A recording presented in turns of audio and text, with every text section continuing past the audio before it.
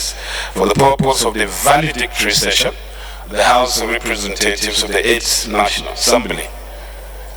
I now invite the leader to move the motion for admittance.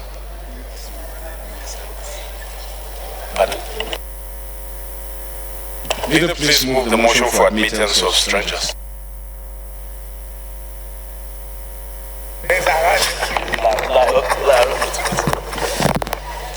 Honorable Speaker, honorable colleagues, I rise to move a motion for the admittance into the chambers pursuant to Order 19, Rule 8, Sub-Rule 4, Paragraphs 7 and 2 of the standing orders for the House to admit into chambers former speakers and deputy speakers of the House of Representatives, former principal officers, former clerks of the National Assembly, former clerks of the House of Representatives, and other invited guests for the purpose of the valedictory session of the House of Representatives of the 8th National Assembly. Honorable Speaker, honorable colleagues, I move. Honorable M.T. Monguno, second please. Honorable Speaker, honorable members, my name is Mohamed Kaim Monguno. I represent Marte Monguno, Gaza Federal Constituency of Borno State. I hereby second the motion ably moved by the leader of the House. Those in favor of the motion say aye. Those against it say nay. Ayes have it. Whip. I think it's your responsibility now to usher the visitors and invited guests in so that we can commence the valedictory session.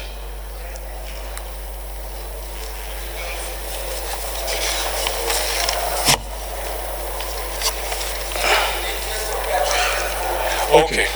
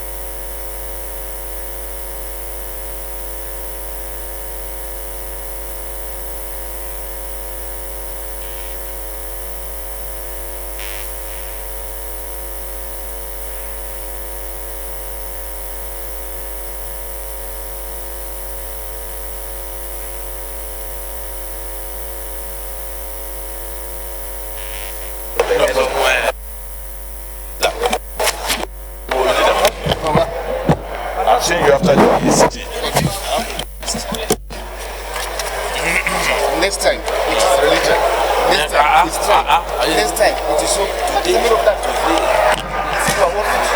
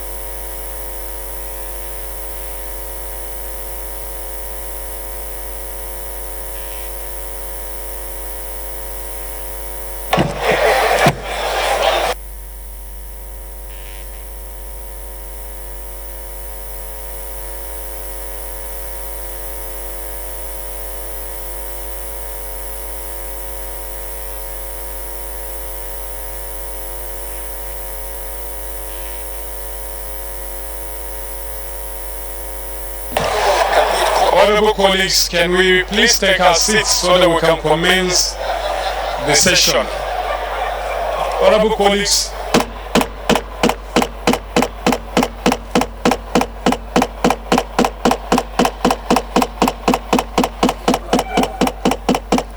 We'll take you to school. Why?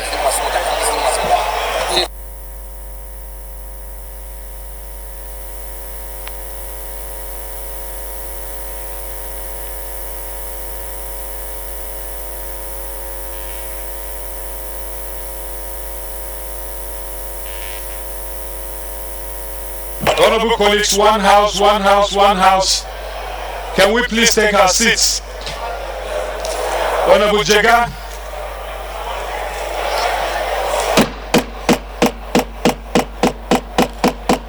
One house, one house.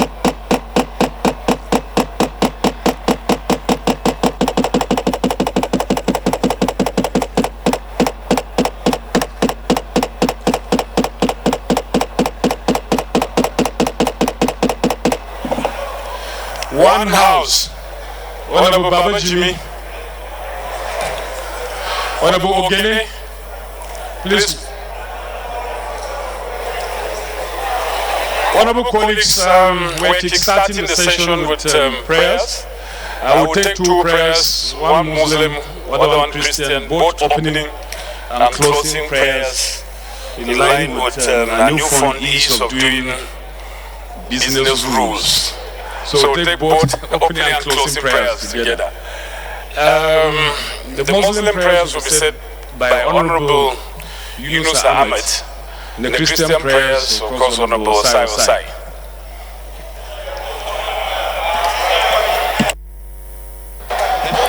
Honorable Ahmed Yunus, please.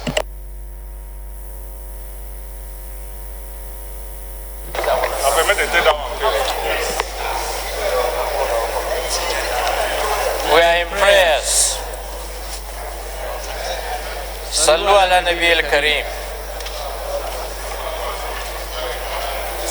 أعوذ بالله السميع العليم من الشيطان الرجيم بسم الله الرحمن الرحيم اللهم صل وسلم على سيدنا محمد الذي لم يخلق مثله في الوجود ولم يولد مثله قط صلاة عبد قلت حيلته ورسول الله وسيلته وأنت لها يا إلهي ولكل كرب عظيم اللهم صل وسلم وبارك على خير خلقك سيدنا ونبينا محمد النبي الأمي صلاة تنجينا بها من جميع الأهوال والآفات وتقضي لنا بها من جميع الحاجات وتطهرنا بها من جميع السيئات وترفعنا بها عندك أعلى الدرجات وتبلغنا بها عندك أقصى الغايات من جميع الخيرات في الحياة وبعد الممات اللهم ربنا فرج عنا بسر بسم الله الرحمن الرحيم الحمد لله رب العالمين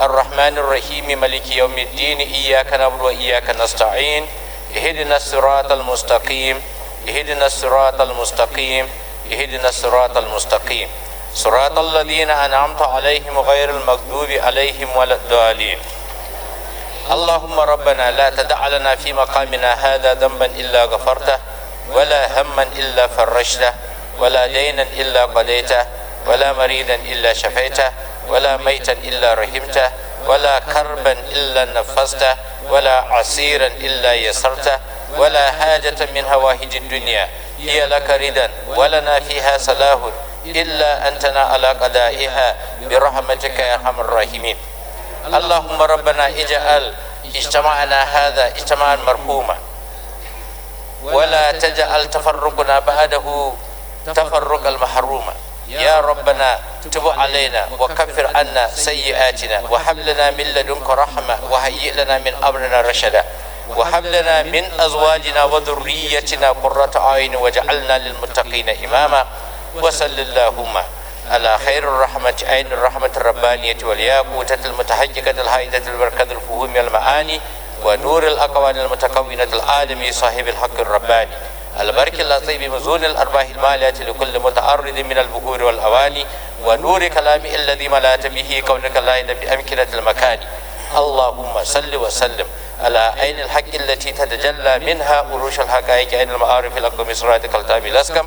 اللهم صل وسلم على دلهة الحق بالحق كنز الأعظم إفادتك منك إليك هذا النور المتلسم صلى الله عليه وعلى آله صلاة تعرفنا بها إياه.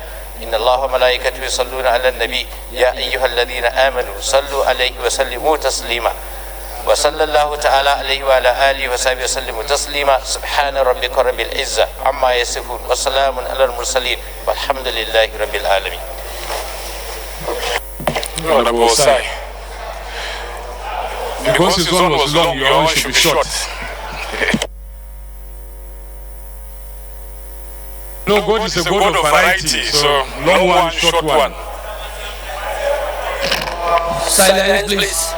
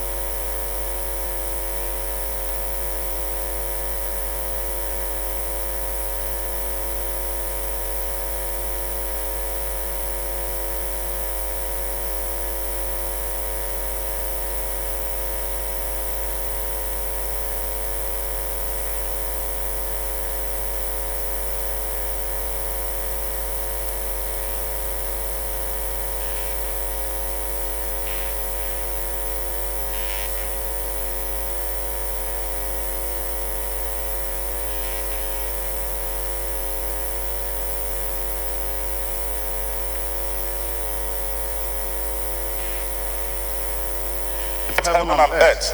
He said, you will not suffer our food to be moved. He that keepeth us shall neither slumber nor sleep. Those are your word, not our word, Lord. Father, Lord, for every legislative activities we have done in these 4 years, we'll give you honor, we'll give you glory, we'll give you adoration. I say, let your name be praised in the name of Jesus. Amen. Abba, Father, you said in Romans chapter 13, verses 1 to 5, it says, every leadership on earth is ordained by you, Lord, and that we should obey them and celebrate them. Abba, Father, we thank you for the opportunity you have given to the 360 members of this house. We give you the glory for the opportunity to serve and privilege. Lord, we thank you, Lord, for the staff that have also worked for National Assembly. We thank you for every living soul that have participated in this 8th assembly. We give you the glory, honor, and adoration. Father, Lord, come and protect us as we move out and wind up this National Assembly. Father, Lord, it shall be well with us and our family in Jesus' name. Our Father, Lord, you have given the presiding officer the authority to preside over the 8th assembly. Father, they have been successful. We'll give you thanks, we'll give you adoration for what you have done in their life. Lord, we thank you, Lord, for our constituents. We use us as a medium of contact to reach our constituencies. Father, it shall be well with us in Jesus' name. Father, Lord, we hand over Nigeria into your hand because Nigeria, before the birth of Nigeria, you gave him the name Nigeria. And you gave National Assembly 2 chambers. That is the name that is in the spiritual realm. Lord, we commit this chamber into your hands. As we usher into the night assembly, it shall be well with the night assembly in Jesus' name. Abba, Father, we seal this arena with the blood of Jesus. We seal virtually every living souls in this arena with the blood of Jesus. It shall be well with us. Thank you, Abba, Father, and take all the glory, for you are God and God alone. Lord, you said in Psalm 105, verse 13 to 15, he said, as we move from this place to our different places, he said, you suffer no one to do us harm. You reprove kings for our sake, say, touch not my anointed and do my prophets no harm. Those are your word, not our word. Your word can never go back and accomplish in our life in Jesus' name. Abba, Father, I thank you and I bless your name. Take all the glory, for you are God and God alone. In the name of God the Father, God the Son, and God the Holy Spirit.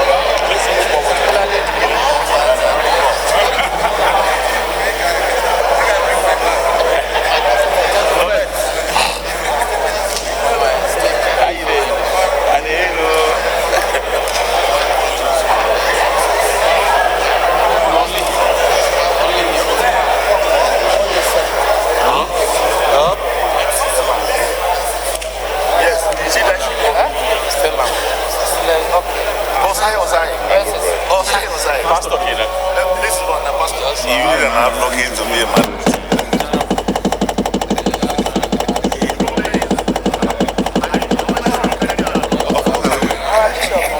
Our bishop. Don't give him bishop.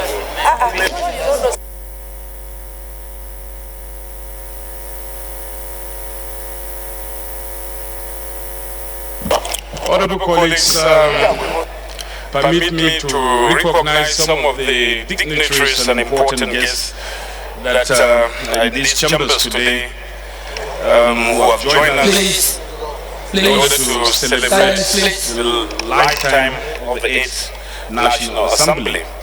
I would ask today's Executive Governor of Imo State, our own ambassador in the executive, the former Deputy Speaker, His Excellency, Right Honorable Emeka Hidioha. Also, we have in our midst former speakers of the House of Representatives who have joined us.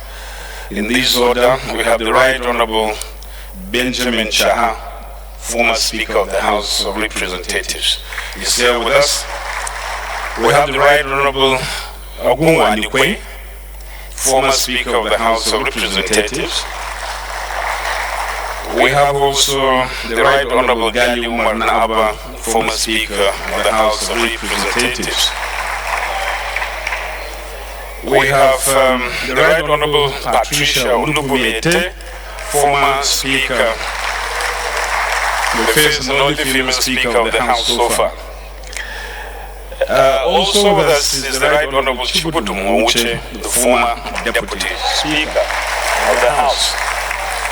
Also we have with us some of our former colleagues. Some of them are returning to the House. We have Honorable Julius Mangwe, who is Chief of Staff to the Speaker. We have Honorable Chile Ibawa. We have Honorable Tarab. We have Honorable Eliakou, who is the essay to the President, National Assembly, House of Representatives. We have the man of God, Honorable Ndudi Lumelu. We have Honorable Hemen Hembe. We have Honorable Peter Bie. We have Honorable Peter Bie. We have Honorable Rufus Omire. I don't know if I've forgotten anyone, but as far as my eyes can see. Also with us, the former heads of bureaucracy of the National Assembly. With us, former clerks to the National Assembly, CNS, in this particular order. We have Alhaji Ibrahim Salim, former CNA. We have Oluyomi Ogunyomi, former CNA. We have Alhaji Salisu Maikasua, former CNA. We have Gabriel Omini, former clerk, House of Representatives. We have Mr. Ni Ajiboye, former clerk to the House of Representatives. We have Mr. Gani, former clerk of the House of Representatives. Of course, we have seated with us Professor Dakas C. Dakas, who is the guest speaker to address the performance of the 8th House of Representatives, and he is in our midst today. You are welcome. First of all, honorable colleagues, I have a flurry of members who have indicated their willingness or interest to talk. But because of the sheer number, we may have to cut it at some point. But I'll proceed to recognize you based on the order in which your names are written on this document. And I beg of us to take at least 2 minutes so that more members can speak. We don't want to shut out any member who wants to speak today, because today is a special day. So after we've taken this, we'll take from the zonal leaders. So members who are zonal leaders who are putting their names here may not hear me mentioning their names. I'll recognize them after these members have spoken. This first set of members have spoken. Then we'll go to the caucuses, the caucus leaders, and thereafter to the leadership. We'll take their appraisal, and we're out of here. So I want to crave for your patience, please. So first of all, as always, the most punctual member of the 8th Assembly, the man who we may recommend for a title or an award, will lead the valedictory session. This is Abubakar Chika Adamu. Thank you, Mr. Speaker. Thank you, my dear colleagues. I am Abubakar Chika Adamu. I represent Shiroro Rafi Muya Federal Constituency. Mr. Speaker, I am from Niger State. Mr. Speaker, I want to thank Allah subhanahu wa ta'ala for making me a member of the 9th Assembly. Oh, sorry, of the 8th Assembly.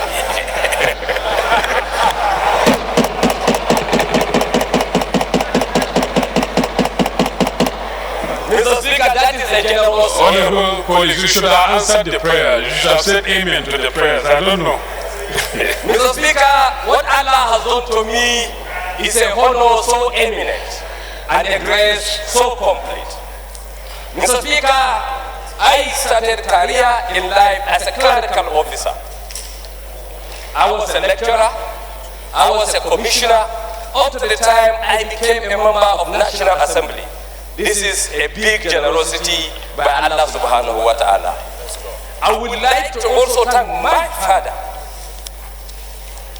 My father, Adumusa Idu Kagara, has taught me not to disgrace the family name everywhere I find myself.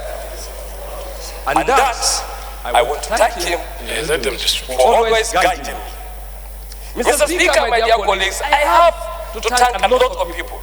I have learned public service a lot through the former governor of Niger State, Dr. Muazu Babangida Aliyu.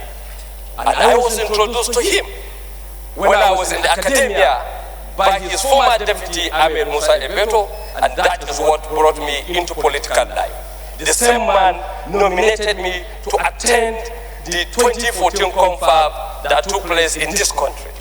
I think I would thank him. Mr. Speaker, on the 8th Assembly, election took place. I knew, Mr. Speaker, I didn't vote for you. Mr. Speaker, I did not vote for you, not because I don't like you, because I came in with a script. The script is that, Mr. Speaker, when I was not a member, I usually watched the proceedings in the House. And I happened to develop passion for the then minority leader, Mr. Femi Gbajabiamila. That was why I refused support for you. But Mr. Speaker, by living in this house, I must attest, you have performed exceedingly well. You have performed very well. You steer the ship of this house excellently. In fact, I didn't know you were a genius too until I came to this house. Mr. Speaker, thank you for moving this house the way you did. Mr. Speaker, you know personally, I don't even have your telephone number. Personally, Mr. Speaker, I don't know even where your house is.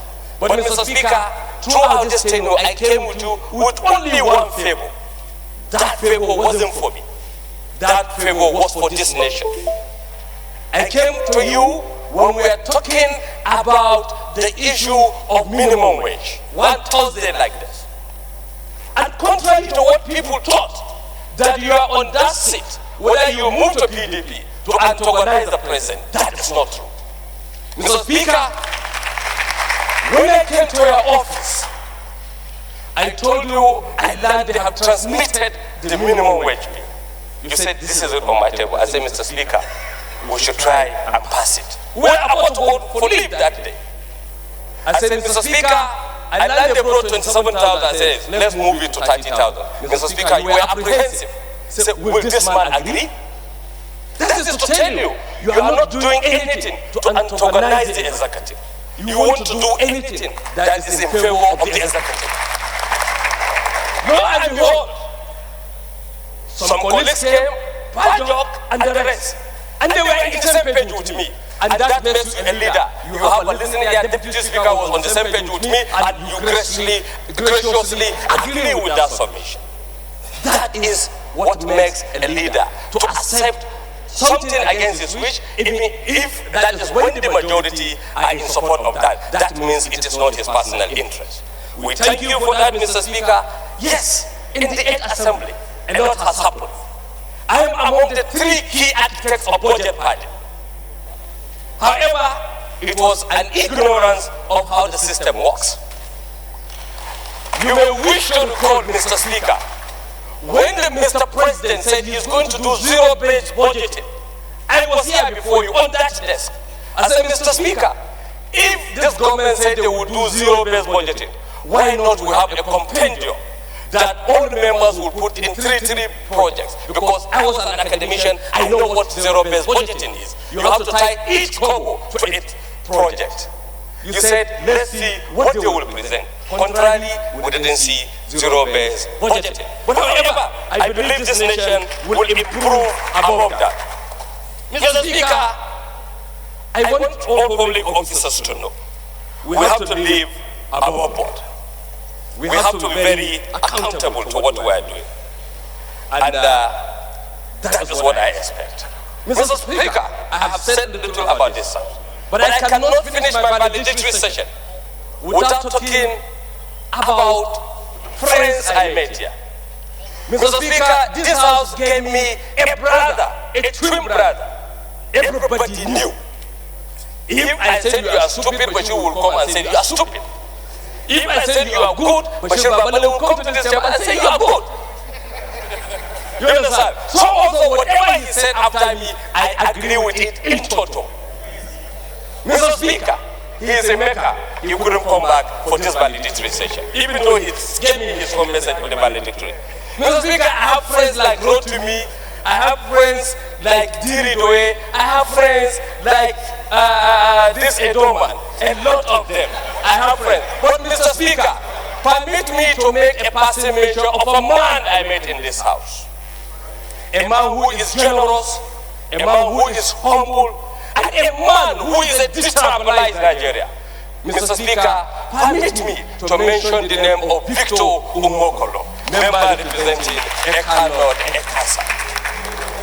Mr. Speaker, anybody who has worked with Victor Umokolo will tell you that man is a generous man. That man is humble. Even if you thank that man, he said, don't thank me, thank God.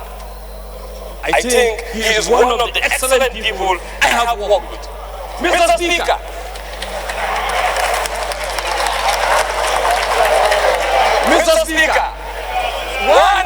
why I must speak maybe a little bit about 2 minutes. Mr. Speaker, I have a lot, and this is my last opportunity to speak on the floor of this house.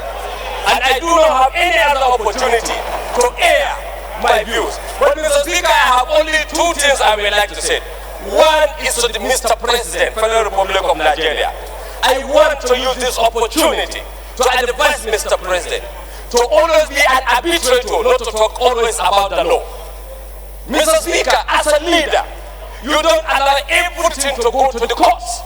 Sometimes you must play the role of an arbitrator. Even the judges sometimes prefer out-of-court settlement. It is not in the interest of this nation to say everything must go to court. In the fight against corruption, I want to see in the last 4 years, Mr. President should look less of court but more of building the system. We all put burglaries in our house, not because we want somebody to steal and go to jail, but because we need to do why we put burglary, we don't want anybody to even come and touch anything in our house. So Mr. President, I advise you, please Mr. President, build the system. We have a lot of flaws in our financial regulations. We have a lot of flaws in the system. And finally, Mr. Speaker, I have advice. Particularly, this advice goes to the northern governors. My advice for the northern governors, I am a nationalist, but unfortunately, I have to advise the North because the North is becoming a liability to this nation.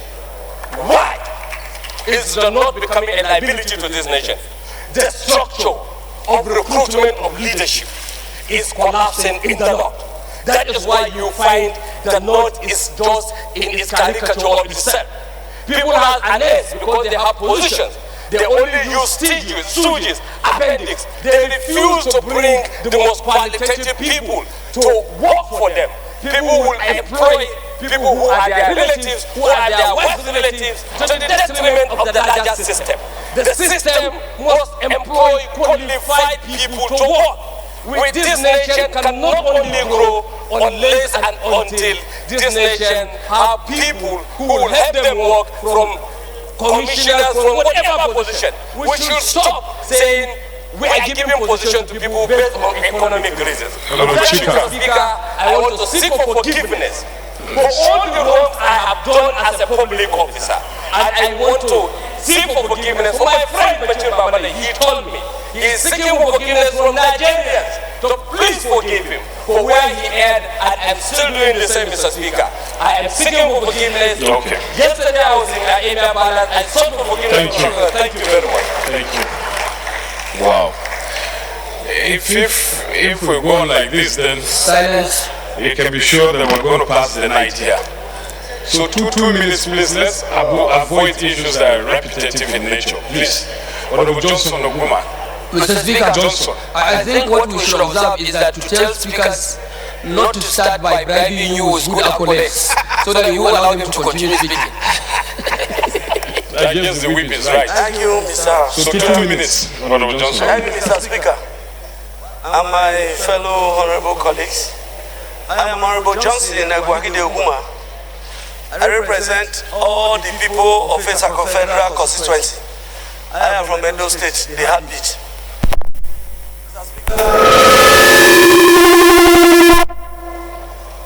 I want to first and foremost to thank my Creator and Almighty for the opportunity given to me to serve. Also to send the word of telling people from my constituency for bringing me here. If anybody had told me while I was growing up that I would be in your midst, about 95% or 99% from my community would say no, this one will not even survive the next day. But for me to be here in your midst, I give glory to God. Mr. Speaker, I want to thank you. Thank each and every one of you for a good working relationship. And I want to thank the past leaders of this house that are here with us, and the former administrators of the National Assembly, the media. I want to thank each and every one of you. And specifically, Mr. Speaker, to say I am grateful to you. I came midway, specifically 22nd February 2017. The way I was integrated, it was as if I started with you. So I thank everyone. But I want to use this media too to say it was very, very worthwhile working with each and every one of us. And to remember some of us that I met here that are no more, that God will grant them eternal rest, and God will comfort their families. And for as many of us that will not be returning for the night assembly, I want to say I love you, and I know we all love you. And that the relationship which we have started here, by the grace of God, is my prayer that we will cultivate it and nurture it to a very, very good, robust fellowship. And for my colleagues that are returning with me too, I want to pray and ask that we look inwards and check ourselves very well. Areas we have not done well, we should try and go back and work on it. And it's my prayer that this coming assembly will work harmoniously with the three arms of government, so that what our people expect from us will be in a position to deliver it to them. Thank you, Mr. Speaker, and God bless you all. Next is Honorable Lawal Abubakar. Thank you, Mr. Speaker, my respected colleagues, former presiding officers. My name is Lawal Abubakar, I represent the people of Yola North, Yola South Gire. I'm from Adamawa State. Mr. Speaker, I would also like to thank the Almighty Allah for sparing my life and for making it possible to participate in this 8th House of Representatives. And not because I'm better than any other person, but that is how he wills. Because some of our colleagues came here, but unfortunately, they are no longer alive. And I would like also to thank my constituency for giving me the mandate to represent them in this 8th assembly. Mr. Speaker, honorable colleagues, because of the time factor, we came here, we saw practically how the issue of democracy is. We read some theories. However, we discovered that a lot needs to be done if we are to protect this institution. And what I am appealing to is particularly now that we have some ambassadors that are now in the executive governance. That means I'm talking about governors. They should at least discuss in their forum the need to give everybody a fair playing ground, so that at least we can develop this democracy. And also the executive, there is need for the executive to have respect for the rule of law, to also ensure that the three arms of government keep to their limit and there is respect whereby we can at least forge ahead. Because this institution is the only difference that we have between a pure presidential democracy and any other system of government is the legislature or the parliament. So once we cannot protect the parliament, then there is a problem. And parliament happens to be, in Nigeria, the most maligned institution. So there is need to have some democratic institutions, some NGOs, and even the National Orientation Agency to at least educate members, some citizens of Nigeria, the workings of democracy, so that at least we can reach the promised land. Not for every day people bashing the parliament. I'm not saying actually we're perfect. We're not perfect. But actually there is need to appreciate the workings of the National Assembly vis-a-vis the executive. And I would like also to extend my appeal to various political parties. Various political parties, they have a role to play in ensuring that this democracy or this institution is well respected by giving a fair, level playing ground. And I thank most sincerely our judiciary. I would like to commend them for some of the landmark judgments that they have been passed, particularly that of Zamfara, Rivers, to mention but a few. I seek for forgiveness of all those that have offended either willingly, by omission or commission, and I would like to thank the Right Honorable Speaker and his principal officers for finding me worthy to chair two important committees, Committee on Constituency Outreach and then Committee on if we meet, we smile. If we don't meet, then the party is good. Thank you very much. Next, Abdurrahman Shuaibu. 2 minutes, please. Try to keep it simple and short. Okay, thank you, Right Honorable Speaker, my dear honorable colleagues. My name is Abdurrahman Shuaibu. I represent Mubi North, Mubi South, and my half-federal constituency. I'm from Adamawa State. Mr. Speaker, I start by thanking the Almighty Allah Subhanahu wa Ta'ala for whose grace we are all here and for the opportunity we have been given to serve our fatherland. I thank my family for their understanding and cooperation. It's not easy when you are the leader of the family is in politics, in this country especially. So, to my constituents, I thank them for giving me this opportunity to have served them for the last 4 years. It was indeed a very wonderful opportunity. to the Speaker and leadership of the House for making the environment conducive and friendly for legislative work. I thank you most sincerely. To all the members, at least it's a very, very wonderful opportunity to have met members representing 359 constituencies across the country. It's a very, very wonderful and very rewarding experience. At least we have a lot to learn. We have learned from so many of our members, especially the senior colleagues who are here.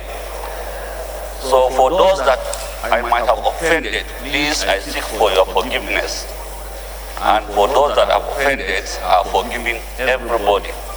May Allah subhanahu wa ta'ala forgive all of us. And may Allah guide the 9th Assembly so that they can exceed what the 8th Assembly has done. The 8th Assembly has performed wonderfully well. If you compare with previous assemblies, we can say we have been the best assembly ever since we started democracy in Nigeria. So we thank Almighty Allah for that, and we wish each and every one of you, especially the returning members, very successful tenure in the 9th Assembly. Thank you, and God bless. Next is Honorable Maurice Poren from Kanago, Kana River State. Honorable Maurice. Mr. Speaker, honorable colleagues, Maurice Poren is my name. I'm from Kanago, Kana Federal Constituency of River State. Mr. Speaker, today marks the end of the 8th Assembly. We thank God for this day, for it is said that for everything there is a season. This 8th Assembly started well, and it's also ending well. We thank God for the numerous achievements we've gotten. This parliament, like any other parliament in the world, is like the French wine. It gets better with time. We can see the maturity so displayed in this house. The attitude of members has very much improved. In this house, we can notice that throughout this session, we didn't have so much crisis. Even though there were causes where we could have had crisis, but because of maturity in members, which is due to time, because the assembly is coming of age. We can also see that in the quality of our contributions, it has improved so greatly. Our debates have been so much purposeful and well articulated. We can also see from the bills and the motions we have put forward, we can see great improvements. You see that our bills and motions have developed from what we had in most other times here, where we concentrated most on issues of the states. You can find out that what we got here, we have issues more nationalistic. People were tackling issues that has to do with almost everybody, rather than when we are contributing on issues of our different states and different localities and constituencies. So I can say that this 8th Assembly has been so much of a good one, being a development on the past sessions we've had, and we thank God for this. Mr. Speaker, I am quite grateful that the Assembly has come of age and is ending in a good time. I wish that the 9th Assembly will continue in this vein and develop on what we've gotten.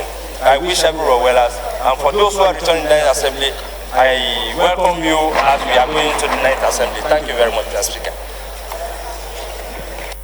Next, Ms. Honorable Asebe Vilita Bashir. 2 minutes. Thank you, Mr. Speaker. My respected colleagues, I am Honorable Asebe Vilita Bashir. I represent Goza, the Chief of Federal Constituency. I come from Borno State. Mr. Speaker, sir, I want to start by thanking Almighty Allah for sparing our lives to see to the end of this journey of the 8th Assembly, which started 4 years ago. Today, many of our colleagues could not make it. May their souls rest in perfect peace. Mr. Speaker, respected colleagues, I want to thank God again for my entire life. God has done so much for me that I cannot say, words cannot express. I want to thank my dear husband, Bashiru Hamidu, for allowing me to participate actively in politics for the period of over 20 years. And I thank Gomnakashi Shetima for allowing me to be part of the 8th Assembly without spending a dime. I want to thank my constituents for allowing me to represent them in the 8th Assembly. Mr. Speaker, respected colleagues, service to the nation has brought all of us under this great institution and assembly. And for me, it has been a pleasant experience.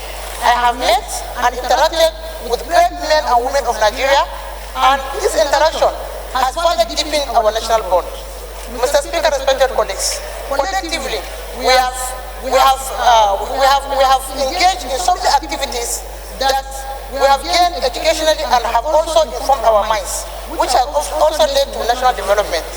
Mr. Speaker, sir, respected colleagues, I want to thank God, thank my constituents for allowing me to represent them in the 8th Assembly. This has given me the opportunity to lend my voice through legislation on issues that affect their welfare and also on issues that affect their development. And this has also given the opportunity to participate actively in the fight against insurgency, which has affected my constituency in particular and Borno State in particular at large. Mr. Speaker, sir, I want to use this opportunity to thank my colleagues in the 8th Assembly for passing so many motions, so many bills that have added support to our to people that have been affected by the insurgency. For example, the Northeast Development Commission bill. This has in no doubt has helped in alleviating the sufferings of my constituents. Mr. Speaker, respected colleagues, I thank you for passing so many motions that have to do with the release of the Chibok girls, that have to do with the release of the Dapti girls, and so many motions that have added value to my constituents. I thank you so much, and I wish everybody well. As we discuss, Mr. Speaker, I wish everybody success in this future endeavor.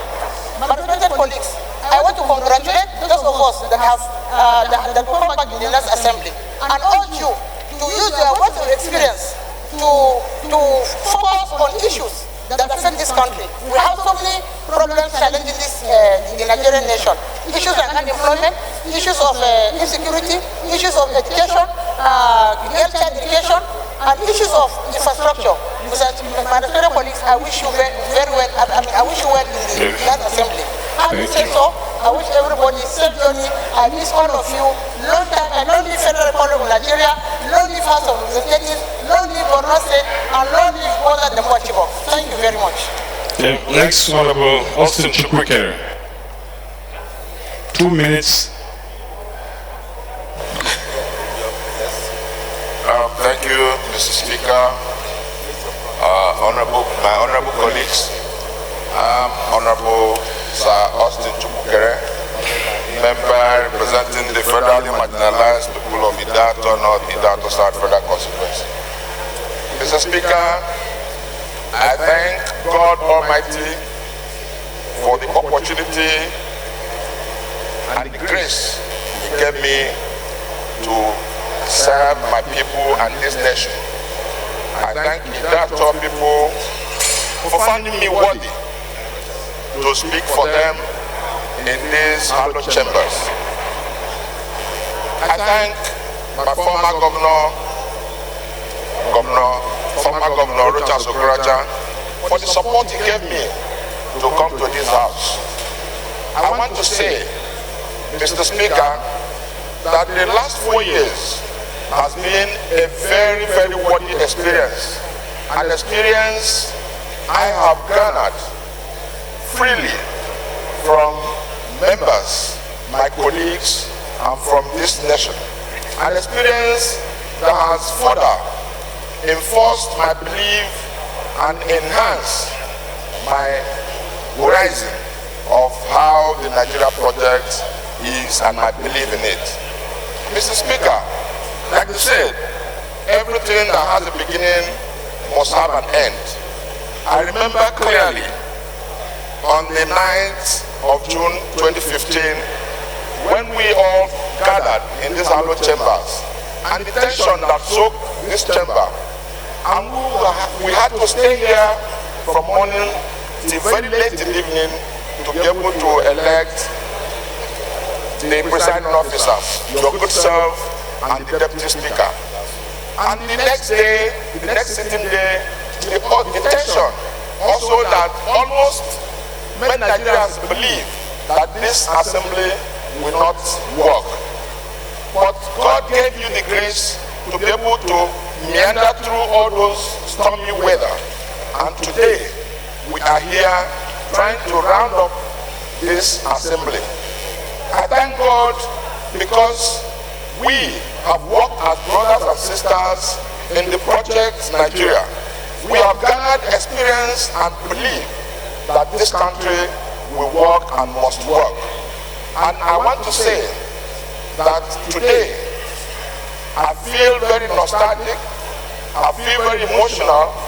I have met friends, a lot of friends across Nigeria that I never knew that I was going to have the opportunity to bond very closely with.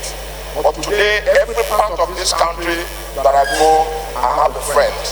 And they are too numerous to mention. And I want to say that in any way I have hurt anybody, in any way that we have disagreed, that I want to apologize. Whoever I have hurt in the course of doing my job, this is a national duty and I have to do it. But it is also good that we say that as we depart today, as the National Assembly 8th session folds today, that the next assembly that will come, for those of us who are lucky to have made it, should carry forward what we have done in this assembly. The Nigerian project needs us more, needs more sacrifice now that there are lots of tension in the country, and it is the parliament that will help cool this tension. I want to wish us well, I want to wish Nigeria well, and I want to say that God loves this country and God will continue to protect this country for his own good, to his own glory, in Jesus' name. Thank you, Mr. Speaker, and thank you, honorable colleagues. I wish all of us well. Thank you. Next is Honorable Gwini Bukar.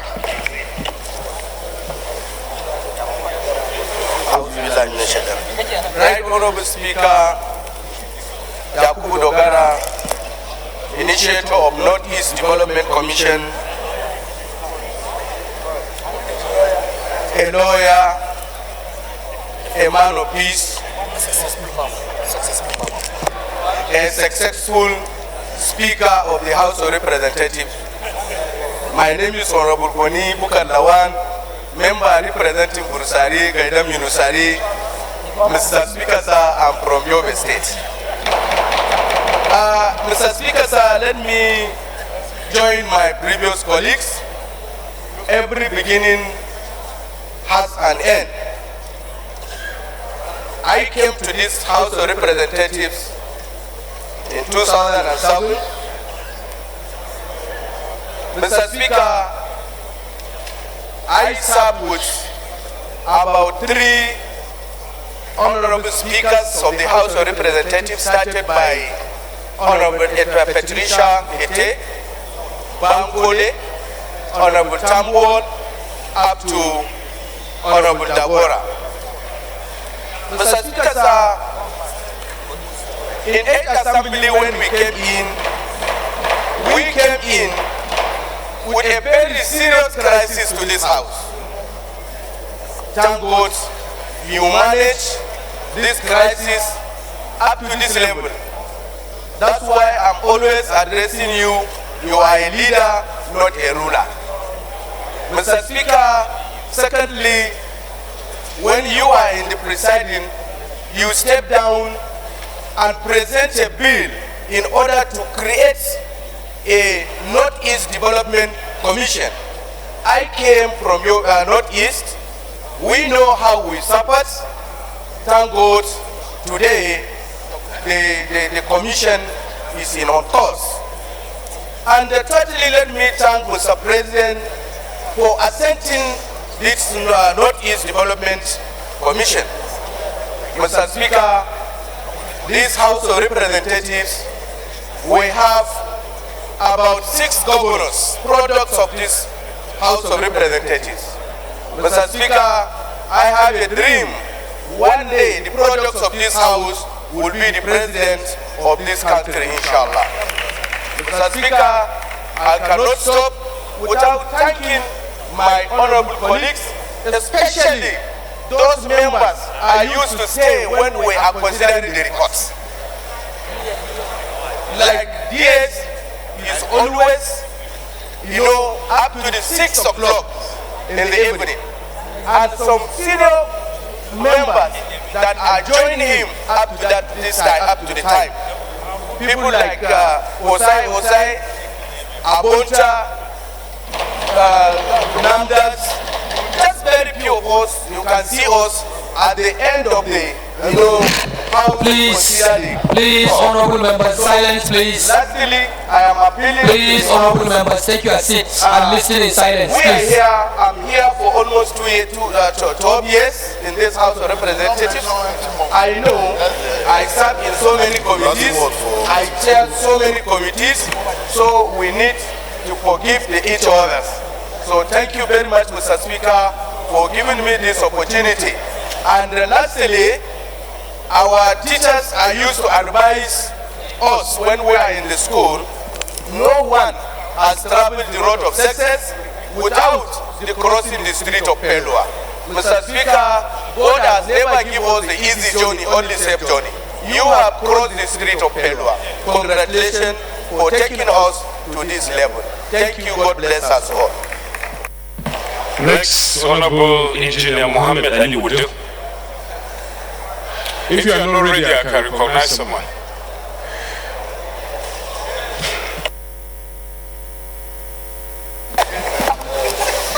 Thank you very much, Mr. Speaker.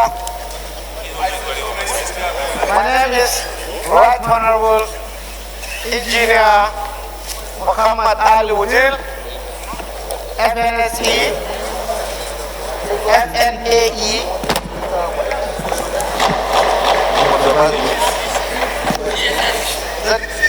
the tallest man in the chamber.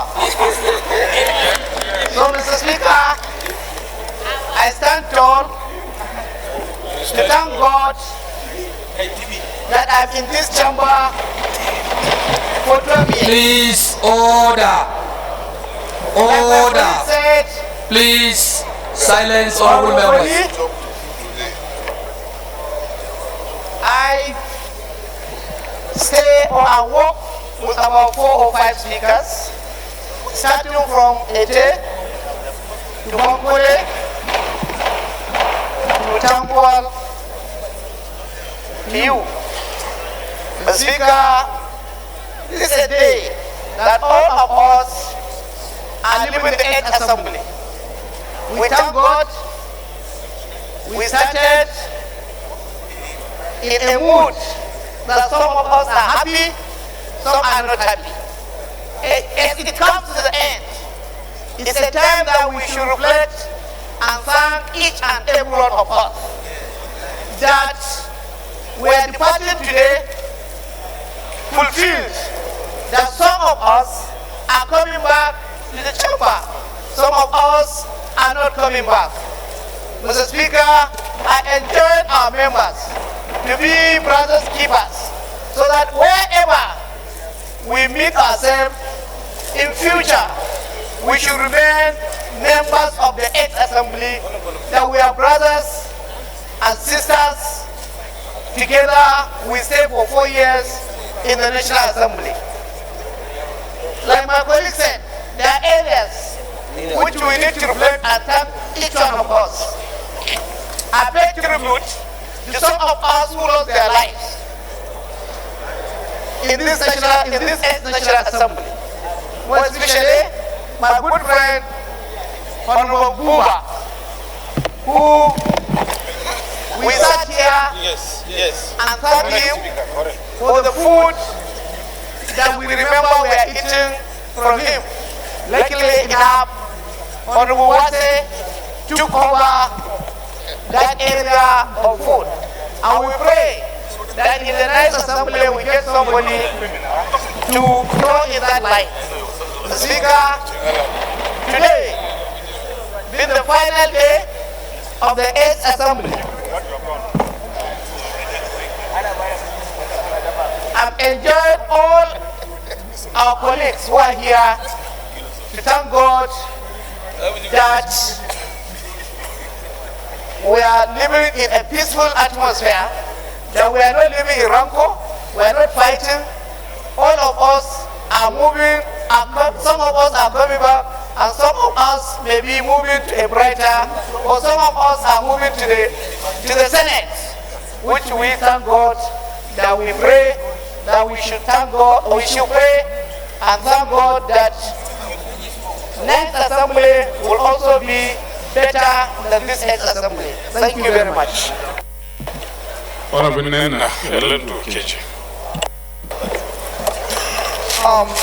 Mr. Speaker, sir, I'd like to thank you, Mr. Speaker, for yielding. I'd like to thank you, Mr. Speaker, for yielding the floor to me on this very auspicious day to deliver what is undoubtedly my last speech on the floor of this hallowed chamber, a place that was my home for the past 12 years. Mr. Speaker, my dear colleagues, I feel a deep sense of loss, not because I joined the league that makes up the bleak statistics of unemployed Nigerians under the age of 50, but because I am walking away from relationships I have built in the last 12 years that have woven into making me the person that I am today. I can't speak about today or the future without thinking about the past. And my past is one that was built by many people. I remember very vividly coming in here, making friends with people like Honorable Dogara, Honorable Chuchu, or Forchukwebo at the time. I doubt if when we all hung out together, Mr. Speaker, that any of us believed that one day you, Dogara, my wicked brother, would become the Speaker of the House of Representatives and the number 4 citizen of our great country. I found this place to be a place of enormous possibilities, and yet walking in was so hollow, in a hollow sort of way, that this place swallowed me up. I must say that I was scared, I wasn't sure, and of course I came in here not knowing what to expect. But as they say, the only thing that prepares you for the legislature is the legislature. I learned that lesson firsthand. I'll never forget looking in awe at legislators such as Honorable Halin Zagoda, who would walk in here, who would walk into chambers with his huge pile of books and arrange them on the front row and belt out facts that made him appear that he was a master. I looked at Honorable Halin Zagoda and I said, one day, I used to sit all the way in the back, and I said,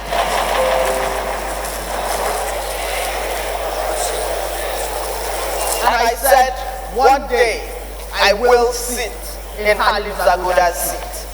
At the time, I didn't think it was very possible because I had Dino Melaye sitting right behind me and distracting me all the time. Another person who I remember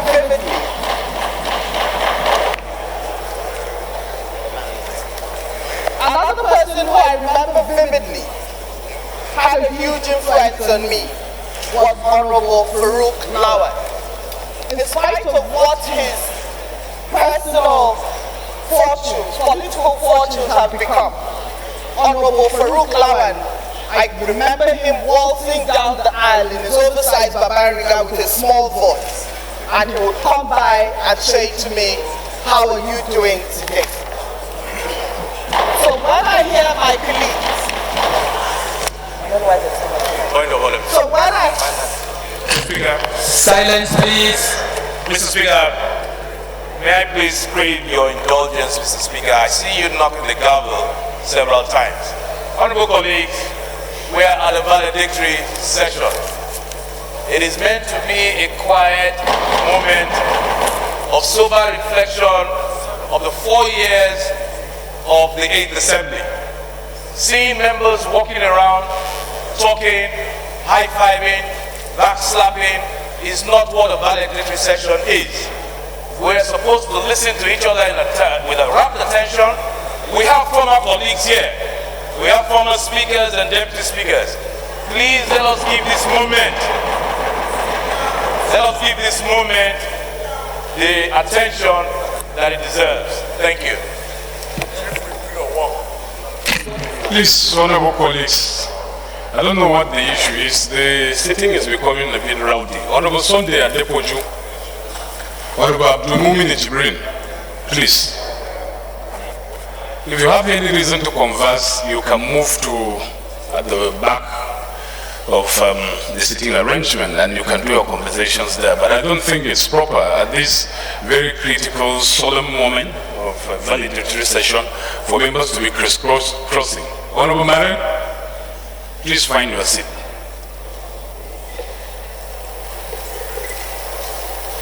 Honorable Anka,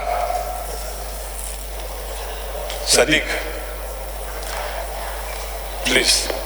We will concentrate. In no time we'll be out of this place. So please, if you have any reason to converse with the member, you can pull the member out there and then do your conversation and give us peace so that we can continue with this most important session of the 8th Assembly. So, Mr. Speaker, yeah, I thank you for doing my job, but I was only trying to be cautious so that I will exit as former Chief Whip on good note with every one of them here. But I concur in absolute nature with what you have submitted. Honorable Nenda, please round up. Thank you very much. Thank you very much, the leader of the House, and thank you very much, Mr. Speaker, sir, for making the House quiet so that I can deliver my heartfelt valedictory speech with some respect. Thank you very much. When I hear my colleagues speak to the fact that I inspire them, it fills me with warmth, and it means that the baton that was handed on to me by my legislative forebears did die with me. Honorable Sami Gaja, my friend and brother, a relationship that was forged even before I came into the House, owned the opposition bench and made it almost fashionable to be in the opposition. I watched him take the government of the day and admired the freedom he had to criticize some policies that even I found obnoxious, but was constrained because of my affiliations. I almost envied him until the day I got the opportunity to be in his shoes, and I hope I did a good job in the opposition. Speaker Aminu Waziri Tambuwal, my big brother, showed me care and love and took charge of my legislative life as of duty. He appointed me to be the chair of the Foreign Relations Committee even amidst my protestations. I said to him I neither had the experience nor the understanding to be the chair of the Foreign Relations, and he said to me, I know that you can do it. And I know he's not very generous with his praise. So whenever he picks up his phone and says to me, what trouble have you caused today, my sister? I know that it's his way of saying, well done.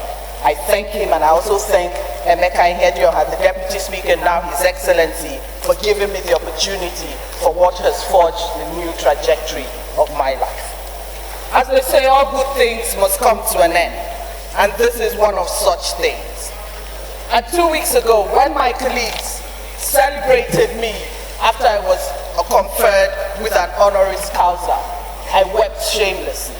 And those were tears of joy. And as my father said to me, always hide your emotions except to show love. And for me, that was the day that I believe that my colleagues showed me the most love, and I reciprocated in kind. And other people have said to me that there's life after the legislature, and I agree with them. Because I believe that death is at once the end of the body's journey, but at once the beginning of the soul's journey. And if people can be philosophical of something as final and scary as death, then the transition from the legislature should be something that I'm not scared about. I want to thank Independent, my constituents, for giving me the opportunity to come to the House of Representatives. In the words of Napoleon Bonaparte, he said, just give me a platform and I will shine. He also says, until you spread your wings, you don't know how far you can fly. Independent gave me the platform, and I'm eternally grateful to them.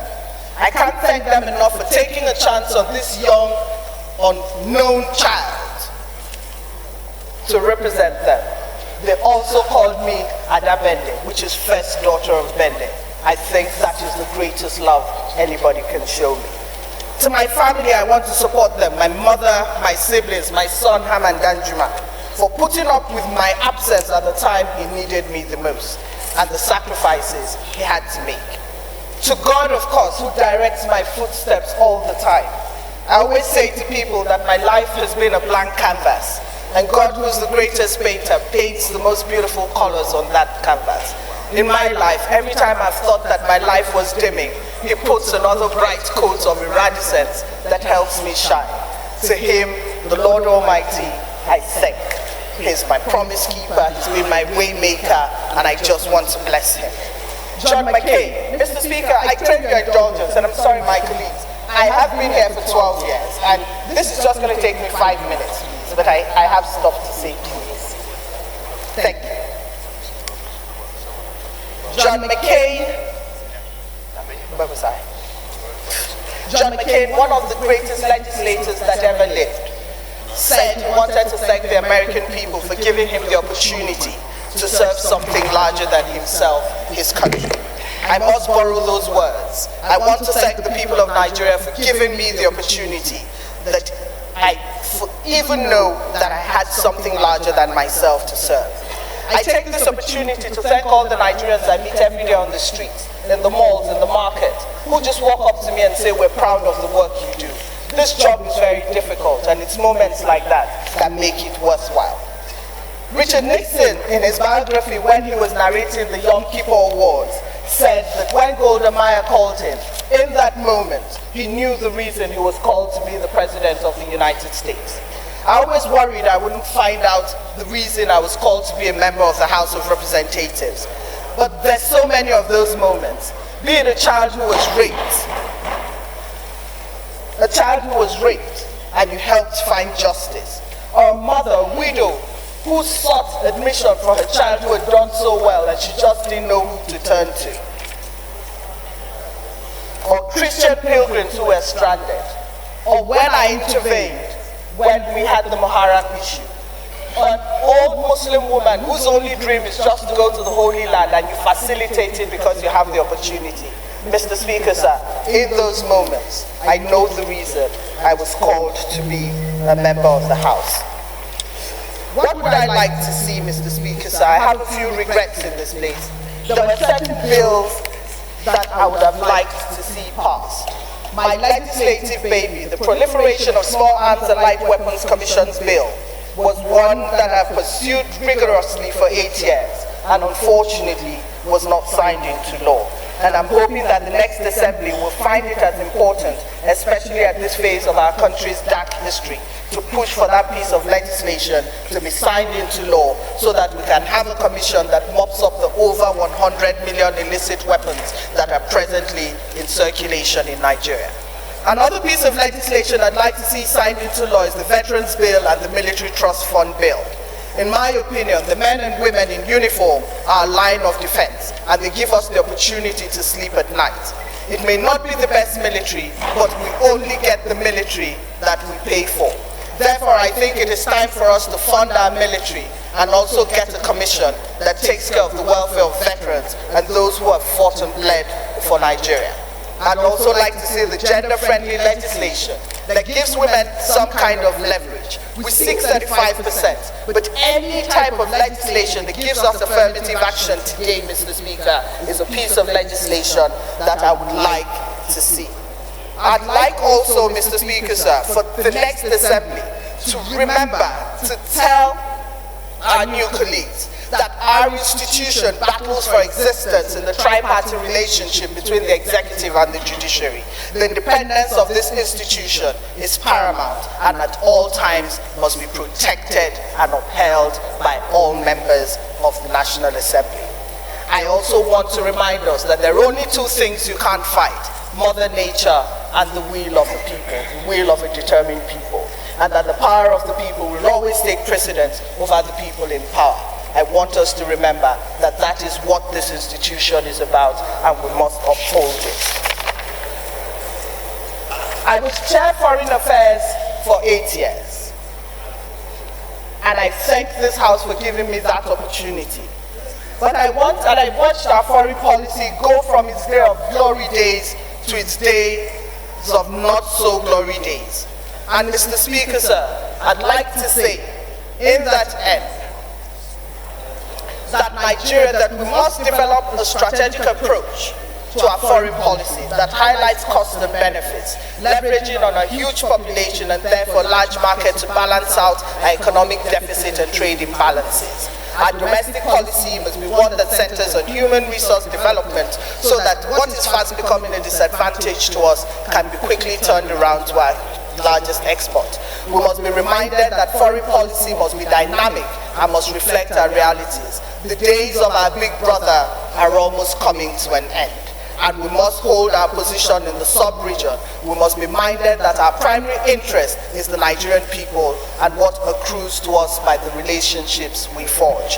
We must befriend our friends loyally. We must be reminded that while we seek deeper multilateralism, the strongest countries deepen bilateral relations, and that while personal and parochial interests will always exist, our dwindling economic realities challenge the age-long beliefs that might is right in foreign policy. We must therefore, as a country, think more strategically and formulate a foreign policy premised on balance, reciprocity, mutual respect developed by many, believed by more, and driven by all.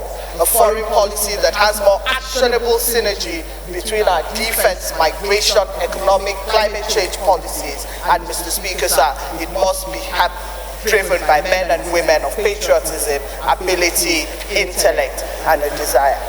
Mr. Speaker, in my time in the House of Representatives, I was given quite a few awards. These awards were best this, best that, and I'm very grateful to the people. But let me say that the one award that meant the most to me was the one by the National Assembly staff, when it said the most humble, amiable legislator. Mr. Speaker, so it shows that while eloquence may be good, that while it's important for you to be loved by, it is more important to be loved by the people. And it means that I touched their lives in a way that said that no matter how lowly your job is, it is the best job in the world. And I want to thank them for reminding me of the things that matter the most. Mr. Speaker, finally, I'd like to thank the clerks of my committees who worked very closely with me. I'd like to thank them. They made my job easier. I'd like to thank my friends that I made on the floor of the House. Mr. Speaker, you have been my speaker, you've been my friend, and you have been my brother. I thank you for that.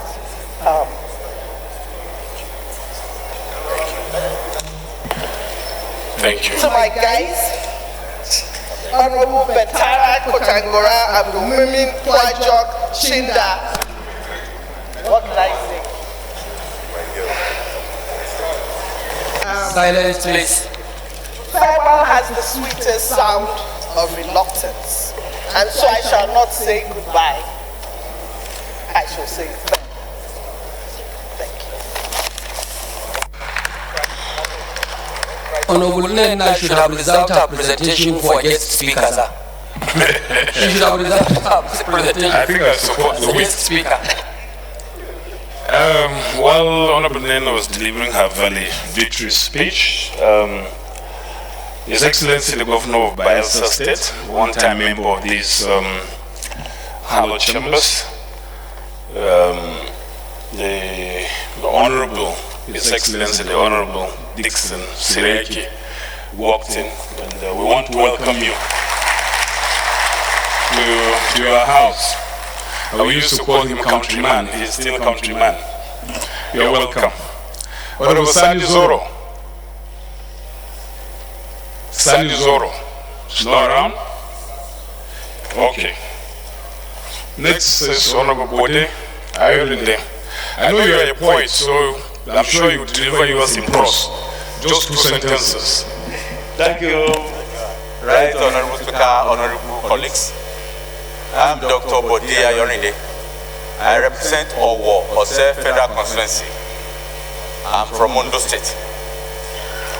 Honorable Speaker, honorable colleagues, well, at the twilight of this 8th assembly, it is my pleasure to speak, albeit for the last time, addressing this Olu chamber. First, I want to appreciate the leadership of this house for quality representation, both for the members for Nigerians.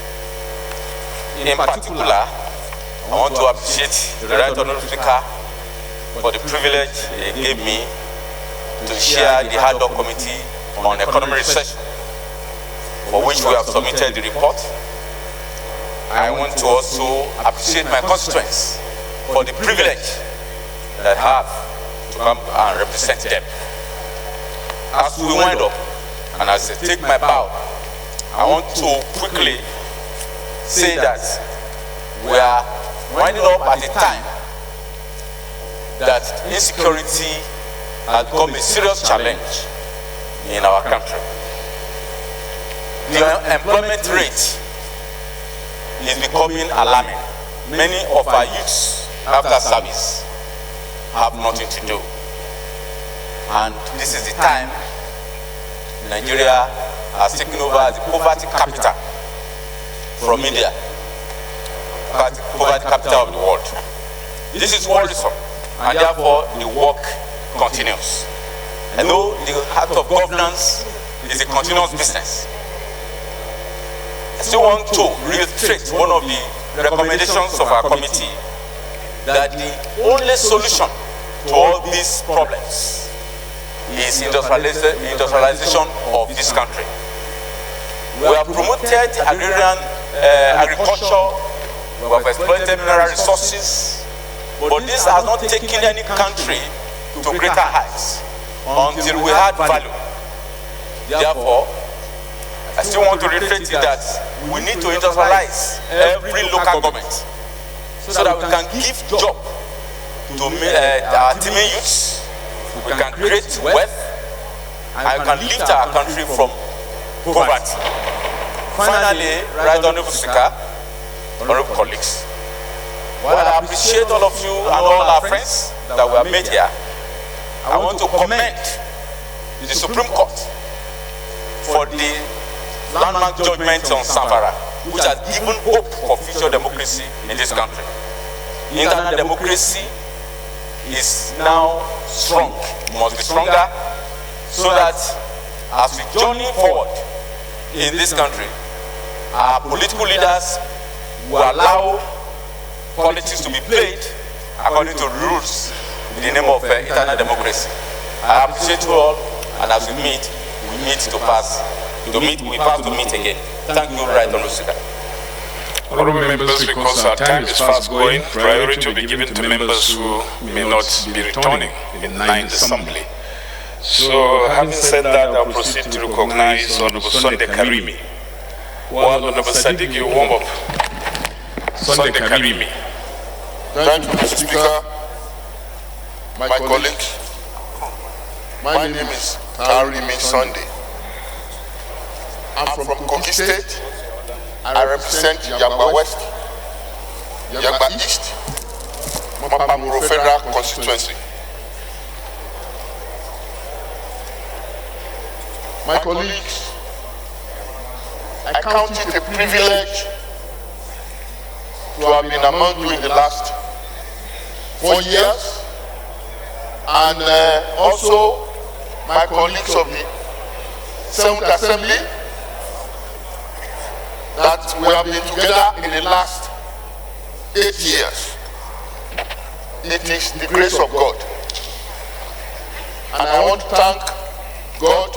I want to thank my constituents. I want to thank my big brother for making it possible. I also want to say that the last 8 years has been an experience in my life that I will never forget. The the parliament is a house of the people. And I thank God that at least at the federal level, the parliament is working. If it is not working 100%, at least it's working 70%. And the principle of separation of power is working in the federal system a bit. And if we must enshrine democracy in this country, we have to allow the parliament to work. Because parliament is the voice of the people. Like what we have in most states of the federation, especially in those states where some of their governors don't have experience of parliament, how parliament work. They don't allow parliament to work in most states of the federation. Houses of assembly in most states of this federation is just, they are just a department of the executive. They are houses of assembly where they dare not debate anything that is not approved by the governor. That shouldn't be. And as a parliament, we have to rise up against such practices. If democracy must continue to work in this country, we must allow the parliament to work. In rounding up, there are problems in this nation that we urgently need to address. Problems of herdsmen and farmers all over the country, problem of cattle rustling, problem of kidnapping has to be addressed urgently in this country. Because if it is not properly addressed, it is a keg of powder for this country. So I will urge my colleagues in the next assembly to work with the executive to address this problem. And finally, I want to thank you, Mr. Speaker. I want to thank the leadership. I want to thank my friends. I want to thank everybody. I will miss you all. I will miss my friend Adepoju. But we are always going to be together. Thank you. God bless you all. Honorable Sadiq Ibrahim, two minutes so that we can make this slowly. Mr. Speaker, my honorable colleagues, thank you so much. My name is Sadiq Ibrahim. I represent Fufore Song Federal Silence, please. Please, honorable members. Please, Mr. Speaker, our members should please keep to time, please. 4 years 2 minutes. and 2 days that ordinary Nigerians gathered us here to represent them. We are dispersing today after truly and sincerely serving our term. My greatest gratitude, Mr. Speaker, is to Almighty Allah for the opportunity and to the people of Fufore Song for the privilege of electing me in 2015. Mr. Speaker, this place brings out the best in us, and it also has the capacity to bring out the worst in us. It is also a place for learning, Mr. Speaker. I have personally learned a lot. The best lesson I have learned in the last 4 years is the fact that the National Assembly is the best institution that cements the building blocks holding this country together as a united and indivisible entity. The other institutions, Mr. Speaker, are the armed forces, the police, and the civil service. In this institution, Mr. Speaker, friends are made, and friendships made here usually endure. I have personally made a lot of friends here and from various states of the Federation. Mr. Speaker, I have more than 150 people that did not know me before 2015, but who can call me by my first name today. I can call more than those number with their first names. Bridges have been built here. One of the attractions that I have seen is the relationship between His Excellency Emeka Ihedioha that is here and that of His Excellency Tambua. I wish that Ihedioha was also in the second term just like Tambua. This country would have seen a different type of leadership in these two people. Mr. Speaker, we are here together, keyed into the promise of democracy, having provided prosperity to the needs and credits of our communities. I have personally given much to those who have little by the instrumentality of the constituency projects and the zonal interventions. Mr. Speaker, in trying to round up, today is a beautiful day. It is a day of joy for me. But it's also a day of sadness. It is a day of joy because I am departing in good health. But it is also a day of sadness because I have met many kind people here who are not with us right now. They didn't choose not to come here. They didn't choose to be absent, Mr. Speaker. They just couldn't make it, simply because they just can't. They are dead. Mr. Speaker, we have lost Olawale Elijah Olutayo. We have lost Olatayo Temitope Sugar. We lost Princess Adedoyin. We lost Jibril Umar Buba. We lost Bello Sandimachi. We have lost Abdullah Iwamako. We have lost Musa Omuna. And we have also lost Mohammed D. Bantani. Mr. Speaker, some of us that are alive today and are living here alive wants to be remembered for one thing or another that we have done on the floor of this house. For me, Mr. Speaker, I want to be remembered for having been your friend, your brother, who didn't vote for you in 2015 to be Speaker. But you have such a large heart that you put me in committees that I never imagined, and eventually made me the committee chairman on human rights.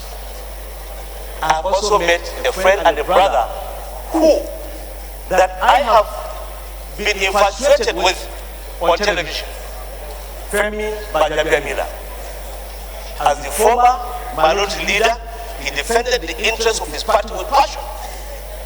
And today, by the special grace of God, Femi is gunning for the position of the Speaker. And I hope and pray that he will be there. Finally, Mr. Speaker, I want to be remembered, if I leave this floor, for one thing, for having tabled a bill before the floor of this house that would have created grazing reserve, banned cattle routes, and banned nomadism. What is contained in that bill, if we had passed it, we would have avoided the issue of cattle rustling, we would have avoided the issue of kidnapping, we would have avoided the issue of banditry in this country. But all the same, Mr. Speaker, I wish to tell everybody here that by the special grace of God, I will come back and we shall table it. Thank you very much for the opportunity of addressing every one of us here. We are friends and we shall continue to be friends. Thank you, Mr. Speaker. If we keep taking long like this, we'll have to cut off one with the other. Priority to members who may not be returning. Silence, Honorable Aminu Jaji. Silence, please.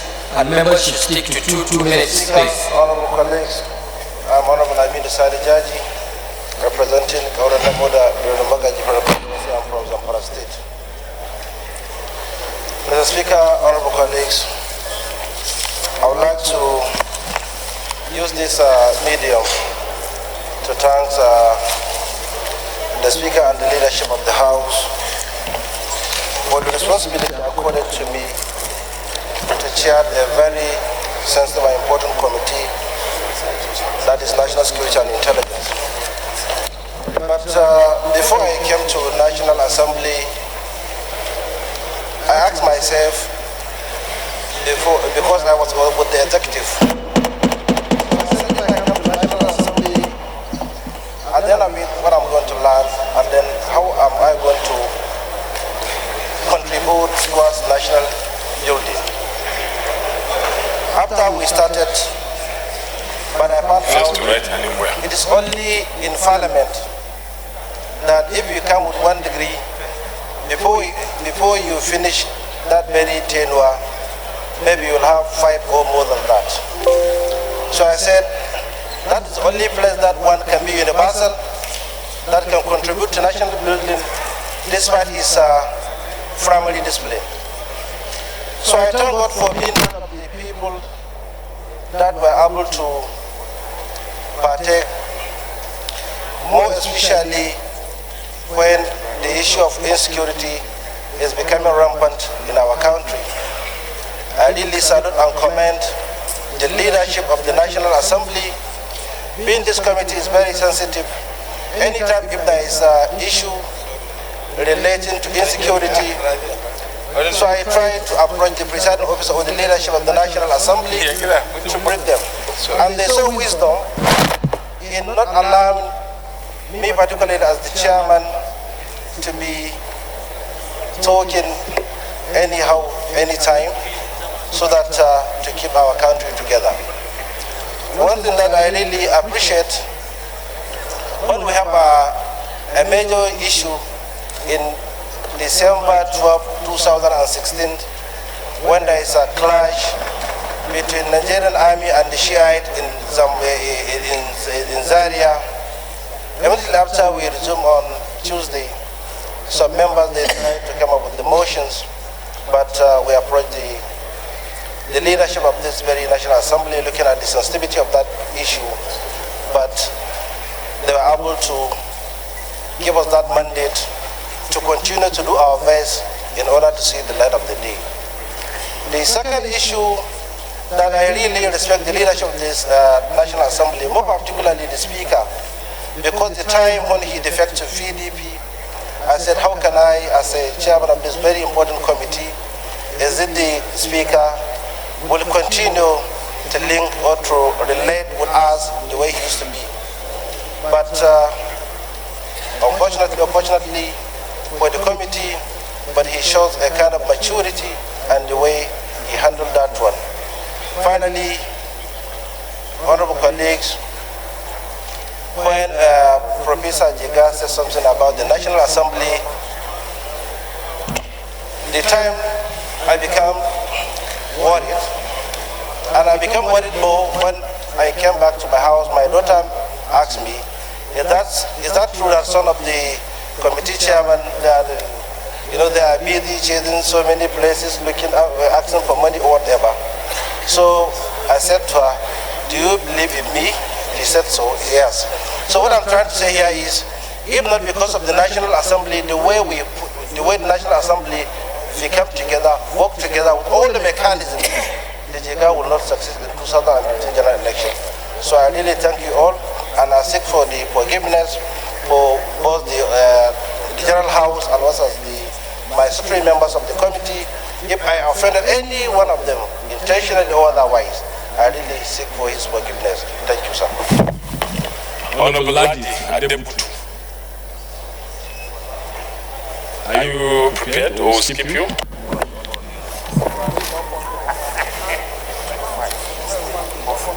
Right Honorable Speaker, my colleagues, I seize this opportunity to express my profound gratitude to God, my constituency, and my colleagues in the National Assembly. I seize this opportunity to reiterate my belief that Nigeria can succeed, because sadly, in the last 4 years, I've come to realize that more often than not, we act in a non-partisan way we act as Nigerians, and maybe and hopefully a united Nigeria would evolve from this practice. By the grace of God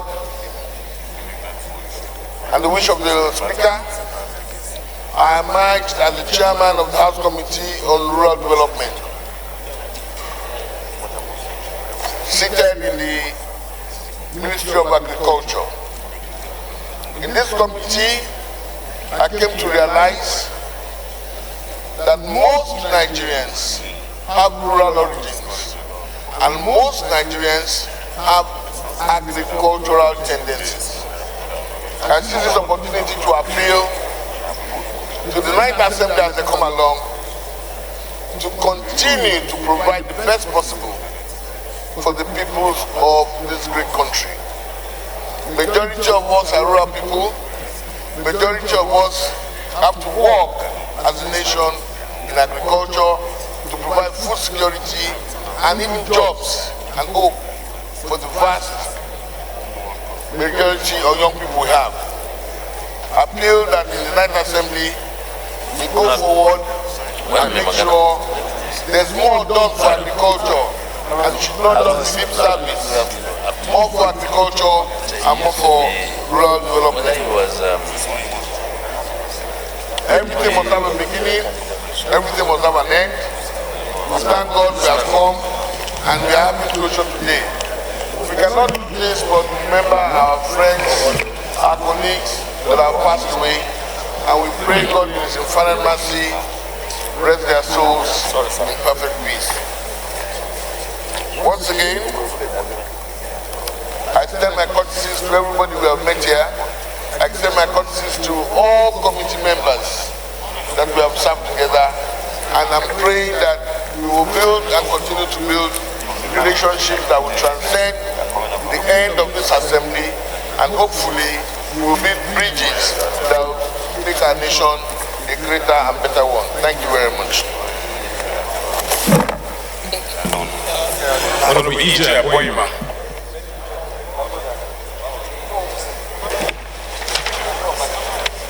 All right, Honorable Speaker and dear colleagues,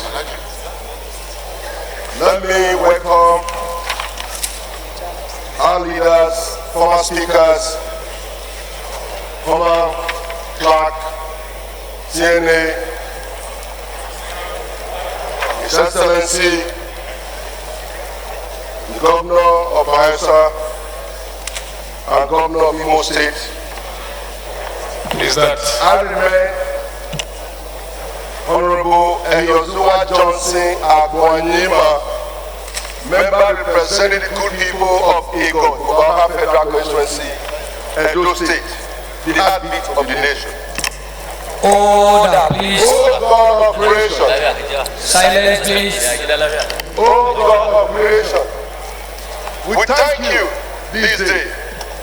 We appreciate you for what you have done for our dear nation. My dear colleagues, I pray that God that brought us this far will not leave us behind. I pray that the end session today coming to an end beyond will be a sunset that will bring dividends of democracy to the yearning of the people. Let me thank you, Mr. Speaker, the DSP of this House, the majority leader, the minority leaders, all the leaders, and my honorable colleagues. I have learned a lot from every one of you. I have gained so much from every one of you.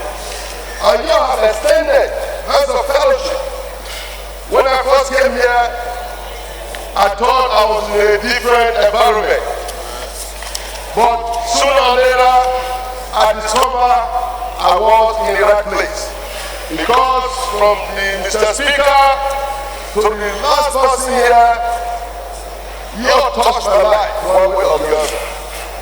Either by advising me or by criticizing me, but telling me, yes, I'm a true Nigerian. Mr. Speaker, I was also want to thank you, even though I have not seen the award, as the best petition presenter. I was expecting, like you said, that you were going to give me an award, but I cannot see the award yet. Because representing the people of Nigeria, everybody always bring here petition, including you, Mr. Speaker. And about all Nigerian, please, silence, please. I tell you today, this house, the last hope of every Nigerian. And I want to pray to God that if Nigeria succeeds, everybody will be glad that Nigeria is now among the leading nations. Regardless of your political affiliation, whether you are APC or PDP, what is important? We are one family, one Nigeria. My dear brothers and sisters, we are here today.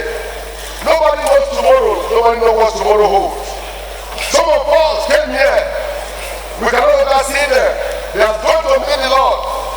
I ask God to receive them wherever they are. Those that are here on earth, your name is more important than anything. Whatever you do in this world, let God remember you for whom you are, what you stand for. It's not to stand for something. It's not to stand for anything. And not to be an onlooker. Mr. Speaker, we came here 20 seconds more, EJ. the needful to represent our people. But I cannot bear, Mr. Speaker, to appreciate my people, the good people of the Federal Constituency who gave me the mandate to represent them effectively, to be responsible, to be accountable to them. Glory be to God, and may God bless the Federal Republic of Nigeria, may God bless our President Buhari, may God bless everybody that are here. God bless Nigeria. Amen. Thank you very much, EJ. Honorable John Bull Shekaron. If you are not there, okay. Honourable members, thank you very much. My name is Honourable John Bull Shekaron from North State. I represent the camp Pampan and Shandam. Mr. Speaker, honourable members, I find it a great pleasure to stand here and speak on the occasion of the valedictory session of the 8th National Assembly. I want to say a big thank you to God Almighty for opportunity to serve Nigeria and to serve my people, people of my constituency. Mr. Speaker, I am very fortunate having come from a very, very humble background to find myself in the national life. Mr. Speaker, I want to thank you for the leadership you have provided all of us in the National Assembly. Who is this? We have gathered enough experience and we have also gathered a lot of responsibilities that will help us in our future endeavors. Mr. Speaker, members, there is no great pleasure like having to come to sit in this House chamber, great minds, great Nigerian leaders, members of the House of Representatives. We have learned a lot from our interaction and from our service to the nation. And having worked in different communities and also having participated in so many oversight and so many things in this nation. Mr. Speaker, how many people of my generation will have this kind of opportunity? So I count this a very rare privilege. 20 seconds more, John Bull. So therefore, Mr. Speaker, I want to say a very big thank you and to who in this house and all of us that are returning a very good 9th Assembly. Those that are not returning, I also wish everybody very, very wonderful achievement in their future and thank you, Mr. Speaker. Thank you, Honorable Colleagues. God bless Nigeria. Honorable Hassan Saleh. 2 minutes.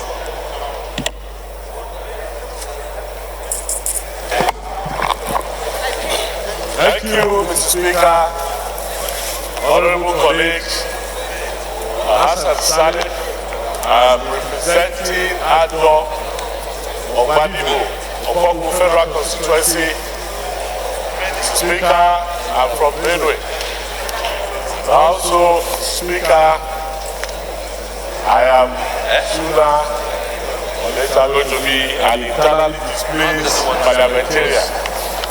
He's coming back to speak very well. Mr. Speaker, I thank you for this opportunity that you have given me to speak.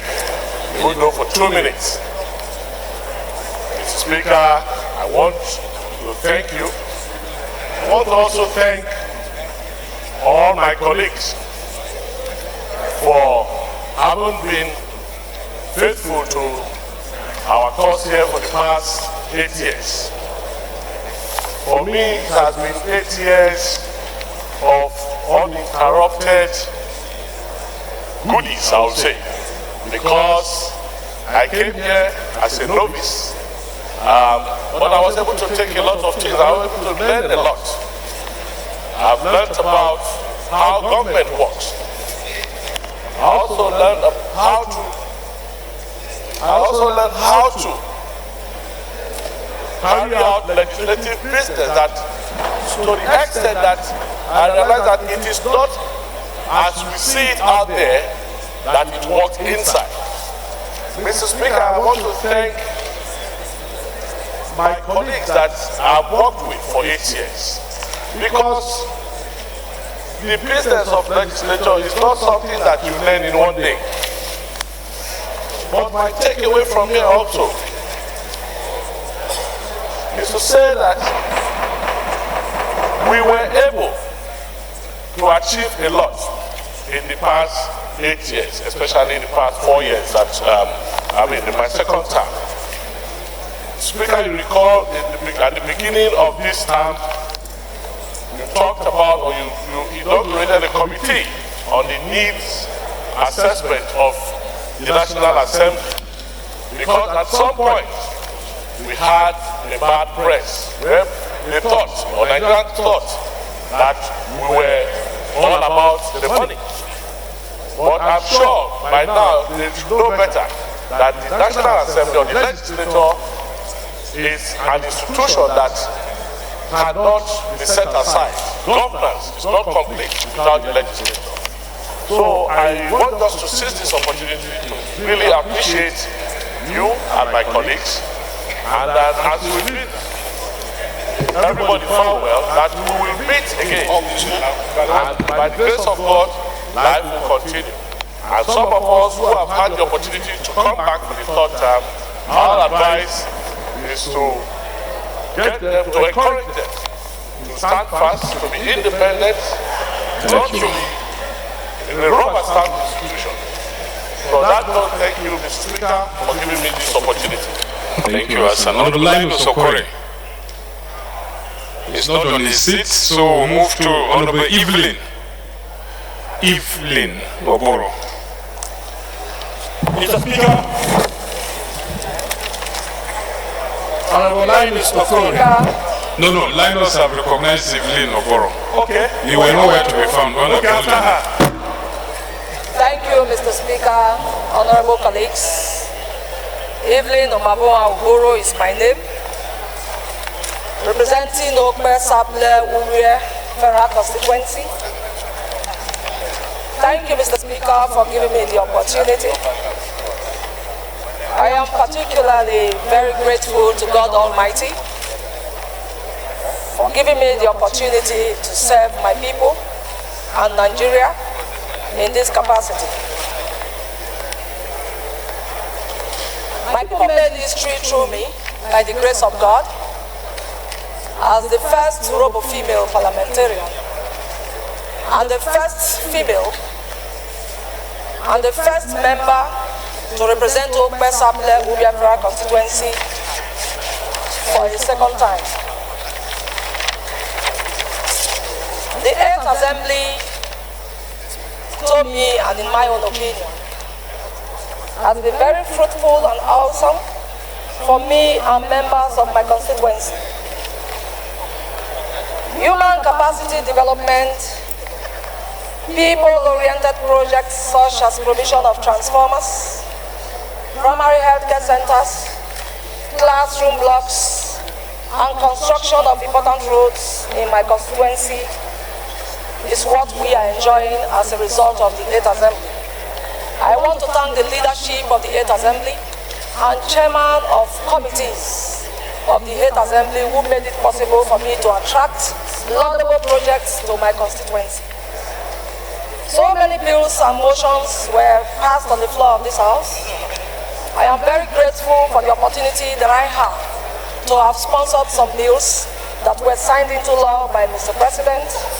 And amongst the bills that were passed and signed into law in the 8th Assembly, two that are very dear to me is the FUPRI bill, which is now the FUPRI law, and then the not too young to run bill, which is also the not too young to run law. Distinguished colleagues, Honorable Speaker, this House has taught me so many valuable habits that you must prepare all the time before you come to the floor of this House, or else you will just be here as a passive member. Mr. Speaker, you are one speaker that I would like to say give women opportunities to carry out their responsibilities in the 8th Assembly. In the 7th Assembly, women had the opportunity too. But in every women-oriented function, you have always showed up. I want to be grateful to God Almighty and be thankful to you and my colleagues that you made me and appointed me the chairman of Women in Parliament Committee. We did our best. We did our best to carry out campaign to ensure that more women participate. But on the floor of this House, we were denied the opportunity to increase our numbers. 20 seconds more. Coming into the 8th Assembly to me is an opportunity to clock in. Today, we are clocking out of the 8th Assembly. Clocking in is by the grace of God. Clocking out is by the grace of God. And reclocking in is also by the grace of God. Thank you, Mr. Speaker, for this opportunity. Thank you, wonderful colleagues. I will miss you all, and I hope to be with you soon, by God's grace. Thank you, and thank you. Honorable Obina, 2 minutes, strictly, please. We recognize 2 more and then move to zonal caucus. Thank you, Right Honorable Speaker. Thank you, honorable colleagues. I remain Obina Chidoka, representing the Idemili North, Idemili South Federal Constituency of Anambra State. Mr. Speaker, the Holy Bible tells me in Ecclesiastes 3 that there is time for everything. And indeed, there is a time to begin and a time to end. My first foray into the National Assembly was in 2007, when on this floor we fought for democracy and of course to support the very first woman speaker of the House of Representatives. It was also a period for me where I moved a motion for the construction of the second Niger Bridge and of course the maintenance of the existing bridge. It was an experience, of course, I will put in a book one day for what happened on the floor that day and subsequently supporting Honorable Patricia Ete. In this 8th Assembly, Honorable Speaker, there has been an experience money cannot buy. From the deep thinker, amiable, friendly, and of course, generous, religious, Honorable Yakubu Dogara, who of course we elected the Speaker. I want to thank you immensely for also putting me as the Chairman Committee on Environment and Habitat. And in that committee, of course, I moved a very important bill, which is for the Flood and Erosion Control Commission. Right Honorable Speaker, to the leadership, I want to thank the Deputy Leader of this House, Lasu, the Majority Leader, Femi Gbajabiamila, Minority Leader, Leo Okuwe Ogo, who is not here today, and of course, my Deputy Minority Leader, Chuchu Onyema. To all my colleagues, I want to say thank you, and for those who have departed, we hope that one day we shall meet again. Right Honorable Speaker, to the 9th Assembly, Right Honorable Speaker, we on the 8th Assembly are handing over a baton for them to carry on with the work we have done so far. To my constituents, I thank you so much. And of course, to my family, I want to say thank you very much. And by the special grace of God, Right Honorable Speaker, I will, of course, return in the Ninth Assembly. Thank you and God bless. Honorable colleagues, I proceed to recognize 4 or 5 more, and then we'll move to the zonal caucus leaders. Because of time, I'll read out all the members who have submitted their names there to make contribution. If time permits, we'll go back to it.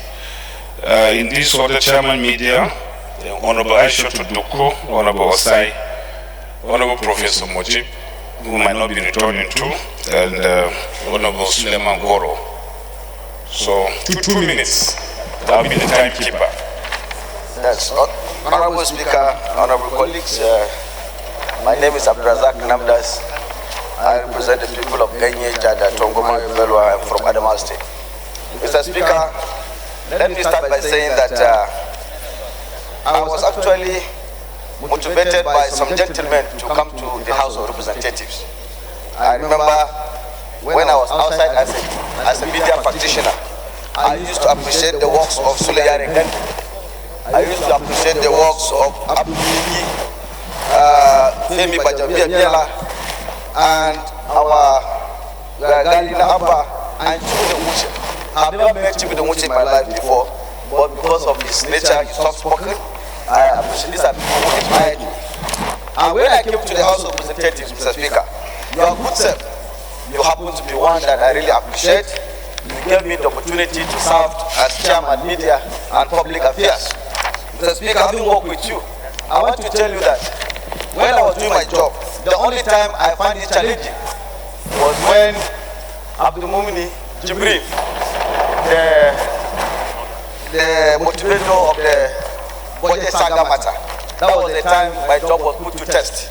And we really worked hard to make Nigerians know what actually happened. Mr. Speaker, I must tell you that in this house, what we also did by introducing the issue of having a public hearing in budget matters was a novelty. And I want to say, Mr. Speaker, without wasting so much time, that having served as a member of the 8th House of Representatives, this is one of the House that has produced the highest number of bills compared to House number 1 to 7. You did well, the leadership did well, and members, my colleagues also did very, very well. I will be missing a lot of them here. The likes of Boni, anytime he stands up, you have to say, Yakubu Dogara, not this commission, I will be missing him.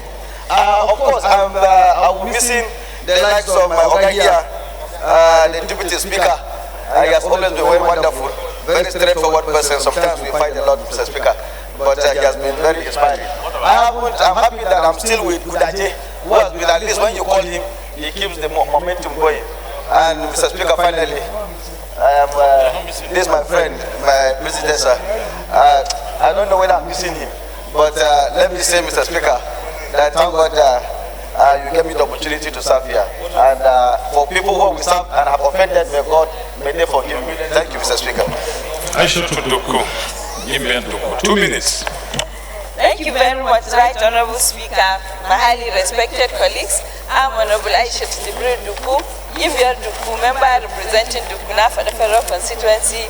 I come from Gombe State. For me, it is Alhamdulillah, Alhamdulillah, Alhamdulillah. Mr. Speaker, by the special grace of Allah, you made me the Chairman, House Committee on Electoral and Political Parties Matters.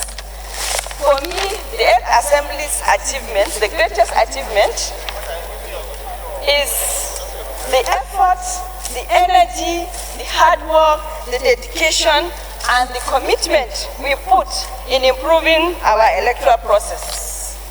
I want to sincerely thank the Deputy Speaker, Right Honorable Suleiman Yusuf Lasu, for always giving me a lift when my soul was down, especially when the bill returned unassented. I sincerely thank members of my committee.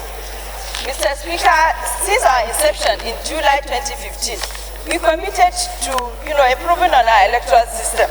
And we made it very, very clear, in the 8th Assembly legislative agenda. Mr. Speaker, it is on record that the 12-member bill, which made up the amendment bill, was passed by both houses of the National Assembly and transmitted to Mr. President for his assent by law 4 times within the lifespan of this assembly. One very interesting issue, each time the bill is returned unassented, we were all ready to work on the reasons that Mr. President turned down his assent on. And we worked very hard on it. I pray that this time around that the bill has been sent again for assent. It will not return unassented. Of course, Mr. Speaker, we had our downside. 20 seconds more. Yes, sir. To round up. I know, Mr. Speaker, that the 8th Assembly will be remembered for the hard work we have put in our legislation through our oversight functions and dedication and passage, of course, to the numerous bills. Mr. Speaker, I have one regret, and that regret is our inability to nip in the bud the issue of vote buying in our system. Inshallah, I pray that the 9th Assembly will be able to deal with this monster called vote buying for the betterment of our electoral system. We must strive to leave positive marks in doing the right thing all the time. I want to thank the people of Dukuna for believing in me and voting for me again. In fact, the English dictionary has failed because it has no word other than thank you to all my numerous colleagues and to all the friends I have met, especially Honorable Eko Atai, Honorable Ma, and the rest. I thank you, Mr. Speaker, for giving me this opportunity. I wish us the very best. Thank you. Welcome. The next in that order, Honorable Osai. Osai, 2 minutes. You know you have the tendency to be verbose. Thank you, Mr. Speaker, distinguished honorable colleagues. I remain Honorable Osai, Nicholas Osai. I represent local Kwani Federal Constituency of Delta State. Mr. Speaker, I think I'm very happy and excited having a presiding officer that is highly deep in knowledge of legislature. I've tried in the course of these 4 years to strengthen the first arm of government called the legislature. I brought up the bill of the section 61 of the Penal Code to strengthen the legislature in terms of obstruction. I think that is what we get towards. Mr. Speaker, it will be impossible in one short speech to be able to talk about the towering and amazing experience I've gotten in the 8th Assembly. Mr. Speaker, this Assembly has surpassed every known records in the legislature by passing and sponsoring up to 1,600 bills and strong motions that has galvanized and strengthened this nation. Mr. Speaker, distinguished honorable colleagues, one of the most important bills that were passed in this House is the movable access and collateral registry that have given Nigeria the downtrodden, the means upon which to access funds with movable assets. The second towering issue is the passage of karma. Another issue is the passage of reduction of age to the youth to participate. And it's to the credit of the 8th Assembly, Mr. Speaker, distinguished honorable colleagues, that this 8th Assembly has made it possible for youth to participate and ushering the participatory democracy. Mr. Speaker, distinguished honorable colleagues, one of the greatest challenges of the 8th Assembly, which 9th Assembly has to correct, is executive coming to the arena of lawmaking in legislative. Mr. Speaker, it is under our eye and under our watch that most of the issues of expenditure that have not been passed by law, executive dives into it and the 8th Assembly did not look towards that. I believe the 9th Assembly will correct that. Mr. Speaker, distinguished honorable colleagues, the strength of representative government is able to speak the minds of our people. Mr. Speaker, during the course of this legislative 4 years, I have been able to make friends, I have been able to reach out in building national consensus. Mr. Speaker, it will interest you that my Bill 56 bill passed through this House because of you and because of honorable members. Without you, the success story will not be told. Mr. Speaker, distinguished honorable colleagues, so I give it back to my colleagues who have made me a success story in my constituency. Mr. Speaker, distinguished honorable colleagues, it is our strength that this country depends on. Democracy depends on our strength. Because we are the voice of the voiceless. And we are the strength of the common masses. And what is the way forward? The way forward in the night assembly is that we're able to look at the unemployed rate in our country has increased tremendously. And it is our duty to 20 more seconds on those issues that will promote the economy of our country. Distinguished honorable colleagues, I wholeheartedly congratulate you, Night Assembly, for achieving beyond all records. To this, Mr. Speaker, with your deep knowledge of the legislature, have enhanced the smooth running and the excellent performance of the Night Assembly, highly deputized by the most powerful deputy speaker I've ever seen. And the majority leader, who with sweat of experience has achieved a lot. And the minority leader, who have raised a strong opposition with alternative policy. I think that is what we should move. Thank you, Honorable Osai. On this ground, Mr. Speaker, distinguished honorable colleagues, I rest my case. Thank you. Honorable Professor Mojit, 2 minutes.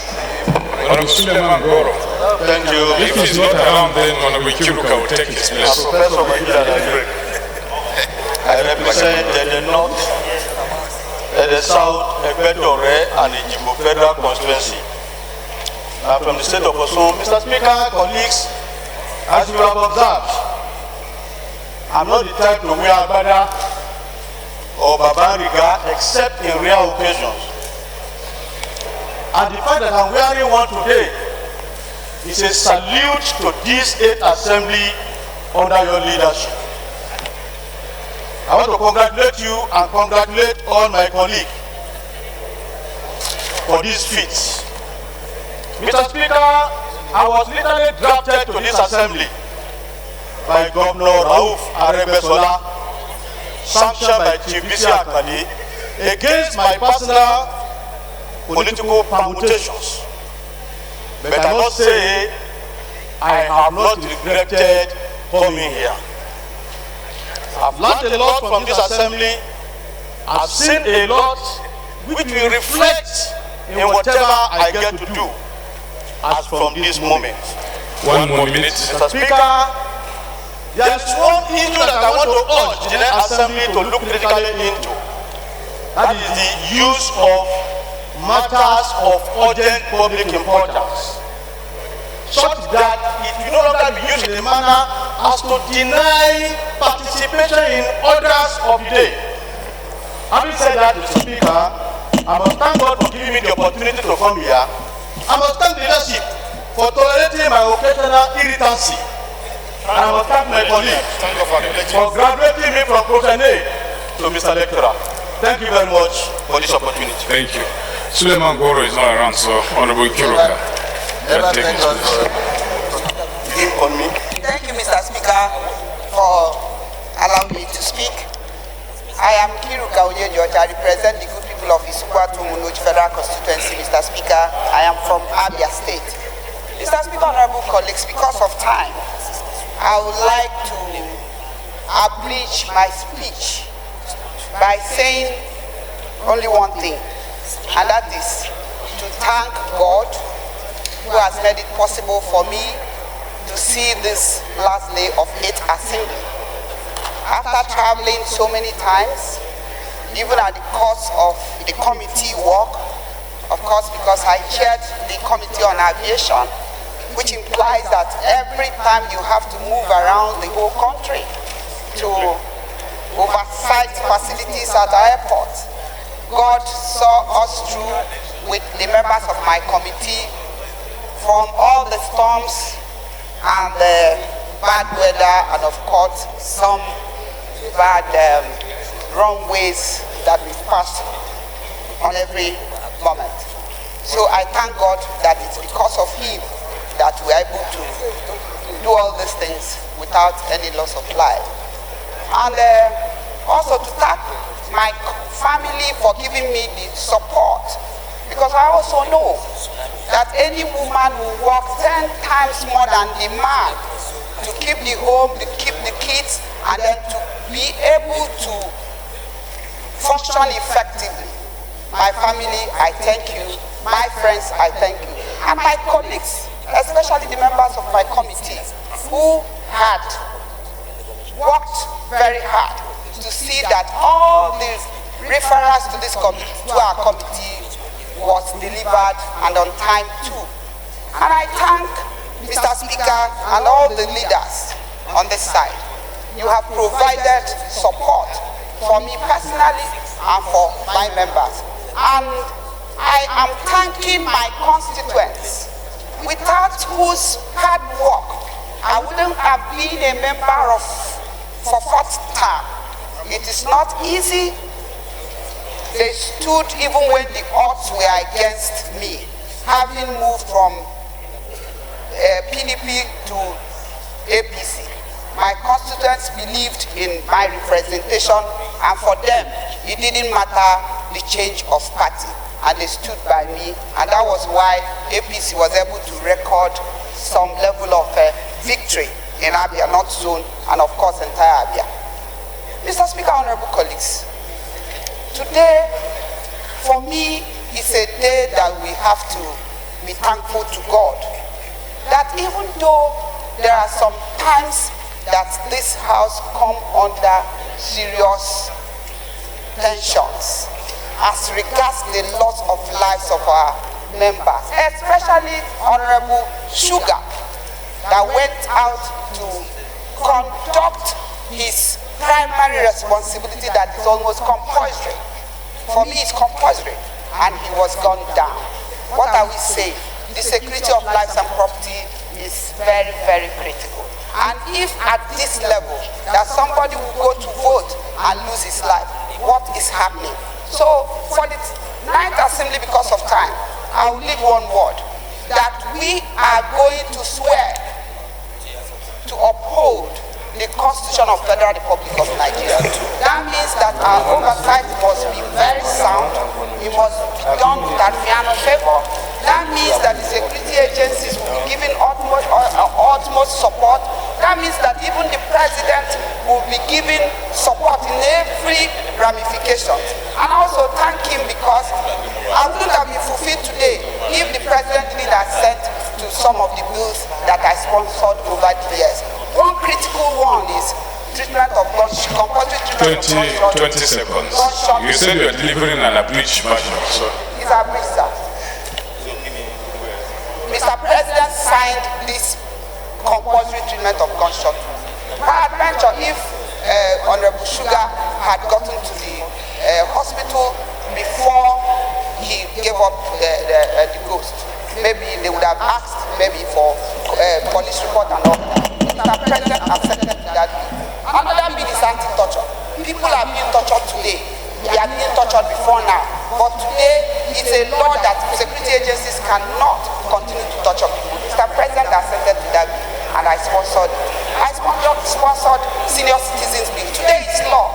So, Mr. Speaker, honorable colleagues, a lot have been done, and over 220-something bills were passed by this assembly. Most of them were accepted to. It is not mean feat, and I believe that we've done well. We still need to do more, and I thank everybody that has made this day successful, especially the workers, the clerk, and everybody. Thank you everybody, and my prayers is with my colleagues that I'm not going to see on this floor of the house. Let them know that once we are here, we are one family. Even outside this place, we will continue to communicate, to build this bond that we have started here and to enrich ourselves. Thank you, Mr. Speaker. It is just because of time. So much to say, but I thank you for giving me this opportunity. Thank you. Thank you. Honourable colleagues, because of time, we're moving to the zonal caucus leaders. And I want to apologize to the following members who had indicated their interest in speaking today. First, Honorable Emmanuel M. Ewu, Honorable Francis Charles Udiok, Honorable Abedi Frederick, Honorable Ogene Igbo, Honorable Uzoma Nkema Bonta, Honorable Jerry Laboso. Honorable Bonta is speaking as the zonal caucus leader for North Southeast, Honorable Solomon Maren Ken Chikere, Honorable Tofik Adere Najo, Honorable in this list, I think Tasir Olawale Raji, Honorable Ikem Namobi Mochichuku, Honorable Brown RIO, Honorable Aidi Gyang Pigi, Honorable Jimo Olajide, Honorable Onufemi Adebanjo, Honorable Yusuf Boba, Honorable Prestige Osi, Honorable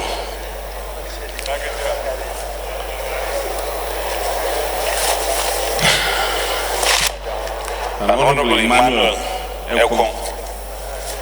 These are the contributions we are able to take at the moment. See whether time will permit us to incorporate them. But right now we move to zonal caucus leaders.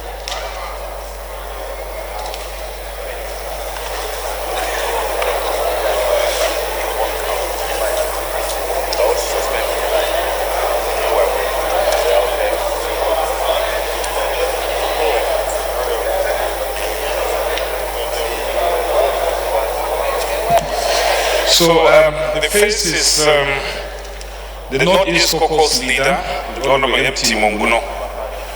Maximum 4 minutes. If you can deliver in 3 minutes, that would be wonderful. I will try to do so, sir. Honorable Speaker, honorable members, my name is Mohamed Tahir Monguno. I represent Marche Monguno Gazai Federal Constituency of Borno State.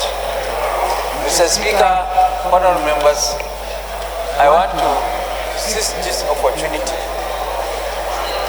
to thank God on behalf of the members of the Northeast for having this opportunity to serve the people of Nigeria. Mr. Speaker, honorable members, it is not as a result of our intellectual prowess, political sagacity or argument that we are representing the people of this country. We are only 360 here, but we are representing over 200 million people. It is purely as a result of the grace of God and the magnanimity of our constituents that we are representing them in this ballot chambers. So we thank God and we thank our constituents for giving us this rare privilege and opportunity of serving this great country. Mr. Speaker, honorable members, we have served very well in the 8th Assembly, having regard to the number of bills that was passed under this assembly. What this assembly has achieved is unparalleled and unprecedented in the history of the National Assembly, having regard to the number of bills that were passed and that were equally assented to by Mr. President. Mr. Speaker, you have also proved to be a very good ambassador of the Northeast, having regard to the exemplary silence, please. Order. That you have displayed. Please, honorable members, take your seats, please. In piloting the affairs of this House. This is a clear indication that you are a very good ambassador. Equally again, having regard to the number of opponents that were given because of this valedictory session, because of the achievements that you have made in piloting the affairs of this House. Mr. Speaker, honorable members, I also want to seize this opportunity to thank the members of this House for passing the Northeast. Order, please. Order. Unanimity. Silence, honorable members, please. This is a clear indication that this House is responsible and responsive to the yearnings and mandate to represent them. The people of the Northeast will continue to remain grateful and will continue to remain indebted to this House for passing the Northeast Development Commission Bill unanimously without a single voice of dissent. We sincerely thank you for that. Mr. Speaker, honourable members, to borrow the word of Shakespeare, he said, the world is but a stage. And everybody says broad. The world is a stage that is divided into various stages. We have played our role as the 8th House of Representatives. We have contributed our quota to national development. And for those of us that are not coming back, this is not the end of our relationship. Our relationship will continue and will continue to work. Please, order. So, we sincerely thank you. Order. Honorable members, please. This is an opportunity to acknowledge the leadership of my first speaker, Honorable Agua Anoke, in 1992. He was my first speaker like this. I sincerely thank you for honoring all invitations that were extended to you since I came to this house. Thank you very much, and we will continue to maintain this relationship, and the relationship will continue to work stronger in future. Thank you. Thank you, my leader, not his zonal leader. Next is Honorable Mrs. Princess Ayo Midara, Southwest Caucus leader.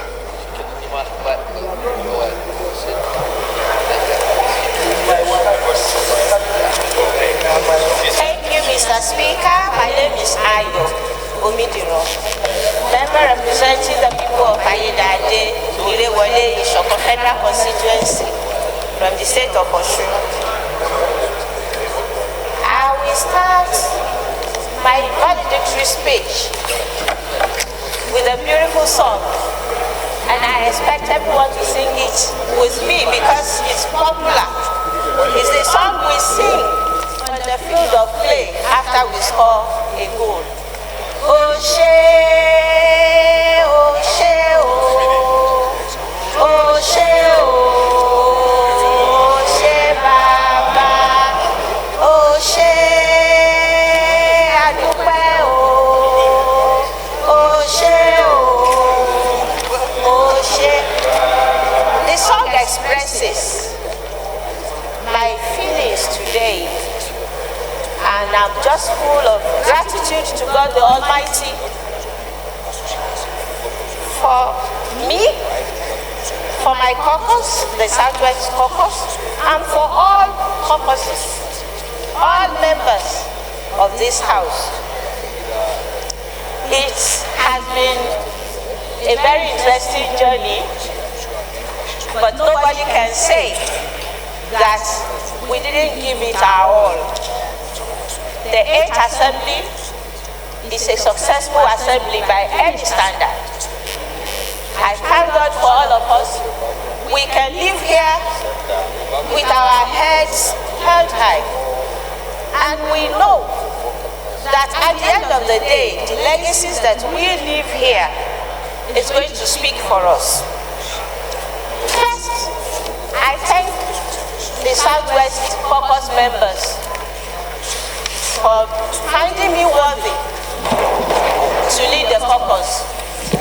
We tried our best and we held the house together. My only prayer now is that the 9th Assembly will strengthen the caucuses and ensure that members interact more freely. They should unite so that the harmonious relationship that we have started this time is going to be further strengthened in the 9th Assembly.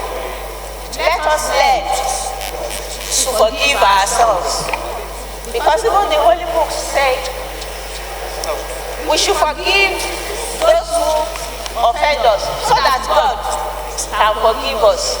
If we have the spirit of forgiveness, there won't be much problem there will be unity and there will be further development, which will go from here to the outside.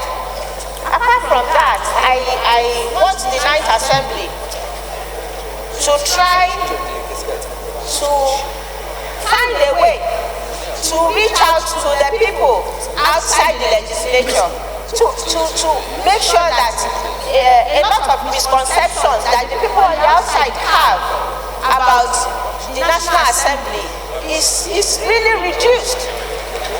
We need to do more. We need to talk more. We need, all of us have to be ambassadors of the National Assembly. Anywhere we find ourselves, we need to talk to the people. Let them understand the processes, what we go through here. And especially I have an example of the constituency project thing. It's a project, it's not money.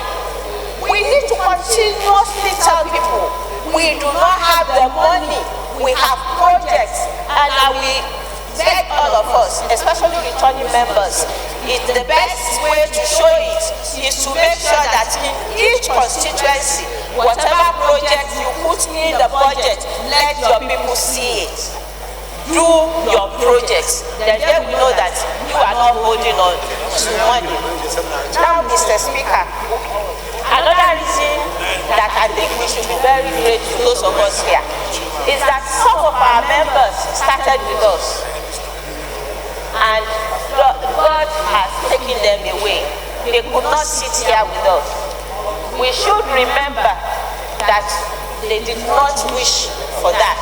And those of us that are here, it is not by our power, it's not by our might, it is just the grace of God.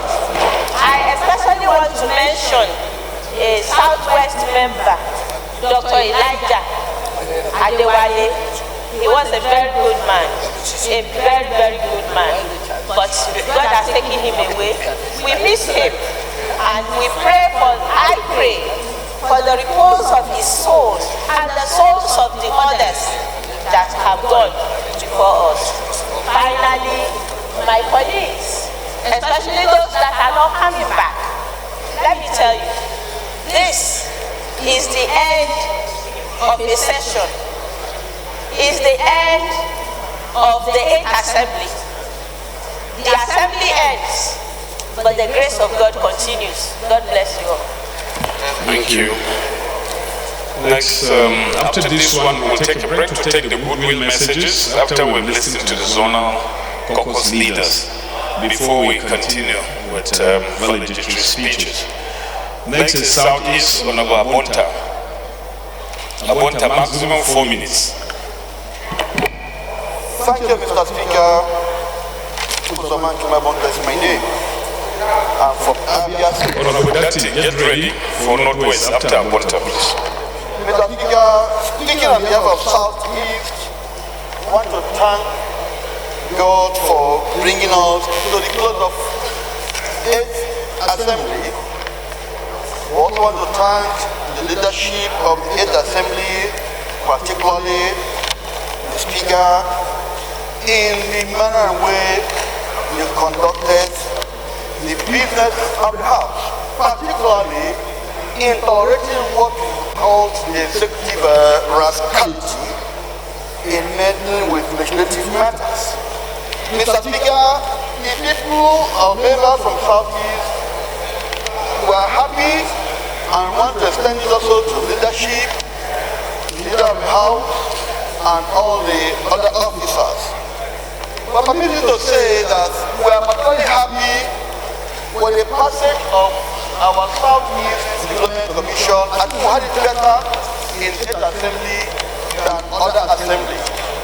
We also want to say that we are looking forward to a better treatment to cement the relationship of the Confederation part of Nigeria, so that everybody, every person, every member will feel like one Nigeria.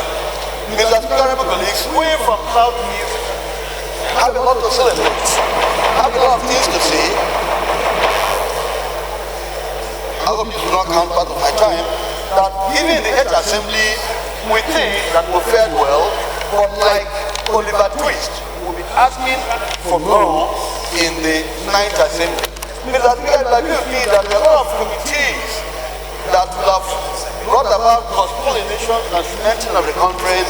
I will pray that in the upcoming assembly, Southeast should not be excluded, as they should be able to be included, so that they can also feel like we are one. On the whole, generally, we from Southeast want to thank God, want to thank each assembly that we fared well, we succeeded so much. All that I've been in this parliament for 12 good years.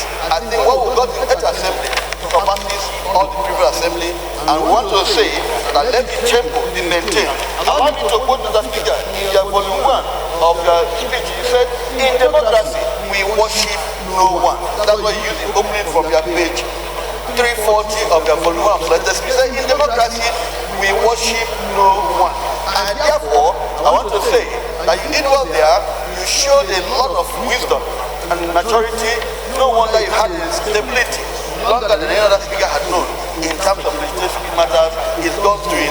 Therefore, I want to advise that in the 9th Assembly, we should also carry that principle of worshiping nobody in democracy, but only doing those things that will promote goodness and the overall betterment of Nigeria.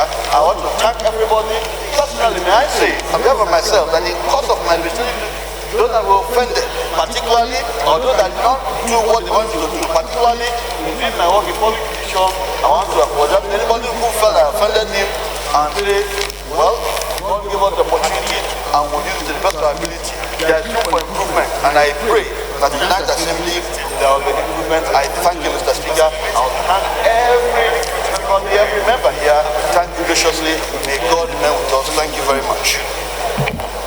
Next, Honorable Deputy, Caucus Leader, Northwest. Right Honorable Speaker, my distinguished colleagues, our esteemed guests, ladies and gentlemen. My name is Honorable Garba Deti Mohammed. I represent Sabangari Federal Constituency of Kaduna State. Mr. Speaker, with your kind permission, I want you to allow me to read the name of some outstanding legislators that has performed, but unfortunately we will not be having them in the next assembly.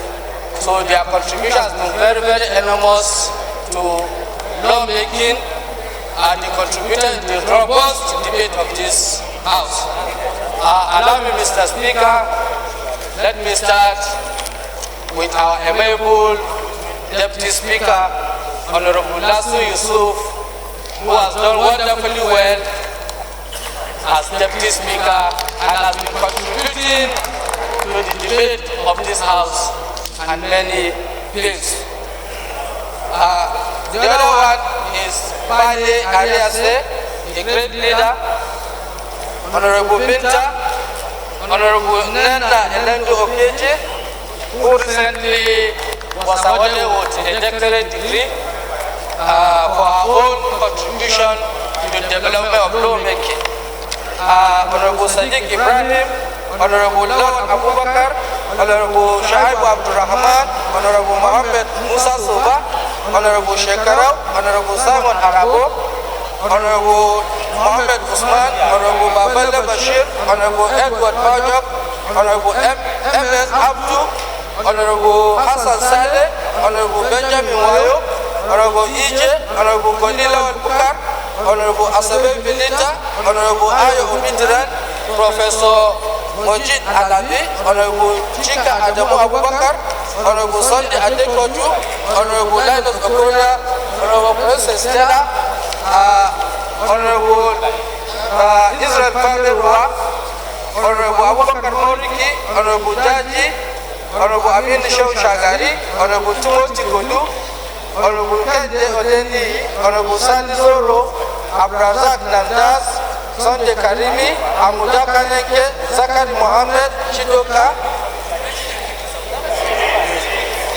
and the Jesse, Emily Okoro, and many more that will not be mentioned here. Their contribution has been very, very enormous. Leader, except Namdas. I thought Namdas is Tony. Okay, okay, too. And I also like to congratulate our colleagues that are moving to the red chambers. I hope they are going to be very good ambassadors of this chamber. With the experience they acquired here, I hope they are going to use it there for development of lawmaking. Finally, Mr. Speaker, I would like to pay special tribute to Mr. Speaker for steering this House in a bipartisan manner, particularly when it comes to issues of national interest. Mr. Speaker, just as my colleague Honorable Bukar Goli have said, you are the first speaker that will sit and bring a bill, and the bill was able to reach the final stage of lawmaking. That is, today we have Northeast Development Commission. I also like to pay tribute to you for the technical competence you have shown, for your humility, for dedication to service. Finally, Mr. Speaker, I want to thank you for giving me opportunity to serve as a committee chairman, as other committee chairman for 3 times. And I also like to thank you for the opportunity given to me by that particular bill I brought, of which because of it, you created a committee known as Delegated Powers. It's a result of my own bill. I want to thank you. And the last one is the bill you have facilitated. When I brought it here, some people were laughing, they don't even understand what it is all about. The issue of killing of donkeys. I would like to tell you, Mr. Speaker, by today, that particular bill has drawn global attention. As I'm talking to you, I have invitation to about 3 countries to make presentation in that respect. Even the United Nations has come out clearly to say that donkey is the most important and the most enduring means of transport to the whole marginalized people, which is almost 1 billion in number. So thank you for giving me this opportunity, Mr. Speaker. Thank you. Thank you. We are now a global ambassador to advocate for the prevention of killing of donkeys. But you must establish a donkey sanctuary in Nigeria first. Honorable KJF will speak for North Central. Honorable Betty will get ready for South. Thank you, Mr. Speaker. Okay, Jeff. I represent the good people of Buruku by their colleagues and from Benue State. Mr. Speaker, I'm at once sad and happy today. I'm sad because I'm not coming back to the green chambers. I really do miss coming back. I'm sad because I'm going to miss a lot of friends. I won't lie if I say that maybe some for life we will never see again. The reality of life. I miss the brotherhood. I miss the mischief from my former neighbors, Femi Badadiyamila and his deputy, Idris Wase. I've had a lot of mischief from them. As early as today, Femi did the unthinkable of removing my cap. For the Christian that I am, I've forgiven him. Thank you. Mr. Speaker, I said I'm also happy. I'm happy because I'm moving over to the red chambers. And for those who are going to come back to the green chambers, I'm sure we'll still be interacting as brothers and as colleagues here. Mr. Speaker, I'm speaking on behalf of the North Central. The North Central has 51 members on the floor. It's a region that has been devastated by unmitigated violence. And I do hope that in the 9th Assembly, since today in Nigeria, the development comes through the Development Commission, North Central too, we have its own development commission in order to bring faster development to the region. I just pray, and since I'm going to be part of the National Assembly, either way, I think that will be pursued. Mr. Speaker, I want to appreciate you personally and your leadership. When we came back in the early days, early times of this 8th Assembly, I think the first week of our inauguration, while other members were anxious about the committees that they were going to chair, you called me aside and said it would be a privilege if I would serve as chairman rules and business. I don't think there can be any better or greater compliment to a member than that. Rules and business is a committee that you can easily make enemies. Because in the early days, when every member was, especially the new members, were anxious to break their back, there was so much pressure on that office. I thank God that I'm leaving that office, and I tried as much as possible before I left that office to make up with the people I have offended in the course of duty. Mr. Speaker, I think that this House has performed wonderfully well, as has been said before. Unprecedented number of bills processed, unprecedented number of bills passed. My only regret is that some of the very important bills that were passed were rejected by the presidency on very flimsy excuses. Because some of the excuses that they gave, we returned and corrected them and took it back. They were still not signed into law. I just hope that that will not be the case in the 9th Assembly. Mr. Speaker, I'm leaving this House a satisfied man. Because in the 12 years that I stayed here, I've made friends and I've made friends. And I think those are friendships that will continue for life. I thank you and I thank everybody here for being part of a big family that I was also part of. Thank you very much.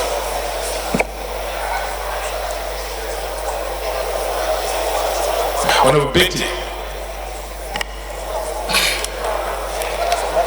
Speaker, honorable colleagues, my name is Betty Apiafi. I represent Abua Udola East Federal Constituency. I'm from Rivers State. Mr. Speaker, as I bow out of the House of Representatives today after 12 years, I look back at the 6th Assembly. When we came here, we had 27 women. And today, at the end of the 8th Assembly, we have only 4 of us left. Myself, and Honorable Kiru Onyejocha, Honorable Nenna Keje, and Honorable Ben Ila. And at the end of the 8th Assembly, we'll be having just 2 people left from the 6th Assembly. And that will be Honorable Kiru Onyejocha and Honorable Ben Ila. This brings us to the difficulties women are having in the politics of Nigeria today.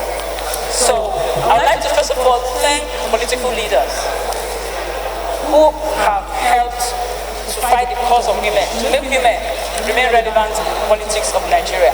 I would like to do that by looking at the issue of Rivers State. Rivers State has scored a lot of firsts. Rivers State is the first state in Nigeria where you have, out of the 23 local governments you have 23 women as deputy chairman. In Rivers State, we have, for the first time in the history of Rivers State, we have the deputy governor as a woman. We have women in the, we have a woman in the House of Assembly, in the House of Reps, and I'm given a unique opportunity to represent Rivers State for the first time in the Senate. Mr. Speaker, I want to throw a challenge to the 9th Assembly. And the challenge I want to throw to the 9th Assembly is this. We need to ask ourselves certain questions. I've been here for 12 years, and I want to ask all of us here, this is a question we all have to answer. What has really changed? Have we made progress? And I'd like all of us to think of that properly before we start the 9th Assembly. We cannot continue to be running a manual parliament. We need to run an e-parliament. We are all making these speeches today, and some people have spent 10 minutes, some people have spent 2 minutes. If we are running an e-parliament, speaking time will be regulated. We need to have electronic voting system. We need to reduce the power of the gavel, Mr. Speaker, as a parliament, so that an e-parliament, we have members to have their e-library and have internet in the chambers and make reference to laws that will make them improve on the process of lawmaking while we are sitting, because we need to make references. Having said that, Mr. Speaker, I'd like to commend the leadership of the 8th Assembly. Everybody has said it, and it's the truth. Apart from the fact that the 8th Assembly has made the highest number of laws, we must also appreciate the President of the Federal Republic for assenting to the highest number of bills. Because Honorable Kiru has said the number of bills that she presented, they were assented. Honorable Ayomi Omidiro, Honorable Nena, myself, one of the ones that got assented as a private member bill was the medical residency bill to regulate medical residency in Nigeria. Mr. Speaker, having said all of that, I'm supposed to be speaking for the South-South. So I'd like to quickly go to the South-South and say that oftentimes when we have a debate in this House about the South-South, and we complain about the difficulties we are having about funding in the South-South, people will always tell us, but you have NDDC, but you have 13% derivation. But I want to say today that what the South-South gets in 13% derivation and what we get in NDDC, we lose in the national budget. The national budget of Nigeria has to be evenly distributed. Again, that brings me to the challenges we've had with this administration. The fact that we have the federal character law and the federal government and the executive has not seen it necessary to respect the federal character law has also affected the way we budget in Nigeria. And I think what the South-South should be properly accommodated when we are budgeting for Nigeria. Mr. Speaker and honorable colleagues, I'd like to thank everybody who has made my stay in the National Assembly and the House of Representatives very interesting. The Deputy Speaker, the Leader of the House, the Minority Leader, the entire team of presiding officers and friends and the committee members. Mr. Speaker, I'd love to remind you of something. I remember when I was given the Committee on Health Institution. I don't know if you recall the proverb you told me. And Mr. Speaker, I'd like to thank you especially as the Deputy Speaker, because working in the Committee on Health Institution exposed me a lot to the challenges we're having in our health sector, and I pray that we have an opportunity to allocate more funds to the health sector in this country, because our people are actually dying of medical issues. Thank you very much, honorable colleagues. Okay, thank you very much, honorable distinguished Senator to be Betty PFE. We're done with the zonal caucus leaders, and we'll break here to take the goodwill messages and the appraisal of the 8th National Assembly before we take the leadership round up. So we'll start. Okay, His Excellency is not here. We start with the former speakers who have agreed among themselves. The two of them will speak to us today. And I recognize the Right Honorable Gali Umar Naba. And by agreement, the next person to talk to us is Right Honorable Olubumi Yete, on behalf of the former leaders and presiding officers of the National Assembly. So, the Right Honorable Gali Umar Naba, please. After that, then Governor Yumosta.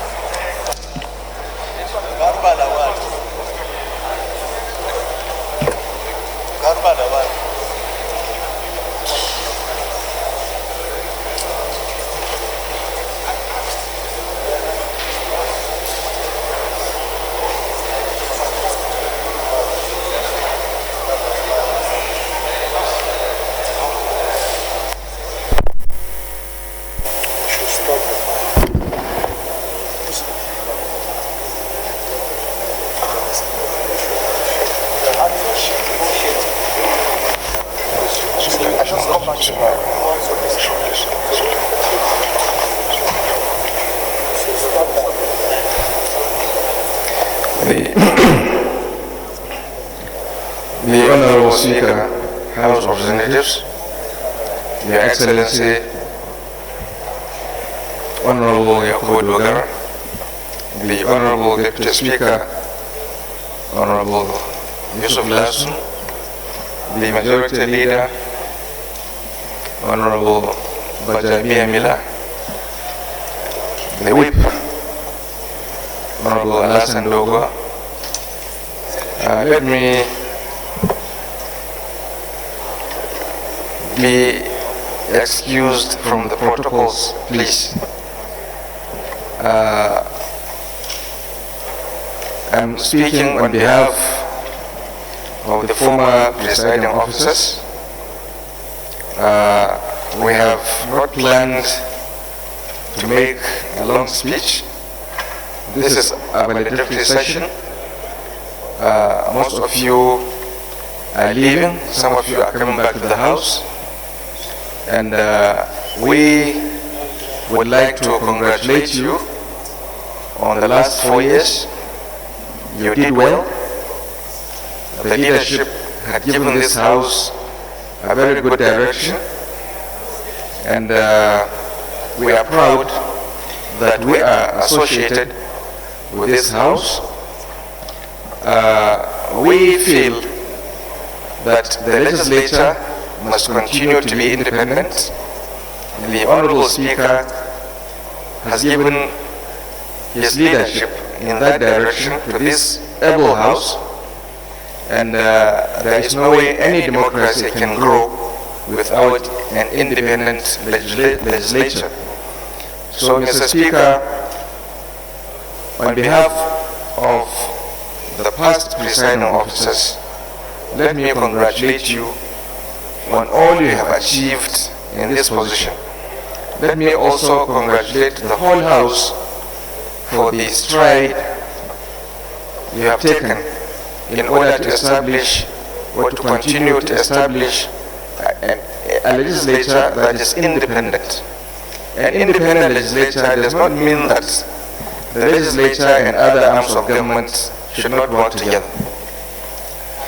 There must be some degree of collaboration, when at the same time, of course, there must be some degree of discord among the institutions of governance.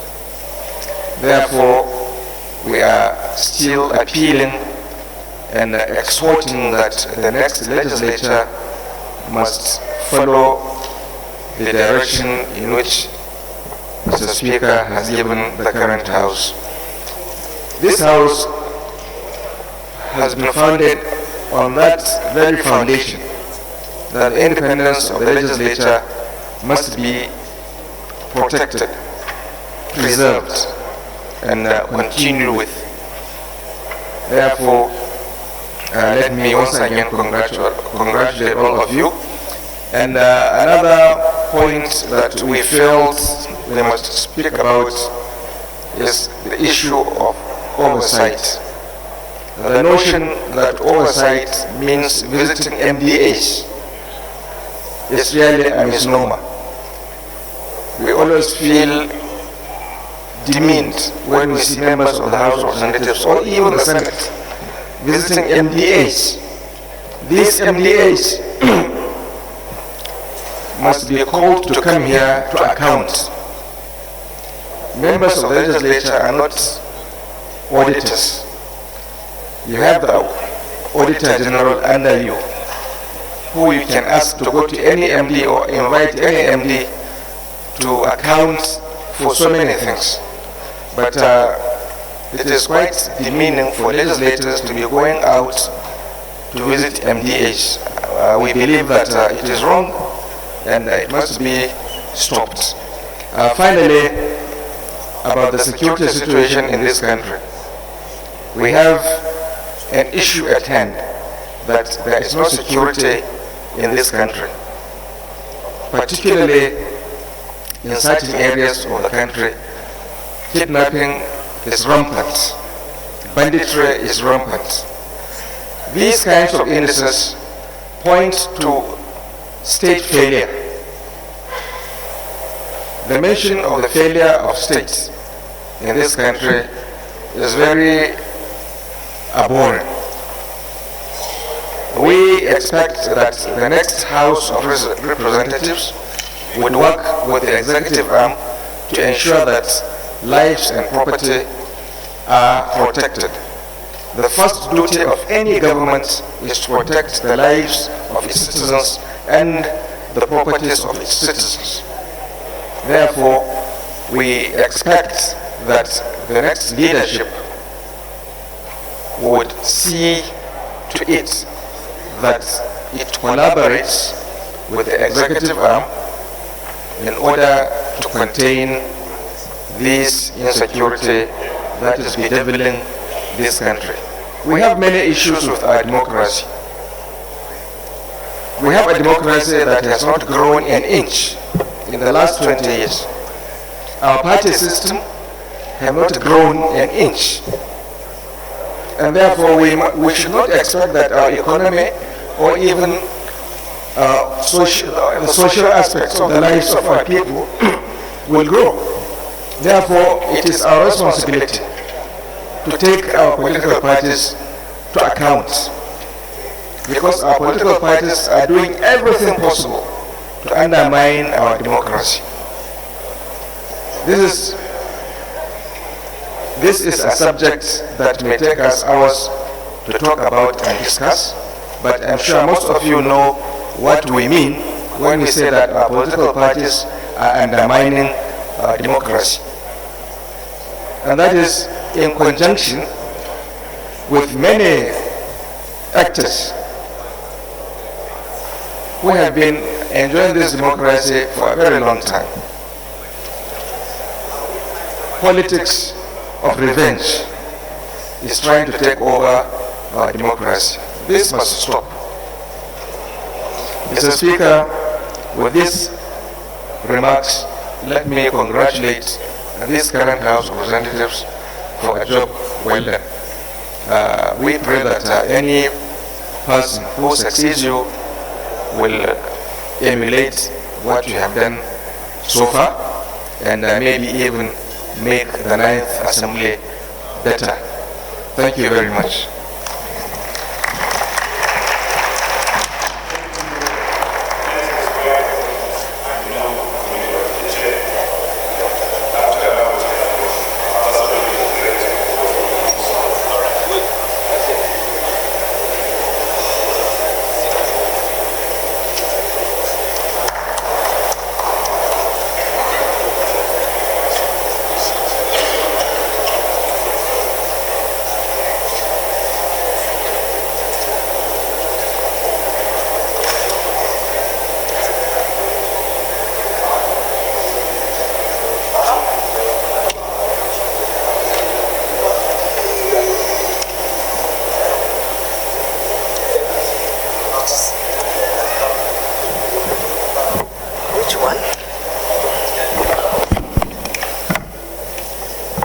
The Right Honorable Speaker, the Deputy Speaker, Principal Officers of the House, my dear colleagues, the former speakers here present, our dear teachers, the former clerks of the National Assembly and the House of Representatives, my dear colleagues, good afternoon.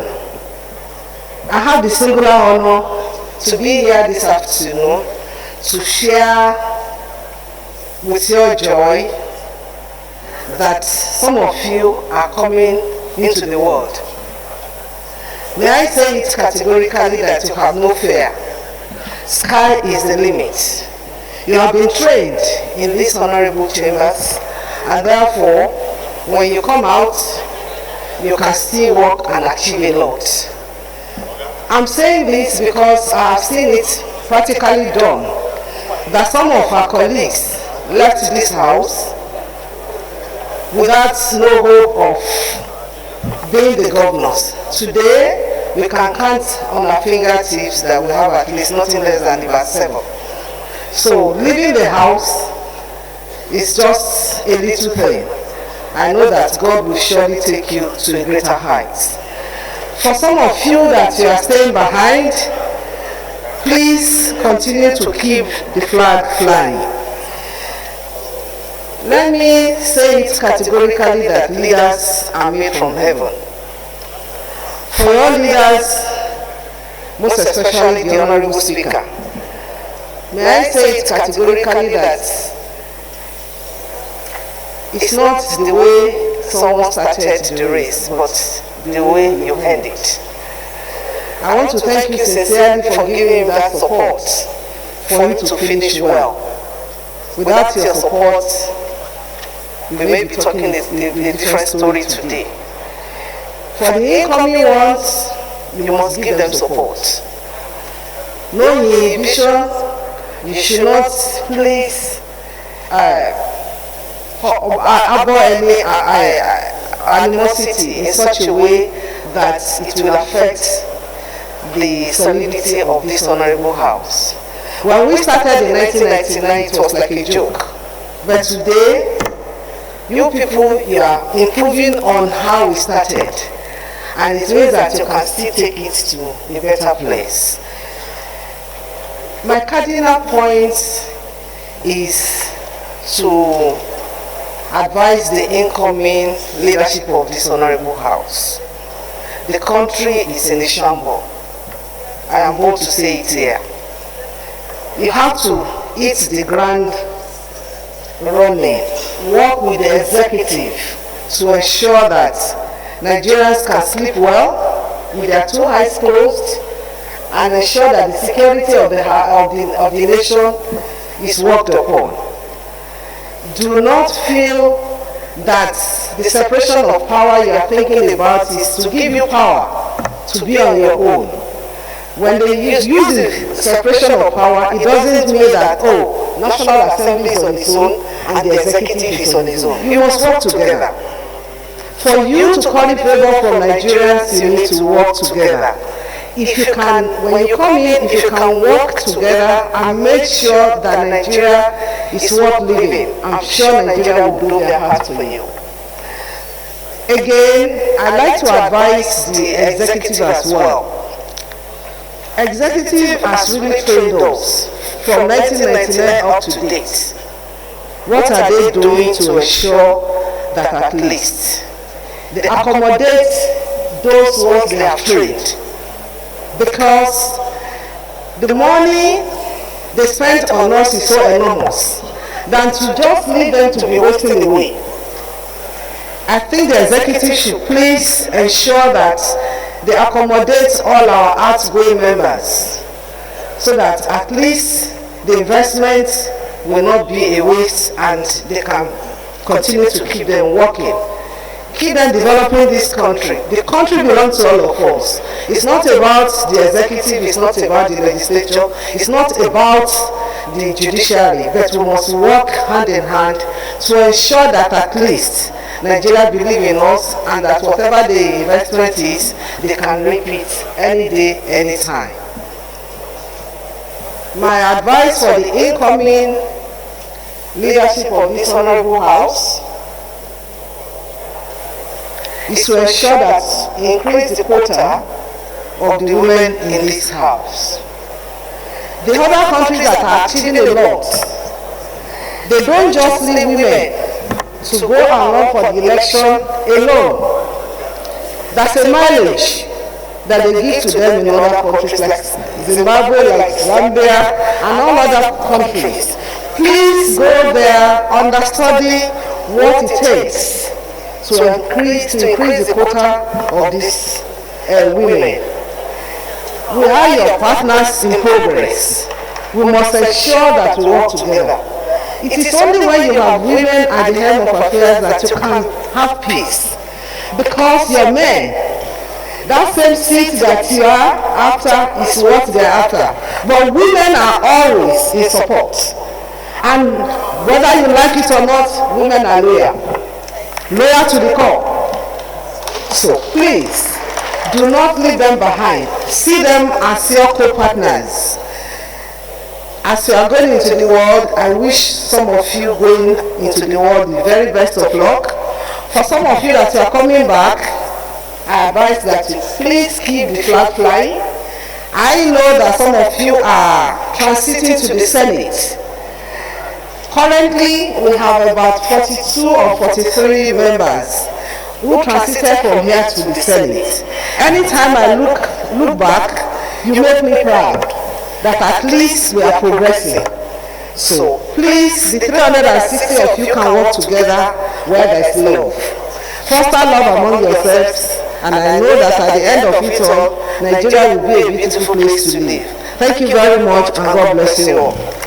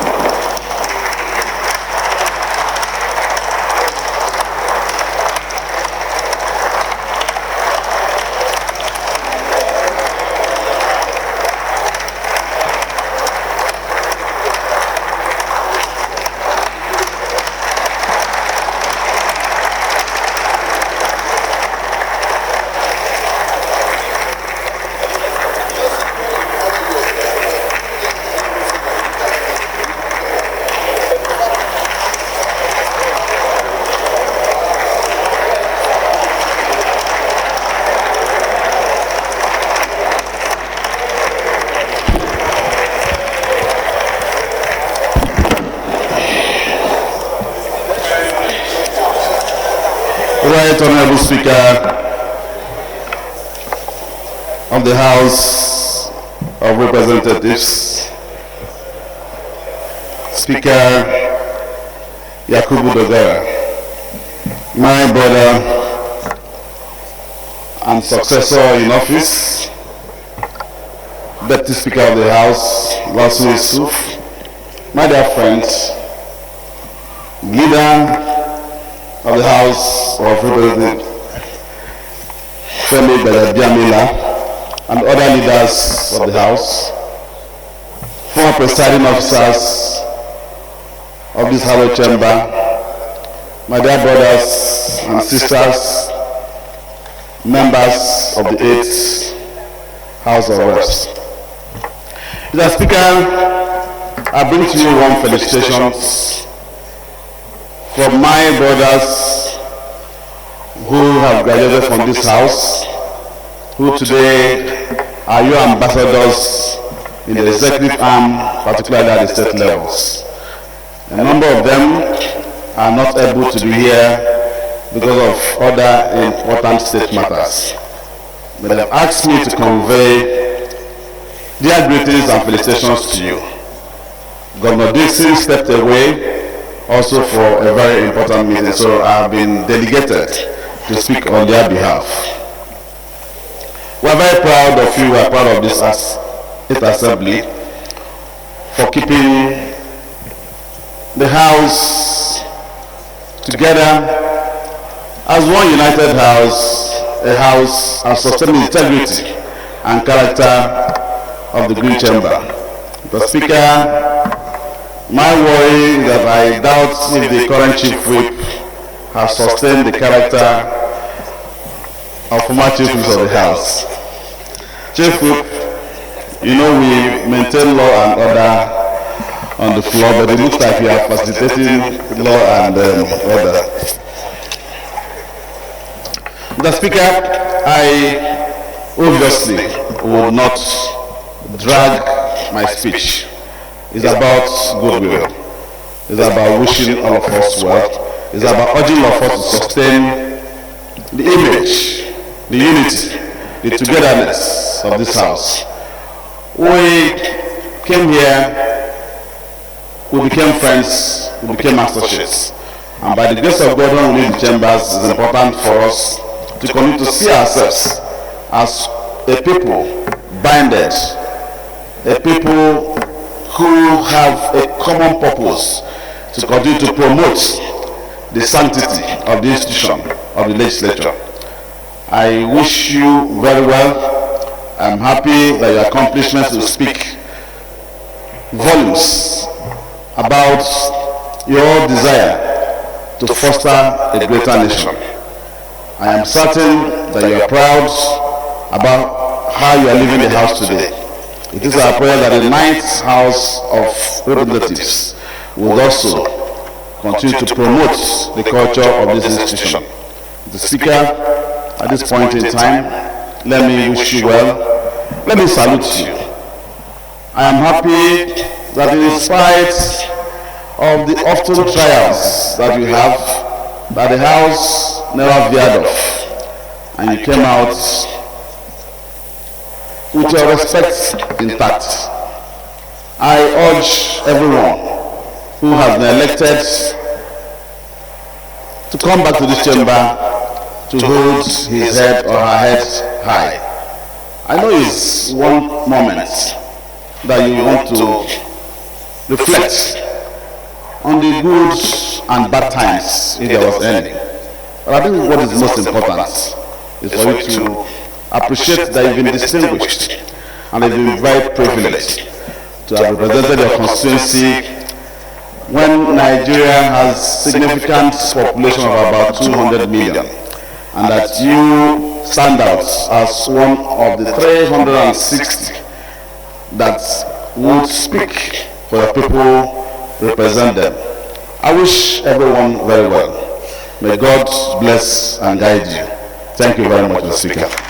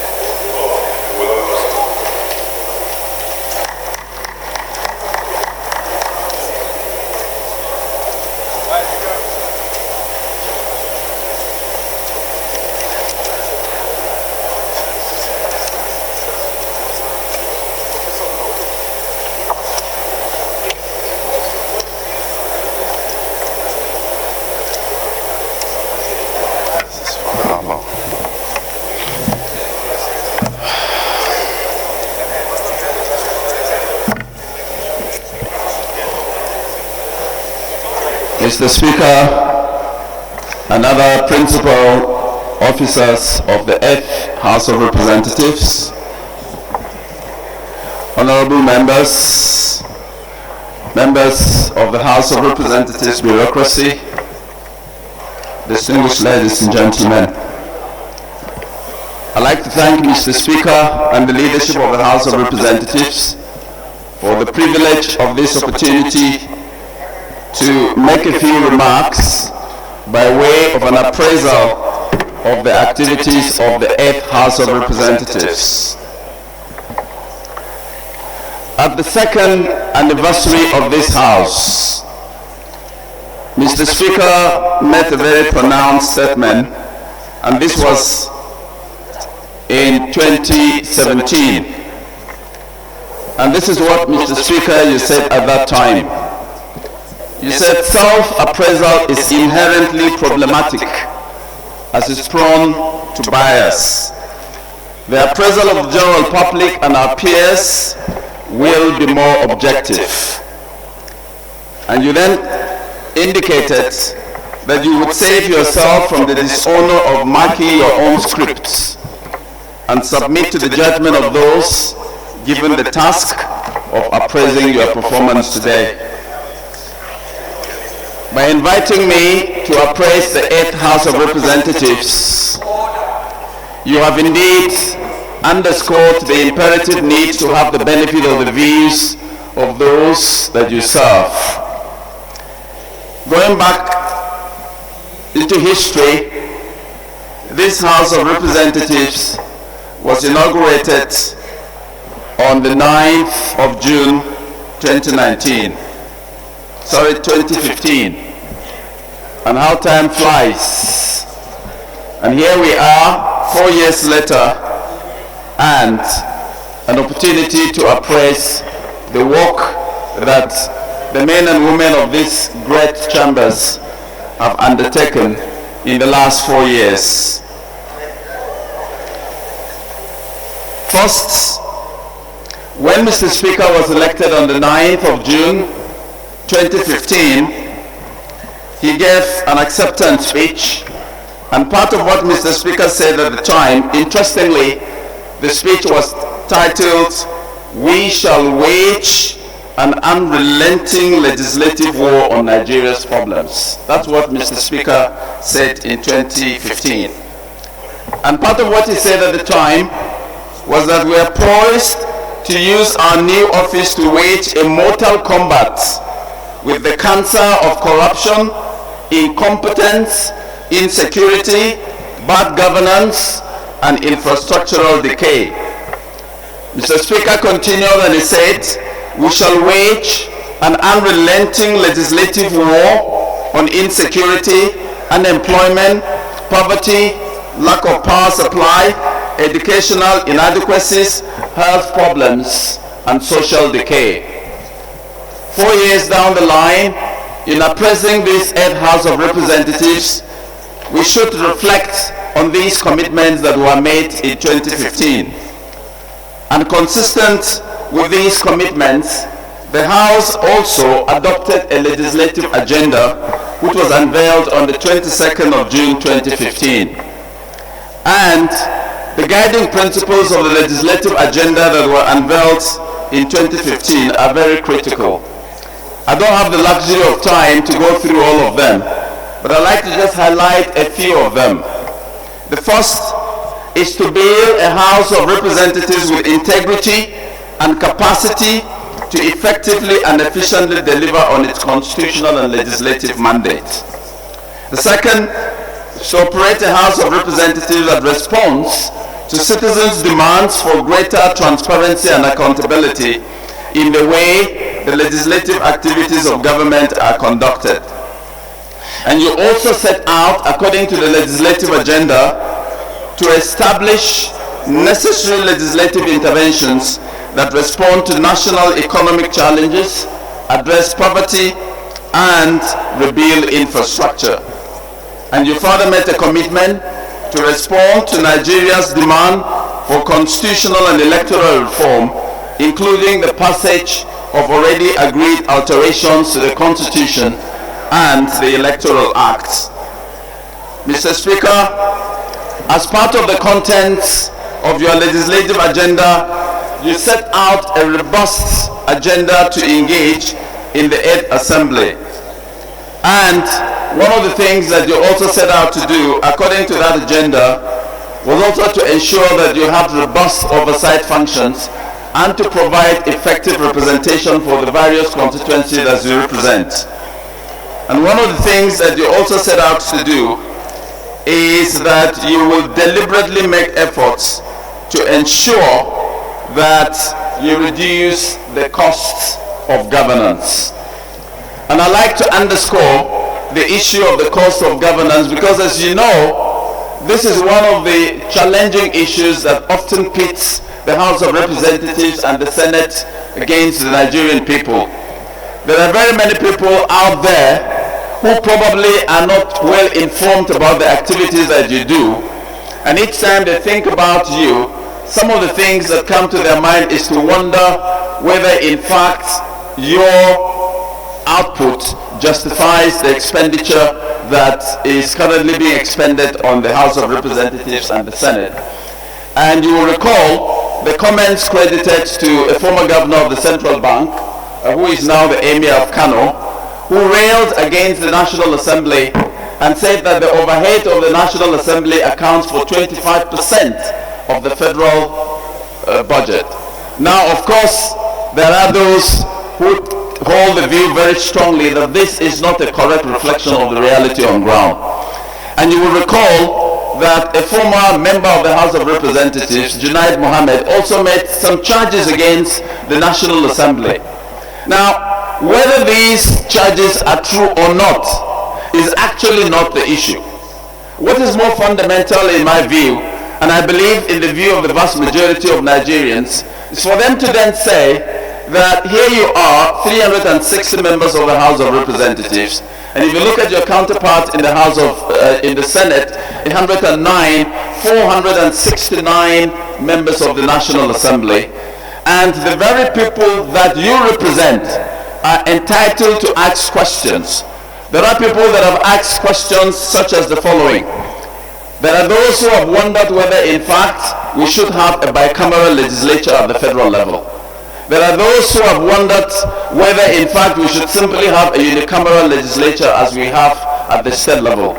There are those who have wondered whether in fact as a measure of cutting costs, perhaps we should reduce the number of representation in the Senate so that instead of 3 per state, you probably have 2 per state. There are those who have raised questions about the character and the mode of representation even at the House of Representatives, and I've wondered whether we should move from 360 members to 240, for instance. And there are several questions that have been raised. And I think that the problem is not that these questions are being raised.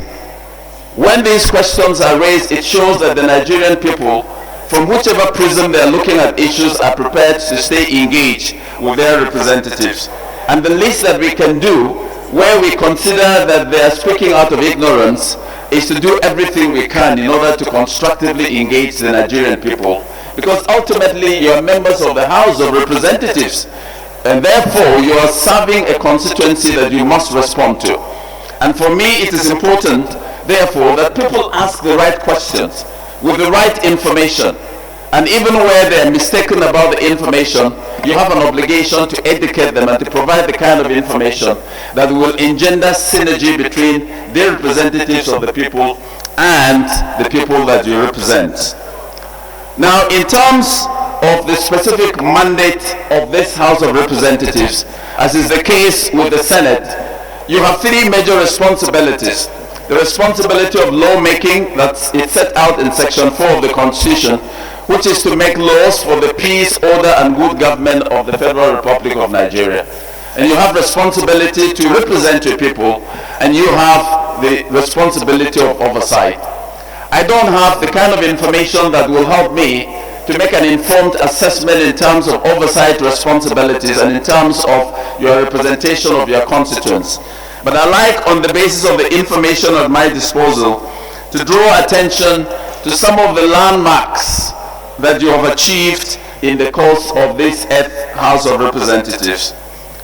In doing so, I'd like to draw attention to the fact that, as Mr. Speaker himself has consistently pointed out, when you celebrated your 1st anniversary in 2016, Mr. Speaker said something that is very profound, and permit me to quote from the 1st anniversary speech of Mr. Speaker on the 9th of June 2016.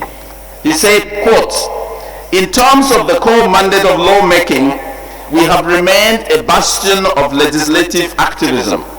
Indeed, members of the 8th House of Representatives are in keen competition with one another in fashioning out legislative solutions to the myriad of problems facing the nation." And he said, "That is why in all facets of lawmaking, we can comfortably and conveniently assert that we have broken all records." Mr. Speaker then sets out the statistics, and he says these statistics bear them out. And he then concluded in 2016 this way. He said each of the achievements highlighted above are unsurpassed by any previous assembly. The sheer volume of the bills attests to the vibrancy of the House in its attempt to legislate on key areas of our national life at a very trying time in our history. And fast forward from 2016 to 2019, and there is a report in Premium Times of the 22nd of May, as recently as about a week or so ago, credited to the Speaker with the title, 8th House of Representatives, the most productive in Nigeria's history. And Mr. Speaker is reported to have said that this House of Representatives, the 8th House of Representatives, is the most performing in Nigeria's political history from independence in 1960 to date. And Mr. Speaker also said, we have done exceptionally well. It is on record that this has been the most productive National Assembly ever, as well as unparalleled house in the history of the House of Representatives. And this is what Mr. Speaker said. So what was Mr. Speaker celebrating? On the basis of the information at my disposal, members of this 8th House of Representatives sponsored thousands of bills. And one of the striking things about this is the fact that you had more private member bills than you had bills coming from the executive arm of government. And the information that I have tells me that the total number of bills passed between 2015 to date is as high as 382. Of course, whether each of these bills has had the concurrence of the Senate is a different matter. Whether each of these bills has had presidential assent is a different matter. And you have as many as 1,588 motions. The total number of public petitions stood as 1,192. You passed 21 constitutional amendment bills, and you passed several bills with a view to advancing and bolstering our democratic space. Now, this is important, but one of the questions that we must constantly ask is, beyond this number, what is the quality of these bills that were passed, and what is the impact of these bills in terms of the legislative agenda that you set out to achieve? And as several of you have pointed out in the course of your valedictory speeches, several of these bills clearly have been very profound and phenomenal. If you look at the bill that has been passed in respect of the petroleum industry, even though unfortunately it is yet to receive presidential assent, if you look at the initiative in terms of providing and deepening the democratic space for young people to be able to run for office, the Not Too Young to Run Act, if you look at the bill that has been passed with a view to addressing the peculiar challenges in the northeastern part of the country, and several other bills that have been passed, I can say with every confidence, that you should celebrate the achievements that you've been able to accomplish in this 8th Assembly. However, I also read a report when this House was celebrating its 2nd anniversary in 2017. There was an interesting report by Daily Trust, and the headline was very instructive. It said, after pocketing 32 billion, 169 representatives yet to sponsor bill. Now, whether this information is correct or not is not the issue. But what that report pointed out at that time was that at least 161 members of the House of Representatives, by the time you are celebrating your midterm, were yet to sponsor a single bill. And the statistics are set out in that report. Now, why is that a problem? The primary responsibility of the legislature is lawmaking for the peace, security, and good government of the Federal Republic of Nigeria. My hope is that from 2017 till date, even though I don't have the data, that indeed many more individual members of this House will have sponsored bills that have advanced the peace, order, and good government of Nigeria. But I also understand the challenge that members of the House of Representatives and the Senate face. The level of understanding of the role of the legislature by the vast majority of our people remains a big challenge. I'm sure that for many of you, when you go out to campaign, if you go there and lay out what you believe to be a legislative agenda, very many of your constituents will not even understand what you're talking about. And so you find that those who are running for legislative elections sometimes make promises that only the executive has capacity to execute. And I know that that's part of the challenge that many of you face. And so sometimes you go on campaigns and then you find that you are promising bridges on the desert and promising runways on the oceans. Because this is essentially what the executive sometimes does. And so when you go to campaign and you tell people this is my legislative agenda, the reality is that the vast majority of the people don't quite understand what you're talking about. They're asking you how many classrooms are you going to construct, how many boreholes, and so on and so forth. Things that very clearly, even in the context of your constituency projects, you have constraints in terms of executing. And therefore one can understand the difficulty that many of you face. But clearly, part of the challenge is one of capacity. And my hope is that through the kinds of institutions that you have created, including the National Institute for Legislative and Democratic Studies, you will build the necessary capacity that will enable you to optimize your service to the Nigerian people. I don't have the luxury of time to go into the specifics of your accomplishments. I'm sure Mr. Speaker will read this out. But let me draw attention to just one or two things before I sit. Part of what I believe has been responsible for the accomplishments of this Earth Assembly is the fact that the leadership of the House, whether it's Mr. Speaker or Deputy Speaker or the Majority Leader, all these principal members of the House of Representatives have been able to provide the kind of leadership that has enabled you to work together. I am not unmindful of the context in which Mr. Speaker emerged. I'm not unmindful of the shenanigans and the intrigues that attended the emergence of the leadership. And you all recall, you're students of history and you live this life. And yet, in spite of the circumstance under which the current leadership emerged, you have been able to work together in order to deliver the dividends of democracy to the Nigerian people. Yes, there is work to be done, but one of the things that I find very worthy of emulation is that after the campaigns, whatever the acrimony, you must all come back together and say the campaigns are over, now is the time for governance. Now is the time to provide leadership to the Nigerian people. And I think that this is one of the things that we need to take seriously going forward. But in that context, and having regard to the fact that we're going to have a new leadership sometimes next week, I like to say, and I say this with every sense of responsibility, a political party on whose platform a member of the House of Representatives emerges has a legitimate interest in the composition of the leadership of the House of Representatives. There is no question about it in my mind. If you emerge on the platform of a political party, that political party must have an interest in the kind of leadership that emerges in the House of Representatives, in the Senate.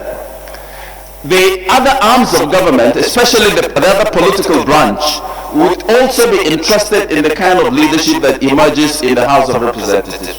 However, and I say this with every sense of responsibility, the fact that the political party has a legitimate interest in the leadership of the House of Representatives, the fact that the presidency has a legitimate interest in the leadership of the House of Representatives must never be construed as a license either for the political party or for the other political branch of government to foist on the House of Representatives a leadership. They can, working within the machinery of our politics and the political space, work to shape the emergence of the leadership.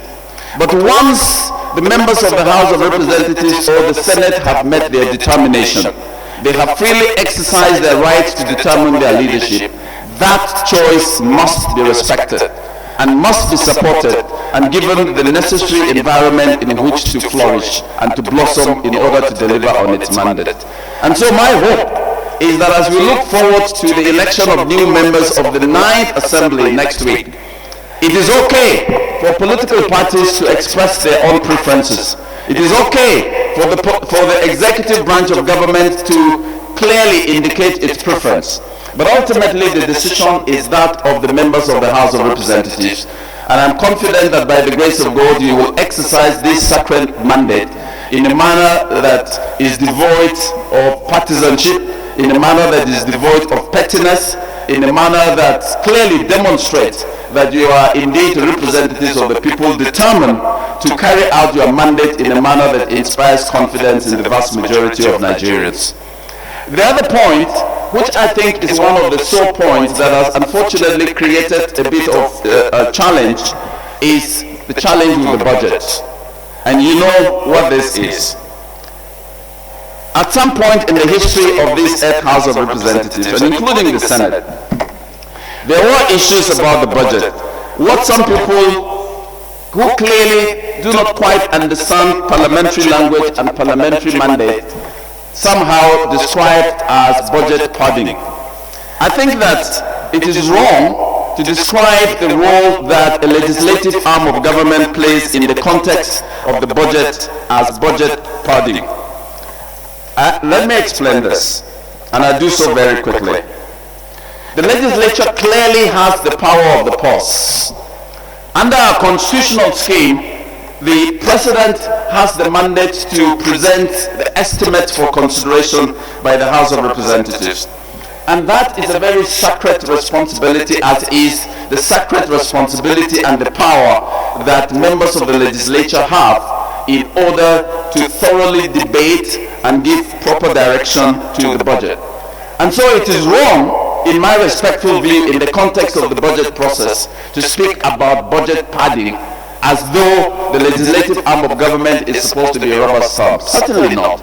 If indeed you were to simply rubber stamp whatever the executive were to present, then you would have abdicated your responsibility, especially in the context of the power of the purse. However, and again, this is something I say with a high sense of responsibility, even though the legislature has the power of the purse, the legislature must be mindful of the fact that it is the executive that triggers the legislative process through the estimates that the president or the governor submits.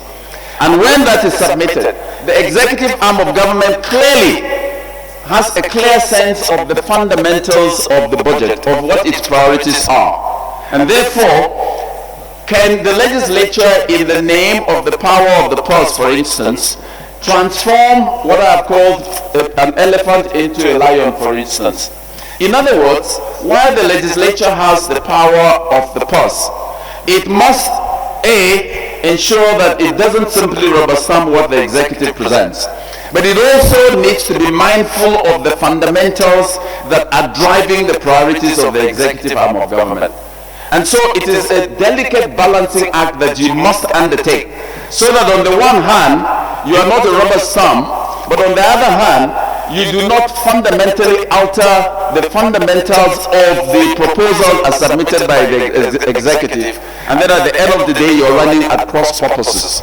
And I hope that going forward, and with the leadership that by the grace of God will come in next week, you will strike that delicate balance between ensuring that on the one hand you are not rubber stamps, and on the other hand you are thoroughly vetting the budget and ensuring that in the process you also do not fundamentally alter the course of what the executive considers to be the priorities of government. But the other challenge in terms of the budget is what many people consider as the delay. I think that on this there is a challenge. The Fiscal Responsibility Act 2007 clearly set out the timelines for the presentation of the budget by the executive. And unfortunately, over the course of time, and based on the information at my disposal, I understand that the last time the budget was ever submitted before December was in 2017, when it was submitted in November. And I think that it is important that the executive arm of government also plays its own constitutional role and complies with the provisions of the Fiscal Responsibility Act and other relevant laws with a view to ensuring that the executive and the legislative arm of government are working in synergy. I'm aware that this 8th House of Representatives has passed the National Assembly Budget and Research Office Establishment Bill, which is modeled after the American Congressional Budget Office. Unfortunately, as I understand it as we speak, that bill is yet to receive presidential assent. This is something that I hope will be addressed by the next assembly, so that together we can improve the budget process, and we can then together, members of the executive, members of the legislature, work in synergy in order to address the challenges that the Nigerian people grapple with. But let me just mention one other thing, which is unfortunately the high turnover rates.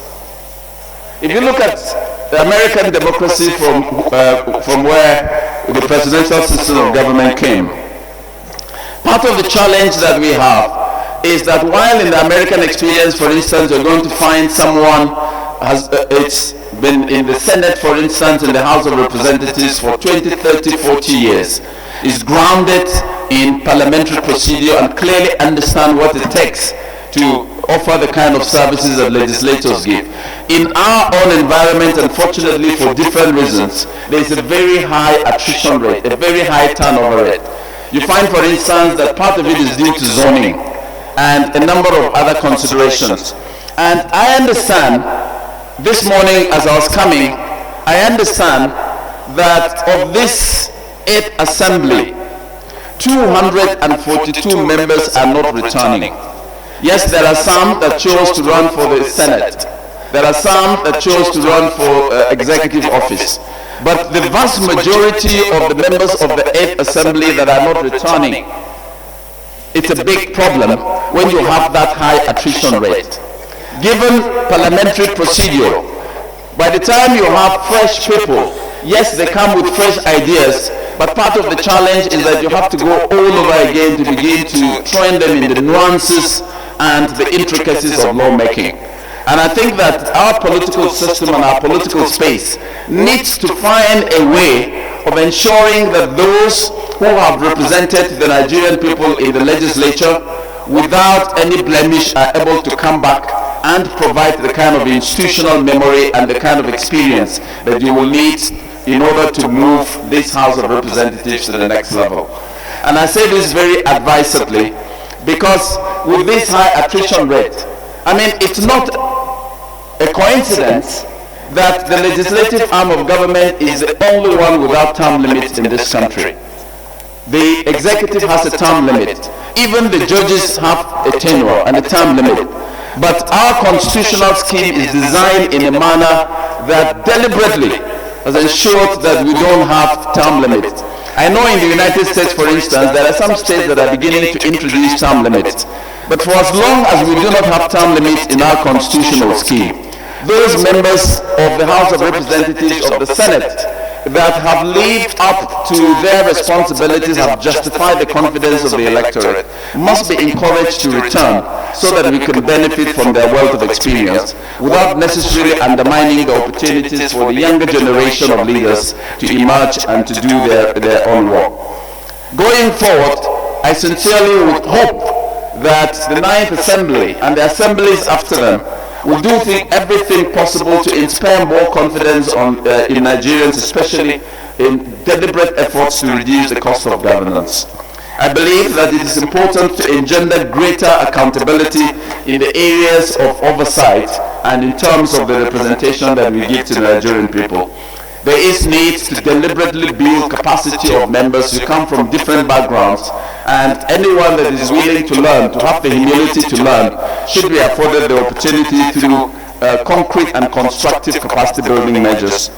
And there needs to be better citizen engagement. And I say this very advisedly. As a matter of fact, some of the accomplishments that you have been able to put together are not fully in the public domain.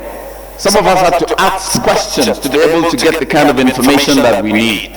And better citizen engagement and empowerment will be very critical going forward.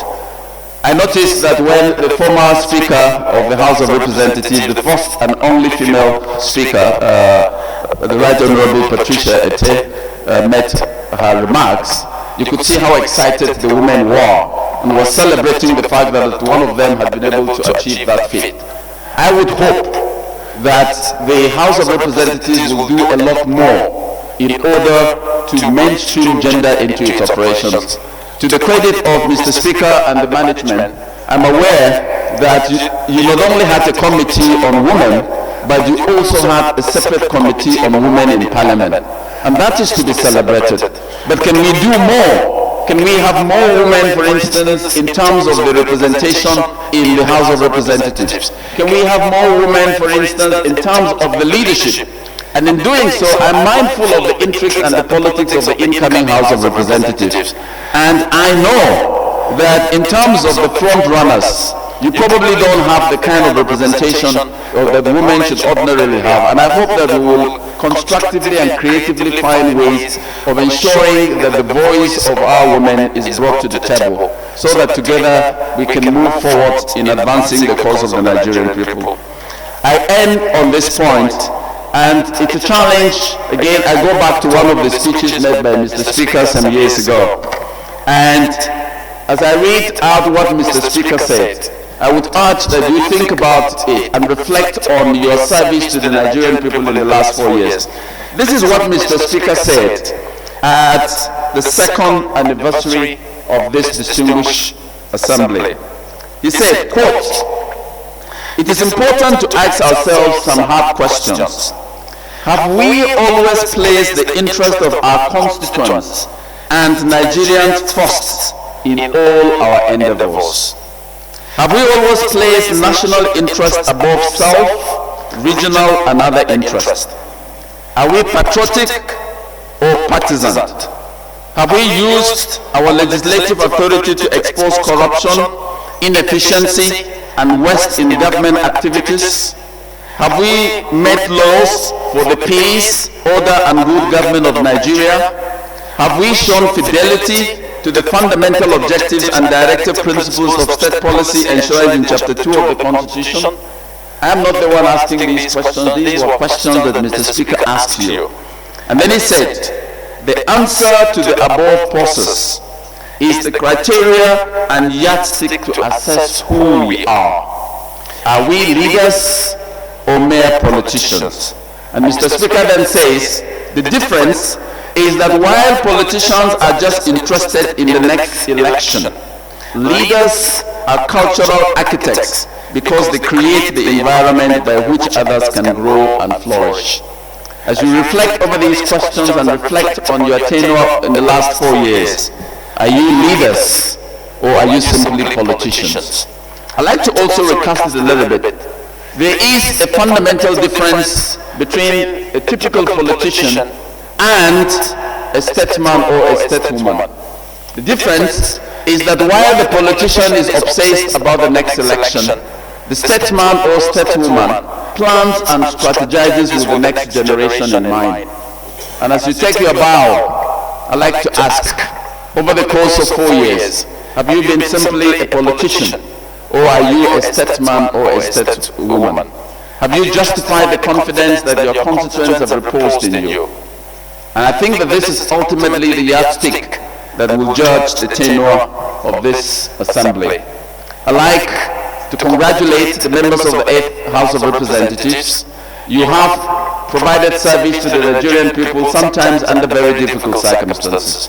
But I'm grateful to God that you have had the kind of leadership you have had. Some of you probably don't know that where Mr. Speaker is coming from and what he's been able to accomplish is a product that goes way back. Those of you that have been to his constituency, and I'm sure many of you have been there, those of you that have followed his political trajectory, those of us who know him very well and have followed even his educational trajectory. Mr. Speaker and I were students at the University of Jos some years and graduated. I graduated by the grace of God about 2 years before Mr. Speaker did. But then in spite of that, Mr. Speaker graduated 2 years later, and we followed him very closely. The humility that he has exhibited over the course of time, his capacity to be industrious, his capacity to reach out and to build a network across religious divides, across ethnic divides, is one of the enduring legacies that I believe have prepared Mr. Speaker for the responsibility that you have entrusted him with.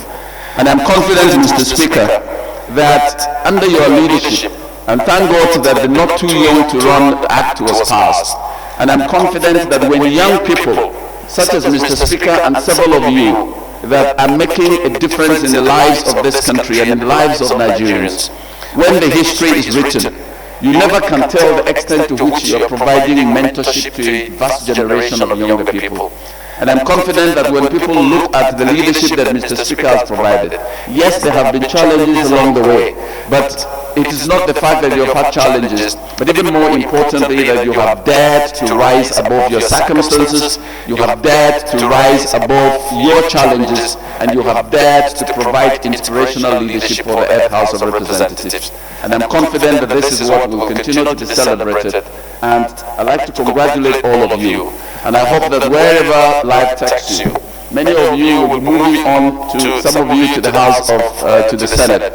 Some of you are going to be moving to maybe political leadership at some other levels. Some of you are going to be providing leadership, not necessarily in a political context, but you will continue to be leaders in your own right. And I hope that when the day of reckoning comes, indeed people will say that you dared to stand strong, to stand firm, and to make the difference that has transformed the lives of the Nigerian people. I wish you the very best, Mr. Speaker, members, and may God bless you. Thank you.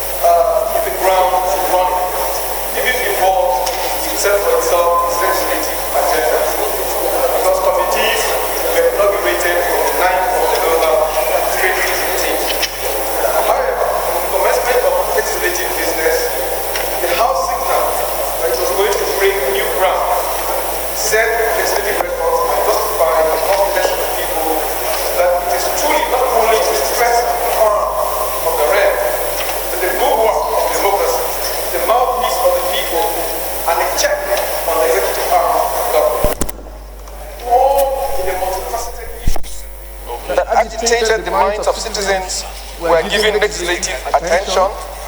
At the close of legislative business of the 8th House on 30th of May 2019, 1,643 bills were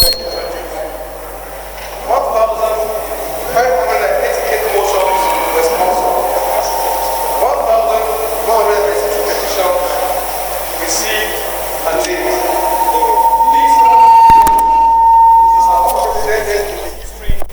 Of the legislature in Nigeria.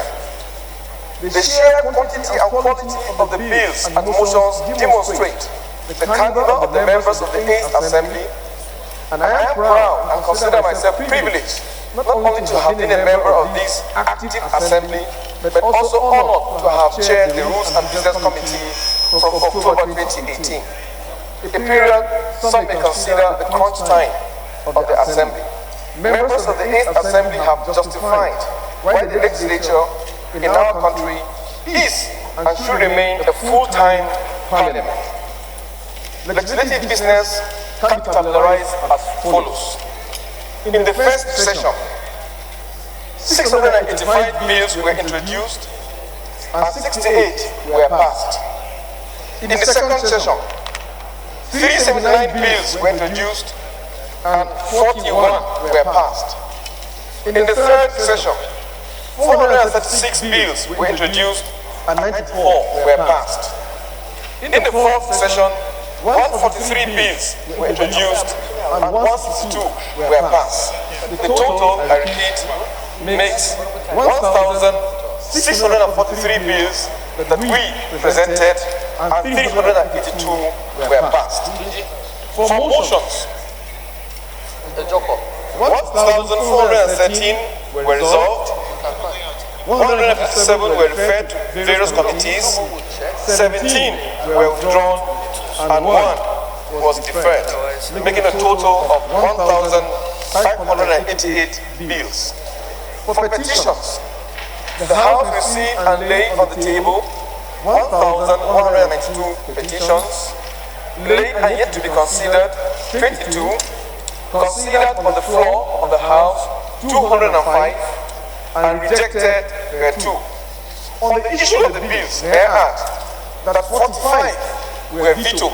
That is, the President withheld assent to 45, 13 of them were attended to, 382 bills were passed, 70 of the bills were executive bills, 108 of the bills came from the Senate, and 1,465 of the bills were private members' bills.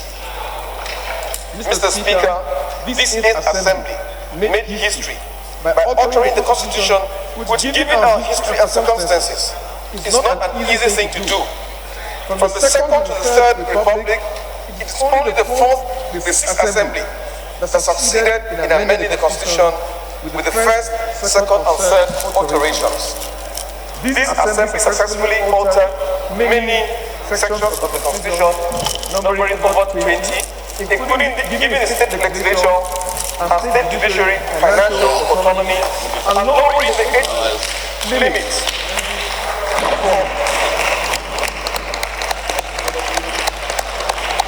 Thank you. We also lowered the age limits for those contesting in the Not Too Young to Run bill, which opened up the space for our younger citizens to offer themselves to be voted for office. We also amended the Constitution so that in case there's any vacancy, if something happens to Mr. President, the Vice President will not only step in, but they will return limits. And the same thing for governors. It is through this Assembly that private members' bills change Democracy Day from 29th of May to June 12th.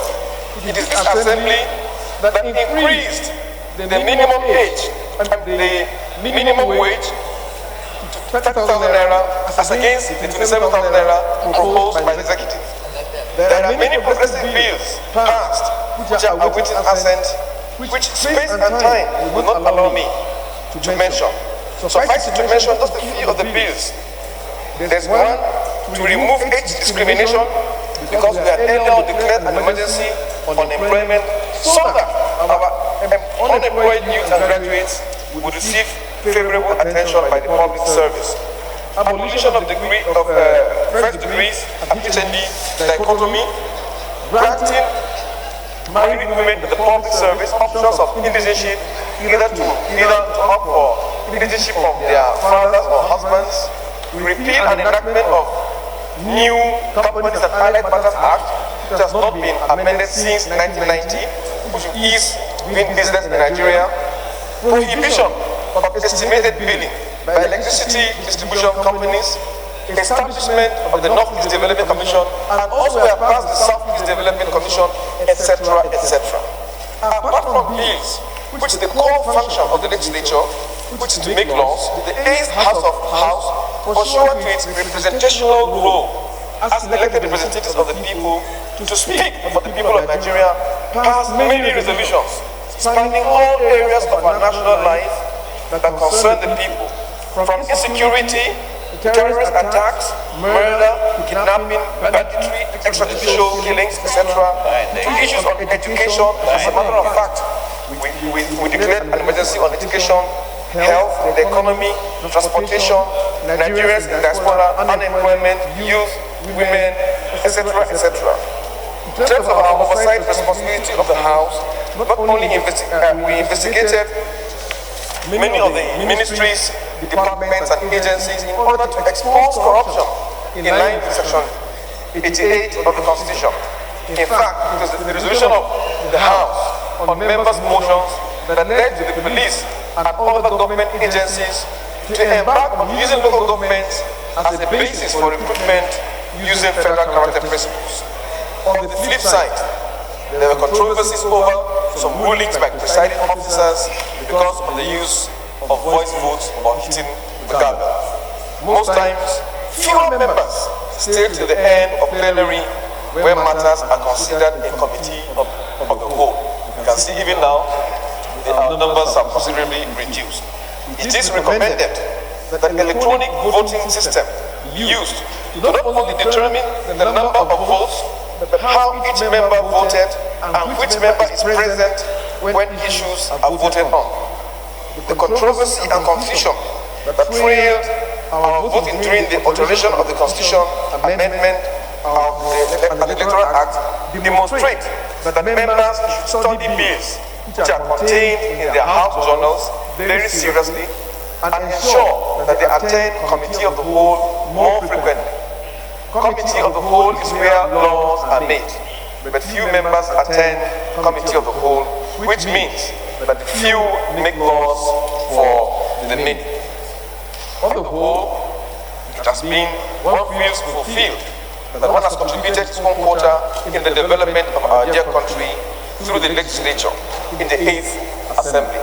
Mr. Speaker, I must thank you. Like the former retired Justice of the Supreme Court of the United States of America, Justice Stevens, who just clocked 99 years mentioned.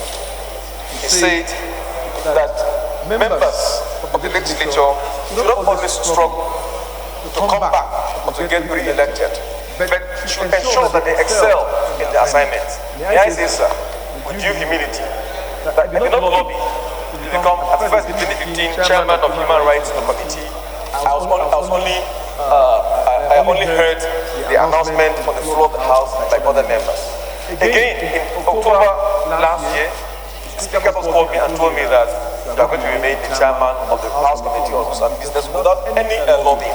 So may I encourage other members coming to the 9th Assembly that please, just like Justice Stevens mentioned, make yourself an excellent legislator. You do not have to be a chairman, you do not have to be a deputy chairman, you do not have to be a presiding officer before you make your mark. As they mentioned, we have collectively made our mark in the history of Nigeria. Mr. Speaker, I have made many friends in this house. And some of them I consider now as brothers and sisters. And also my staff, the rules and business, they have been very, very wonderful. And the chamber staff, Mr. Speaker, some of the staff and some members have been the most patriotic Nigerians. I would recommend them for national awards because some of them come to office or come to work at around 7:30 in the morning, and some leave at 11 p.m. Mr. Speaker, have you ever wondered that your clerk who sits in front of you, I know he's a little bit of age because he's much older than me, but Mr. Speaker, in these days that we say, people, if you sit for so long, you are prone to have prostate cancer. Your good self, the Deputy Speaker, and the clerk will sit for hours on end. I think that you should take good care of the health of these Nigerians, and also those who sit in front. Some of them don't even go to even ease themselves. But they sit down here from the beginning up to the end. And some of the staff who are here are behind. And some of those who are also in the offices. Some of them, we do not really announce them. But they are the unsung heroes behind the success story of the 8th Assembly, and I dare say any other assembly. Mr. Speaker, on the lighter note, you announced my good friend, Honorable Aboro Katika, as the most punctual member of this assembly that you come to earliest. I would like to recommend that you check the books again. I think I will be competing with him on who is the most punctual member of this assembly and other members too. Maybe because some of us when we come, we just sign our names and then we go to our offices. But I think the staff will hear me out. I think before I became chairman rules and the business, I and some other members come in very early and will stay up to the very end.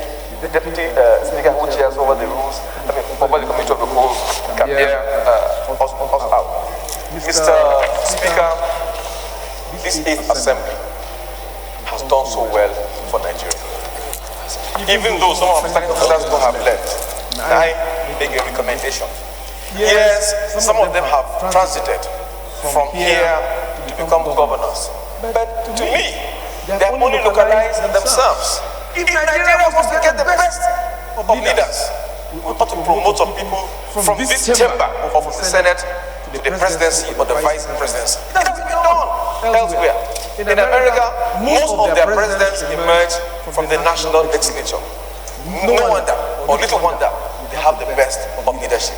Richard Nixon was a member of the House of Representatives before he was elevated or nominated by Dwight Eisenhower to become the Vice President of the United States of America. From there, I think he became governor again before he now ran for the presidency. Obama was a senator. So many of them, I don't want to begin to read names. But here in Nigeria, the kind of wealth of experience that is here, Mr. Speaker, I wish I came with the files of all the motions that have been passed in this assembly. My regret, and I think our collective regret, is that the executive and even researchers have not taken the time to go through our motions. Mr. Speaker, yesterday in the night, as I was preparing my speech to come here, I was amazed at the sheer quality, not just the quantity, of the motions that members have moved on the floor of this House. Nigeria will be better if we take the time to go through the motions. And if the executive also take the time and the trouble to go through the motions passed by the National Assembly, like this country will be better. That's why I'm saying, even our interaction with NDA and colleagues here, that we will be doing justice to our country if we find some members, not just the president of stars, worthy to be elevated to even the presidency of Nigeria. Because, let me repeat, some people that may be governors or commissioners may be so localized in their own areas that they may not have a good purview of the national scheme of things. I thank colleagues as I take my final vow here. It has been a pleasure working with all of you. God bless this great institution. God bless the Federal Republic of Nigeria.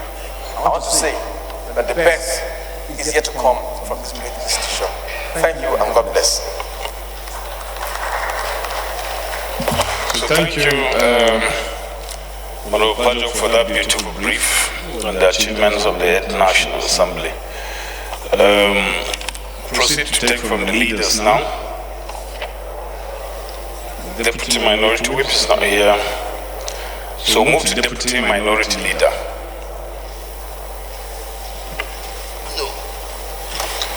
Mr. Speaker, Deputy Speaker, former speakers, leaders, honorable colleagues. I'll try to be as brief as possible because I think most of the things that should be said, or would be said, has already been said. Mine is basically appreciation and kudos to the members of the 8th Assembly. We have actually done very, very well. To the members of the opposition, especially members of PDP, you have done marvelously well. It's on record that when it comes to bills and motions, we came first. We have the highest number of bills and the highest number of motions in the 8th Assembly. To our non-returning members, the House will miss you all, miss your contribution. We'd like to appeal that on behalf of the PDP House of Reps caucus, that you always be available to support the growth of legislature in Nigeria. I'd like to thank the leadership of our party, the PDP, the leadership of the House of Representatives under our great Right Honorable Yakubu Dogara and Right Honorable Lasmi, and all PDP members of the 8th Assembly who have excelled themselves, because without us, I don't think we would have had the robust and intelligent discourse. And I'm looking for the right word to use for this assembly. We made this assembly, made it what it is. We had our ups and downs. Initially when we came in, it was as if we would never ever operate as a family. But indeed we overcame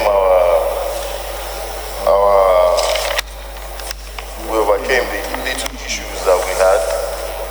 And like the family that we claim we are, we moved on, and this is where we are.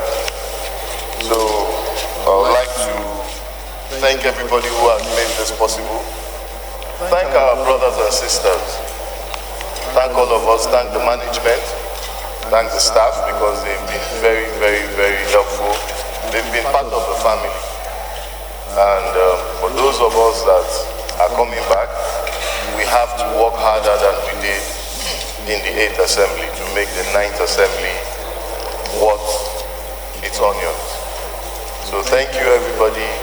The day is fast spent. I think I'll rest my case here. Thank you. Next, Minority Whip.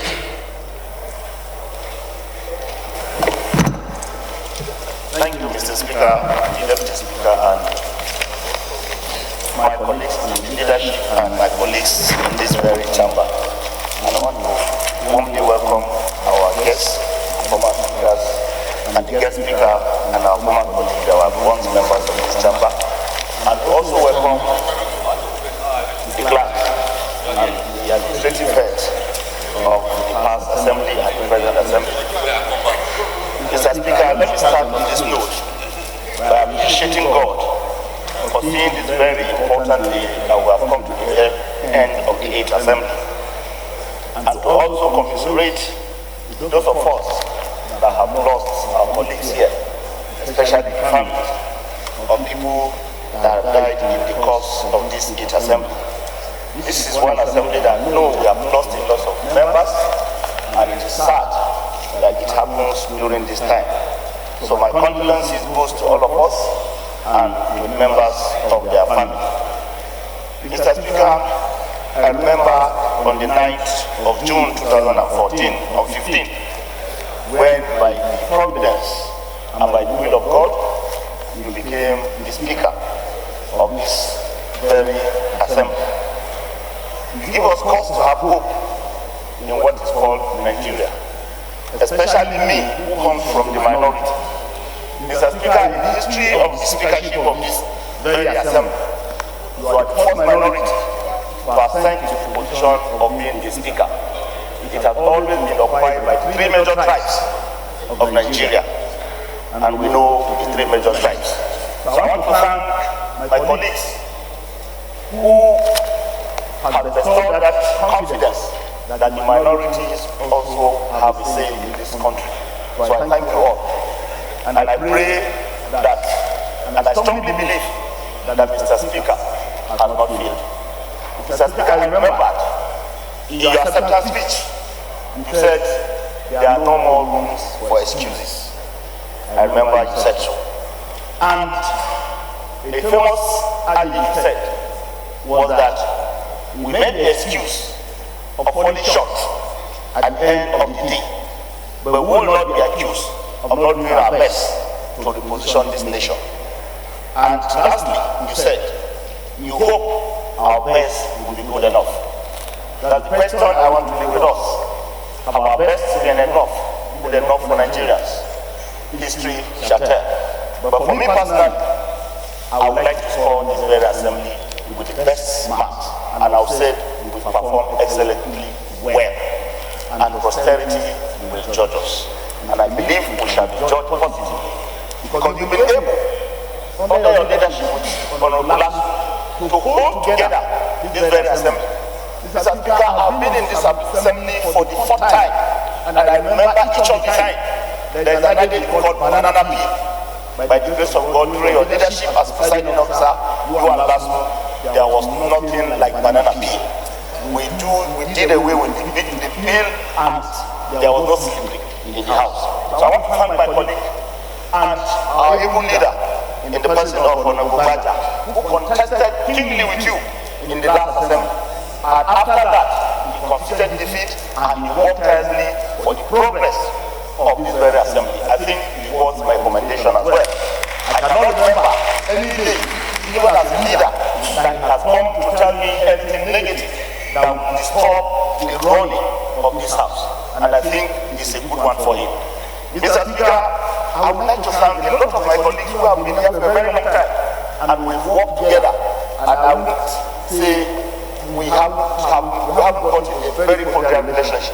We have been friends, and I'm very sure we'll still be friends. Honorable Baja, we came here together, and each time I see him, I said, but I hope you know you are not my leader.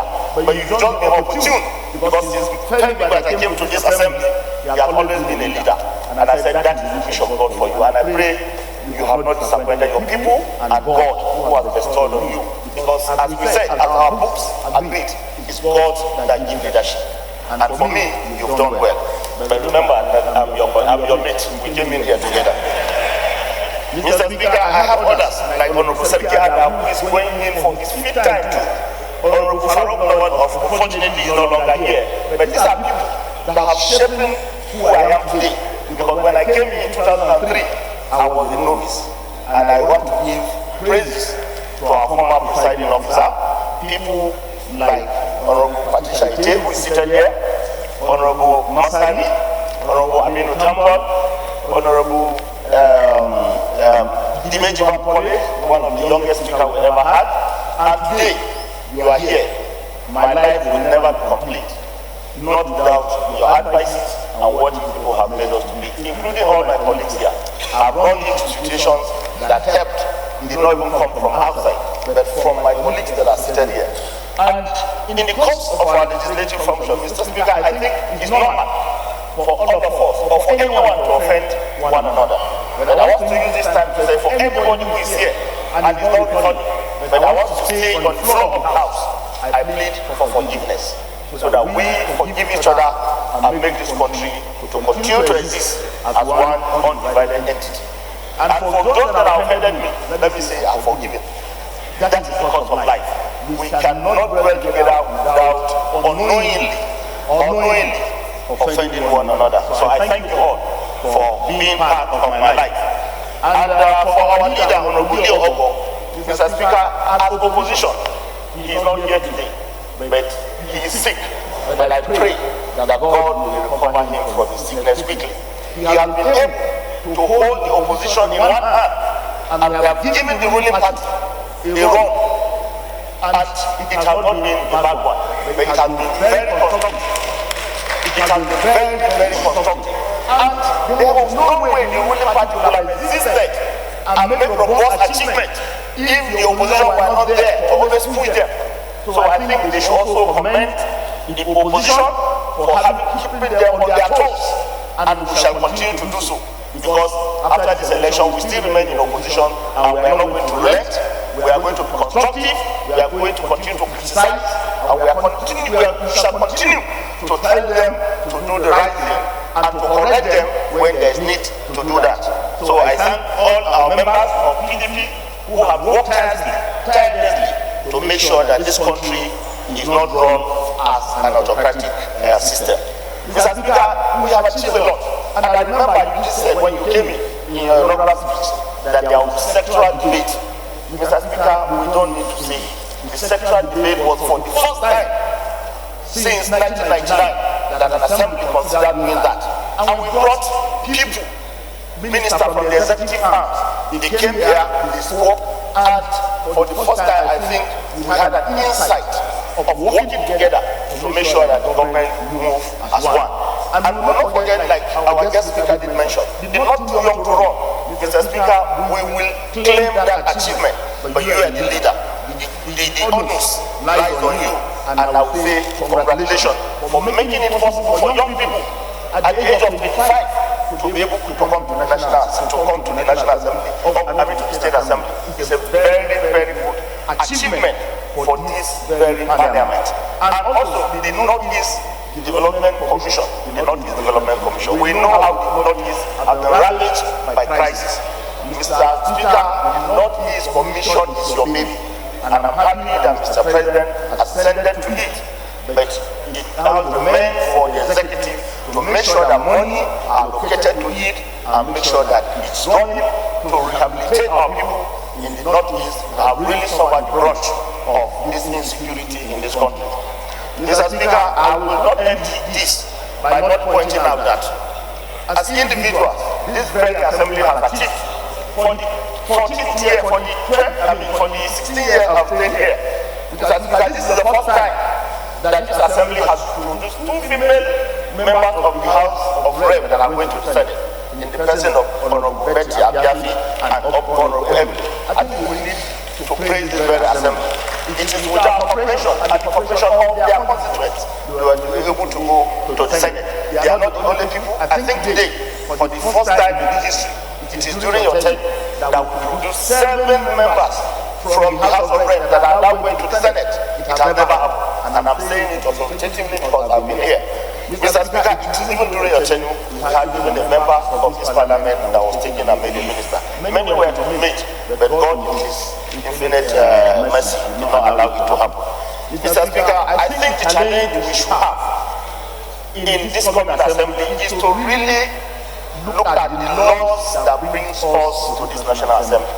And I want to give kudos to the chairperson of INEC, who during our tenure were able to amend the Electoral Act to enable electronic voting to be accepted. It's a very big achievement because we all know most of us today were not able to come, not because we were not popular among our constituents, but because some people are bent on making sure that their interests in terms of who they want must be achieved. Most of us were not able to come back. And for us to be able to amend the Electoral Act and make it corrupt-free, so that members who are wanted by their constituents are able to come and represent them, Mr. Speaker, is the first thing or a big achievement in Parliament that will be made. So the challenge still remains that this National Assembly must work hard, look into our Electoral Act, and look at possible ways of amending them to make sure that people that are brought up by their people are able to represent them in this very chamber. Mr. Speaker, I like to also point out that there are some issues which I am happy today has been brought before by our former Speaker, Honorable Patricia Iti. We must deliberately make laws to ensure that we have more women participation in governance. The way and manner we shall do it, I think incoming assembly has a duty to look at these laws. And number 3, Mr. Speaker, today we've been talking of restructuring, and unfortunately, I think we must do the talk. We must walk the talk. It's not only going to be talk. The present administration promised Nigeria restructuring. Mr. Speaker, honestly speaking, we do not walk the talk. And I'm happy of recent. There is a recommendation by the commission that was set up by Mr. President and the issue of state police and also local government autonomy and local government police came to bear. Mr. Speaker, we know the problems we have today in this country, where the chief security officer of the state will tell you that he has no control over the police commissioner in the state. This is a big lacuna. The National Assembly must look at this with all sense of responsibility to be sure that chief security officers should also have the power to tell the police commissioner what to do. And this brings about the issue of restructuring. We must look at this to make sure that we make prosecution or arrest easy. And this brings me to the issue of the amendment of the Criminal Justice Act. Mr. Speaker, how is it possible today? A lot of people are languishing in different cells, in different detention centers. Why? Because there are no judges or lawyers to defend them. When the police officer who is mandated to arrest is the one to prosecute again. Mr. Speaker, I find it very funny and it's very ridiculous that after I arrest you, the aim of your arrest is for you to be prosecuted. And I'm not prosecuting you again. So how can I go to court and say I arrested you wrongly? So this amendment needs to be done to make sure that the judiciary has the sole power of prosecution, why the police should limit itself to the arrest of criminals. Mr. Speaker, I will not end this speech. I have a lot of things to say because the issue of additional constituencies is here. The last time in our present democracy that the constitutions were delineated is over 10 years. And once the national population census is taken, the next thing is for the delineation of constituency. Mr. Speaker, the current assembly must work assiduously to make sure that state assembly are created and houses of rep assembly seats are created. Because some of us, honestly, we are shortchanged. Where you find a member representing 5 local governments, and in some states, a member is representing just maybe 2 local governments, or a member having a population of 500,000, and there is a member here that has a population of only 100,000. Mr. Speaker, we must look at this to create equity, to make sure that everyone is adequately represented. Mr. Speaker, I will not end this without the prayer for my colleague, and my prayer for those that are not coming back and for those that are coming back. I will take it from the book of Philippians 4:13. And I said, I pray for you today that you receive grace to do the impossibles in your life. What men think you cannot do, the grace of God will give you the strength to achieve it. In Jesus' name. Thank you, Mr. Speaker. Thank you. We'll now move to the Deputy Chief Whip.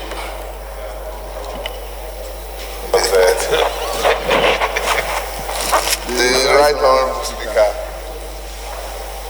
since after this speech I will take my well-deserved bow, let me for the last time introduce myself again. I'm Pali Iriasi, representing Onwa Federal Constituency. Mr. Speaker, the Deputy Speaker, our presiding officers for now, my colleagues in the leadership, honorable colleagues of the 8th House of Reps, the former leaders of the management of this House of Representatives and indeed the National Assembly, thank you for making out time to be here to solidarize with us. The Clerk, House of Representatives and your management group, I want to thank you from the bottom of my heart. Because without you, like has already been alluded to, all the wonderful achievement that has been talked about so far would never have happened. I consider it my privilege, honorable colleagues, to have served under Speaker Yakubu Dogara. He showed, just like it has always been said, that the wisdom of Solomon had nothing to do with the age of Methuselah. He brought courage, wisdom, the spirit of forgiveness, and ability to bring innovation into the legislative business. And I dare say Nigeria is better for it today. I was in the 7th Assembly. We tried our best to pass amendments to the 1999 Constitution. But all our effort was thwarted because we could not obtain presidential assent. It is to the credit of Mr. Speaker, the Deputy Speaker who served as co-chairman of the Constitution Amendment Committee, who brought innovation that took the areas that needed amendment right by right. And bills. These bills were now separately dealt with. And that was why we were able to get presidential assent to quite a number of those amendment bills. Today, state legislatures have been freed from the stranglehold of the executive. That is a major step that Nigerians should salute the 8th Assembly for. Again, we tried the same method with the Petroleum Industry Act, the bill, and it was broken into segments for easy passage and eventual assent. Though we have met with qualified sources in that regard, I have no doubt that the work of the 9th Assembly in this regard has been made easier. Mr. Speaker, I want Nigerians to also hear it from me because it devolved on my office to lead the Nigerian parliamentary delegation to the ACP-EU Joint Parliamentary Assembly. When people talk about patriotism, they do not look at the whole gamut of the job or the assignments that are carried out at the legislature. Everyone knows that the EU has a separate parliament and they control the Commission. And the EU does not deal in bilateral funding. So the European Development Fund that Nigeria has been able to attract under your leadership, Mr. Speaker, is simply a result or a flow from the patriotic zeal with which you urge us to go out there to fight for the interest of Nigeria. From COP21 in France, the huge sum that was attracted, many would not know because it's only when the executive says we have had meetings with them that you think money was brought in. And the contribution of the EU to the Northeast Fund and a host of other things that they have been doing, both in water and other areas. Mr. Speaker, not many would know that it was what you did through your delegation to the ACP-EU Joint Parliamentary Assembly that achieved this for us. And this committee operated at a time that it was very difficult. EU did not like what Nigeria was doing because they felt at the time that Nigeria had decided, even by our own resolution here, not to sign the economic partnership agreement, which they were quite passionate about. But because of your support and your intellectual input into what we were doing out there, today Nigeria has been able to change the narrative in the ACP-EU Parliamentary Assembly to tell us what those who signed papers have achieved in order to convince Nigeria, rather than put pressure on Nigeria and say you are the reason West Africa has not signed papers. Mr. Speaker, this is perhaps one major aspect that I will recommend to the incoming leadership of the Ninth Assembly. You need to look at those who served with me on this delegation and ensure that at least 1 or 2 persons, if they are still coming back, find their way into that list. Just that because as we are here and we pride ourselves in ranking, over there too, experience counts. If you do not know what was in the offing before you came, you cannot just dabble and you will speak out of turn and your country will be allowed to scorn. So, Mr. Speaker, I thank you very much for being there for Nigeria. Irrespective of what anybody thinks, you have shown exemplary courage. You have shown the spirit of patriotism which has taken Nigeria higher than where it was before you became Speaker. Mr. Speaker, I want to thank the God that I serve, God Almighty. I want to urge that for those who are coming back,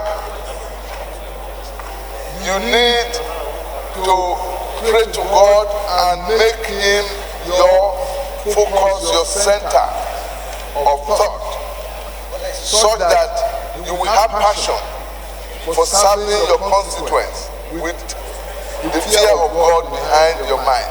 When you do that, this country will be the better for it. Thank you, Mr. Speaker. Thank you, everyone. Okay, thank you, Deputy Whip. Move to Deputy House Leader.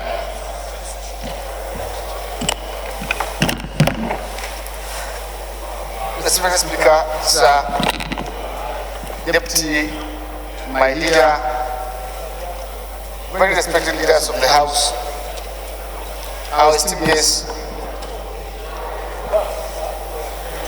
I want to say, first of all, thank you to God Almighty for this opportunity given to us to be in National Assembly and to be among the living and healthy. My condolence to our brothers and widows during the period of our stay here in the past 4 years. This is the year that we have the highest record of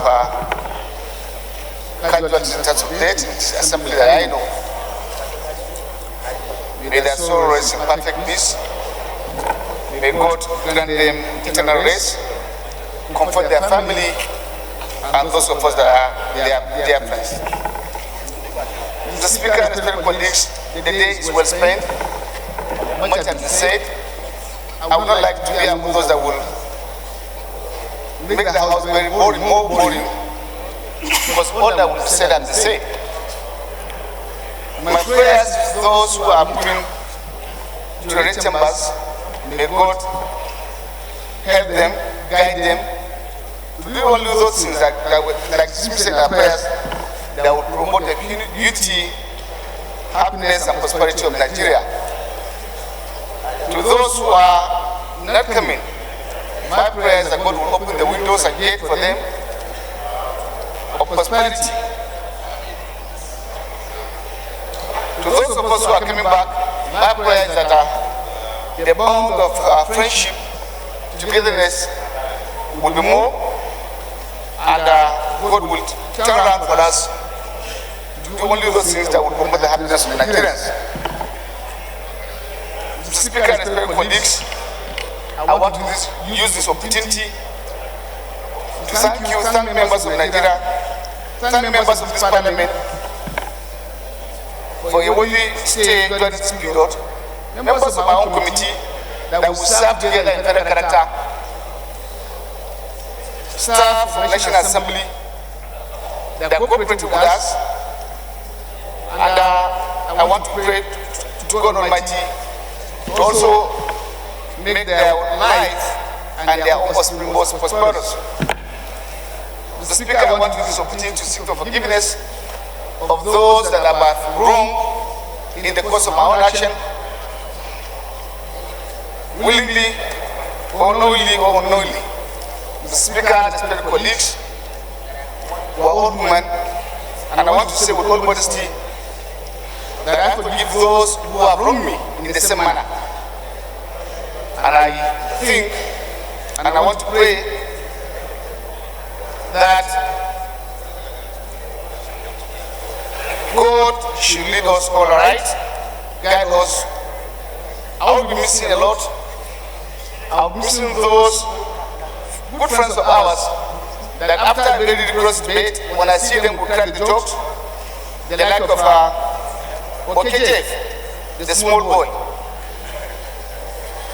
the several colleagues, I would be better careful their careful reaction. I would see a lot from our colleagues. My brother, Monopajok, yes, he's not the one of Parliament that will work together only. I believe I'm a proud Nigerian that God has given the opportunity, and all of us should be proud that in every constituency we have one friend or the other they can lean on. This is a very, very rare opportunity. I do not count my representation here against the constituency, but my opportunity given to us by God, and leadership comes from God. May He make our life better, strengthen our relationship, and guide us. I thank you very much, sir. These are my submissions. Thank you, Deputy Leader. Next is the Chief Whip. Yes, I think I don't have to speak long. Well, Mr. Speaker, honorable colleagues, my name is Honorable Alhassan Ado Dogwa, member representing Dogwa to Dumada Federal Constituency. Mr. Speaker, I am from the inconclusive state of Kano State. Mr. Speaker, without prejudice to previous speakers, Mr. Speaker, without undermining the tribute paid by previous speakers in the course of their presentations, I would like to say very clearly that my overall black dress, my overall black attire today, Mr. Speaker, was not coincidental. I deliberately decided to dress in black because I have also decided to dedicate my 3 minutes of this session to our fallen heroes. Mr. Speaker, like I said, so many other members did in their own way.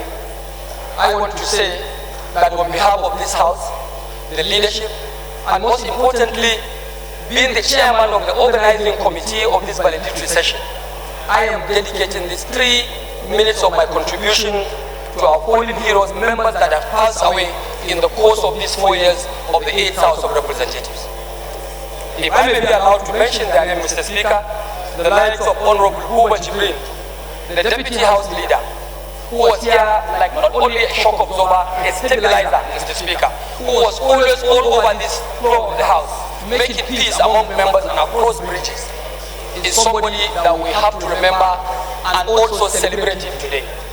Members like Honorable Temi Tope Sugar, this is one member that even lost his life in the election front, because the election in Nigeria this time around has now become like a war, a battleground. Tomi Tope Sugar lost his life in the course of service to this our great nation. Honorable Mrs. Olufunke Adedoyin, MNI from Kwara State, lost her life in active service to this institution and in active service to the Federal Republic of Nigeria. The likes of Honorable Mohammed Anthony from Kebbi State, Honorable Abayomi Ayola, Honorable Sani Bello Mashi from Katsina State, Honorable Musa Owana from Nasarawa State, Honorable Sheikh Umar Abubakar from Katsina State, to mention just a few of them. Mr. Speaker, I want to believe that while we are drawing the curtain today for this 8th House of Representatives, these gentlemen, these honorable members cannot be here with us anymore. They have passed away in the service to humanity, in the service to our great nation Nigeria, in service to their constituents. Mr. Speaker, I feel we owe it a duty and a responsibility to celebrate them as well, to remember them, and for their family, we also console them and continue to provide some sense of comfort for their own work that they have left behind.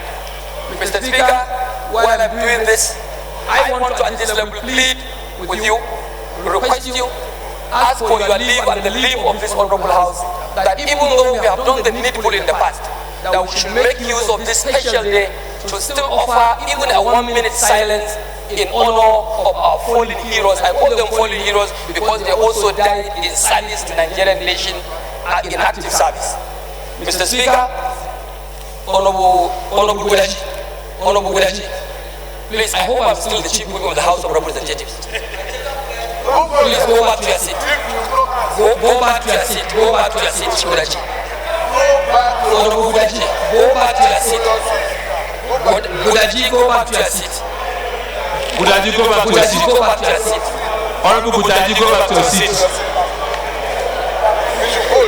Gudaji, Jigawa State, go back to your seat. Mr. Speaker, let Gudaji and let him find his way. Mr. Speaker, thank you. Mr. Speaker, thank you for that intervention. And I also thank God Mr. Gudaji, Honorable Gudaji has already withdrawn from the speakership race. So that we will not have the kind of speaker I wanted to take. Mr. Speaker, like I was saying, Mr. Speaker, I want to pray for your leave and the leave of the House that we find an appropriate time in the course of this validity session to offer another 1-minute silence in honor of these our fallen heroes. Mr. Speaker, while I'm done with that, I would want to use this opportunity to thank Allah subhanahu wa ta'ala for sparing our lives to have witnessed this very important and historic day of our valedictory session of the 8th House of Representatives. Mr. Speaker, at this juncture, I would have, with all sense of responsibility, would have to thank you. I have to personally thank you for the opportunity you have given to me as Chief Whip of the 8th House of Representatives and also as member of these great chambers in various responsibilities and assignments you have assigned to me in the course of this session. Mr. Speaker, I cannot forget the duty I held as chairman of the House Committee, Ad hoc Committee on Petroleum Deregulation of the downstream sector, an opportunity I had to interact and engage with the labor unions to see to the end of the crisis that was almost consuming the nation about the hike in the prices of petroleum products. Mr. Speaker, I also want to be thankful to you and this House for the additional opportunity you gave me to serve as chairman of the House Committee on PIB at the time. And at the later time, Mr. Speaker, I was also, by the grace of this position I've gotten from this House, I also chaired the joint National Assembly Committee on the Petroleum Industry Bill, where I chaired the 2 committees of the Senate and the House of Representatives. Mr. Speaker, that has offered me a great deal of experience, a great deal of opportunity, where I have acted on behalf of this institution we call the National Assembly. It has given me a lot of experience, a lot of contacts, outreach to so many sectors of Nigerian economy to see to the evolvement, to the evolution of what we call a reform process of our petroleum and gas sector, petroleum and gas industry sector in Nigeria. Here today, I stand proud to say that even though we have taken them in sectors, the PIB has been we have split it, but at least I can rise here to be proud that part of the components of the bill, which is the Petroleum Industry Governance Bill, was passed by the National Assembly, transmitted with the assent of Mr. President.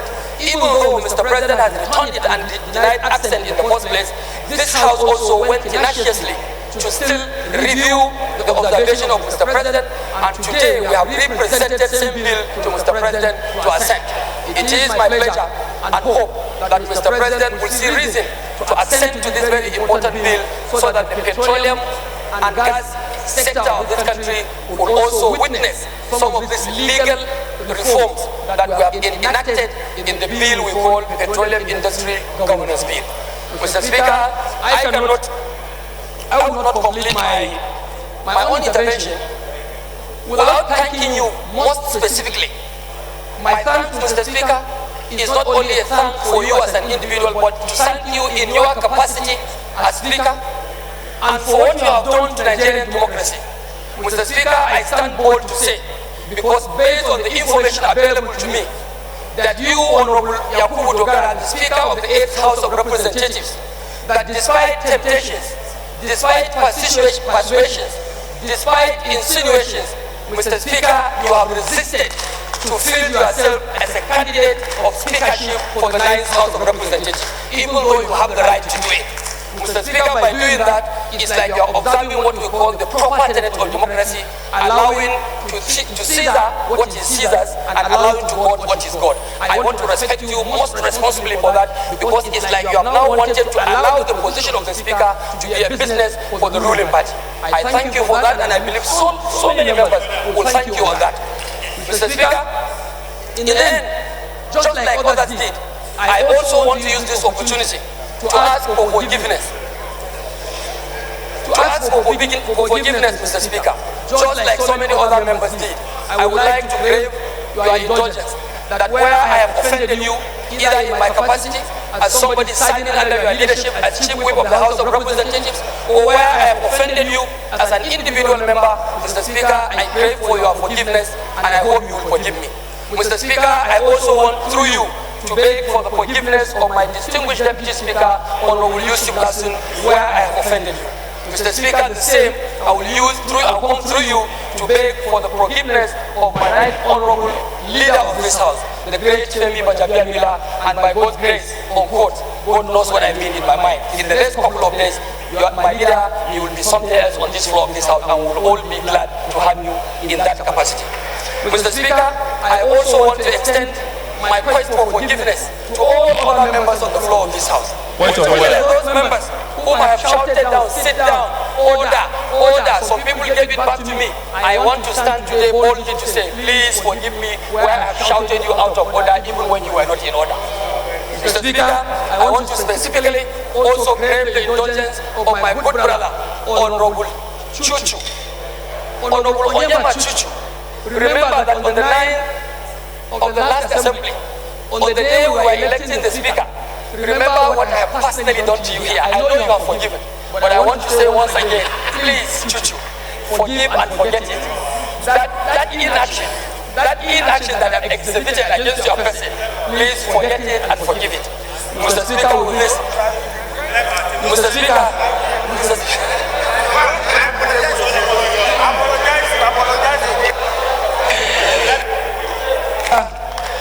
Mr. Speaker,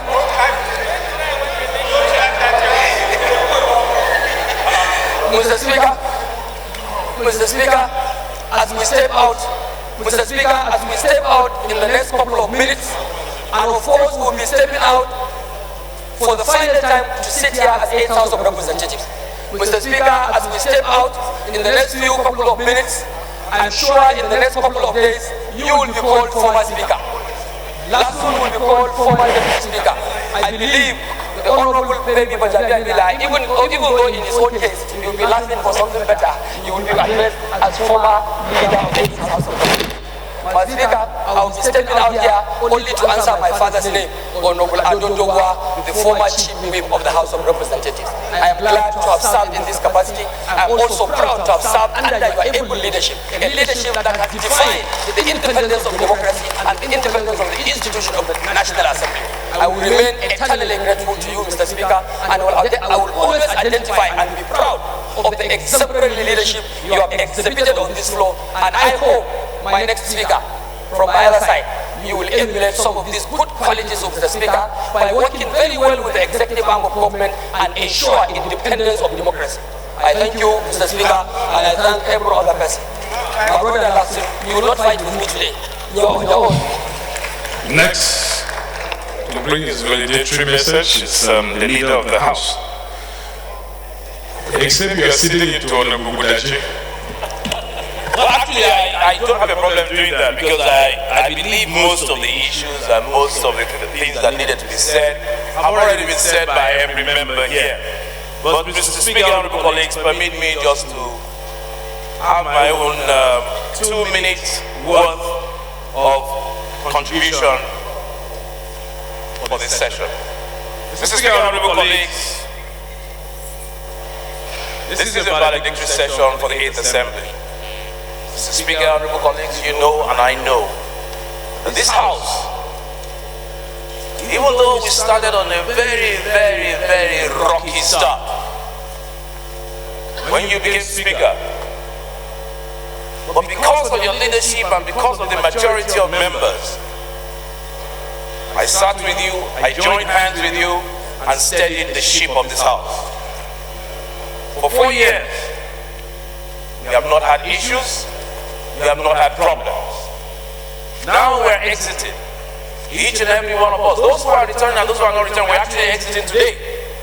There's going to be an interregnum, there's going to be a break between now and Tuesday, when there will, everybody here will be a former member. We will all be exited. For those who may not be coming back to the Ninth Assembly, we're going to miss a lot of you. Honorable Nena Okeji, her brilliance, her articulation will be greatly missed. Several of us, Honorable Shekara was here, a passionate legislator. I personally will miss him. We have several people, Madaki the fighter. Madaki the fighter will be missed greatly. Yes, Honorable IBB, I know you are behind me. There is no gainsay that we're going to miss your presence in this house. Honorable Speaker, honorable colleagues, we have people like Sharif. We have people like Honorable Iriase, and several other members that will be missed. I know one of the earlier speakers also tried to drag Honorable Namdas into those who are not coming back. And he quickly protested. He is going to be with us, and we thank God that we are going to continue with his contributions on the floor of the House. Mr. Speaker, on the other side of the aisle, there are several members who will not be here as well. Their contributions will be missed. Their presence, their camaraderie will be missed. But I must say that for those who are coming back, particularly on the other side, Honorable Leo Ogo, my sparring partner for years. When I was in the minority, he was here. We were at loggerheads and at each other's throats. But between him and I, we had a personal relationship that words cannot even describe. Honorable Leo is not seated here today, but I know he is well and alive. I spoke with him about 3-4 days ago, and I was amazed when I spoke with him, Mr. Speaker. His voice did not break for a second. He is getting so much better. And I'll make a political speech. It will be in the interest of the minority. It will be in the interest of the House, our collective interest, that it comes back whole to take that position where he has exhibited such dexterity as the leader of the opposition. Mr. Speaker, honorable colleagues, I have made such great acquaintances here with many members. The Deputy Speaker is not coming back. I will miss him a great deal. He has been my neighbor for 4 years, sitting in close proximity to me. What amazed me about him was how he stepped into the office of the Deputy Speaker effortlessly. Prior to that, Honorable Lasso Yusuf used to sit right there. I remember that seat very well. A quiet young legislator. I used to drag him left, drag him right. I was his leader. We would have meetings, caucus meetings. Whatever I told him, he would do. If I said jump, he would ask me how high. But then that was yesteryears. Today, if Lasso should ask me, well, perhaps up until I jump this house, in the next maybe 20 minutes. If Lasso should ask me jump, I will ask him how high. That is how the tables have turned. But he has done so well in this seat. He has walked into the power of the Deputy Speaker. And I commend him for how he has enriched the legislative arm of government.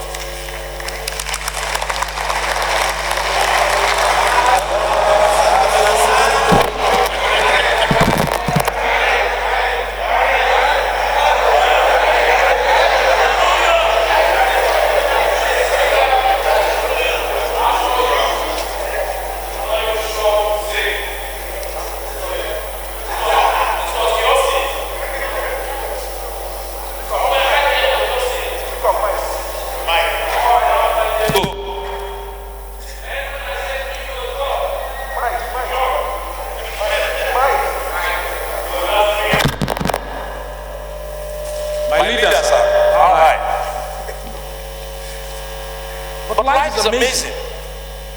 We went into an election together 4 years ago. You were an underdog. I was the party's candidate. You came from behind. You fought a good fight. You ran a good race. And you became the Speaker of the House.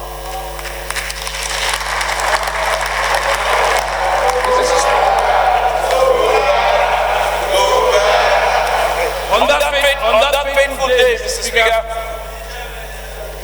we were all seated here. And God gave me the grace to walk up to you right in front of the whole world and raise your hand as my Speaker. 4 years thereafter, I never looked back. And I commend you for your leadership. I commend you for what you have been able to do. I commend you that together we have been able to stabilize this house. May your shadow never grow less. To my colleagues, I say thank you. I say thank you and I say thank you. We have come to the end of another phase of our legislative years. We are about to start another one. My prayer and my hope is that whosoever God has destined or willed to take the authority of the gavel will take the 9th Assembly and make it even a better assembly than the 8th Assembly. Because it is our prayer that every successive assembly should be better than the previous one. There's much work to do, and there's very little time to do it.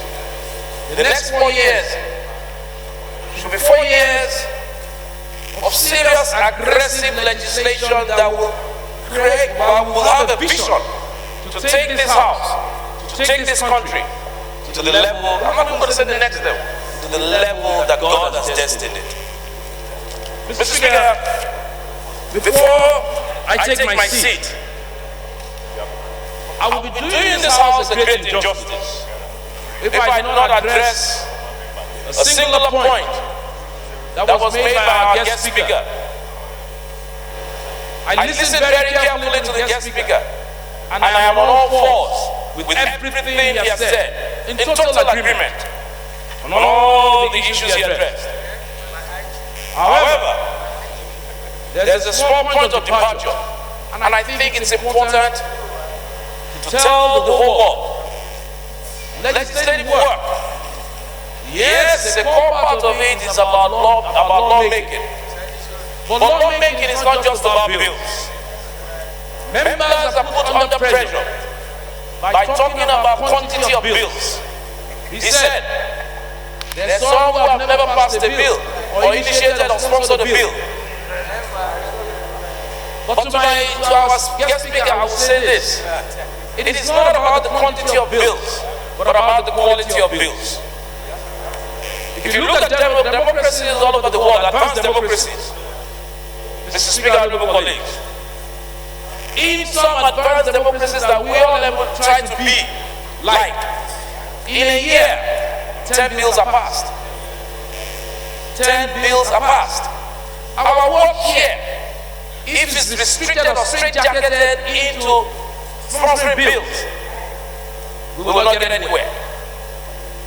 There's no point churning out thousands of bills that have no quality or impact on people's lives. This is not a bill factory. This is a law-making institution. And that includes oversight. It includes so many things. I have been to conferences all over the world. And the work that legislators do, I can say without fear of favor to my guest speaker, there are members in this house that have not sponsored any bill, but have contributed more in enriching our democracy and legislative institution than those of us who have sponsored bills. It is important to make that point, so that those who are coming in the 9th Assembly will be the shackles and the pressures of sponsoring bills will be removed. It's good to sponsor bills. Some bills are passed only by the contribution of people who are not even co-sponsors. Some bills are passed or negative, they are not good bills, only by the contribution and debates of people who were not even part of the bill. And I think it's important we go away with this. We have had issues here on the floor of the House, and I don't mean to rain on our parade on this day.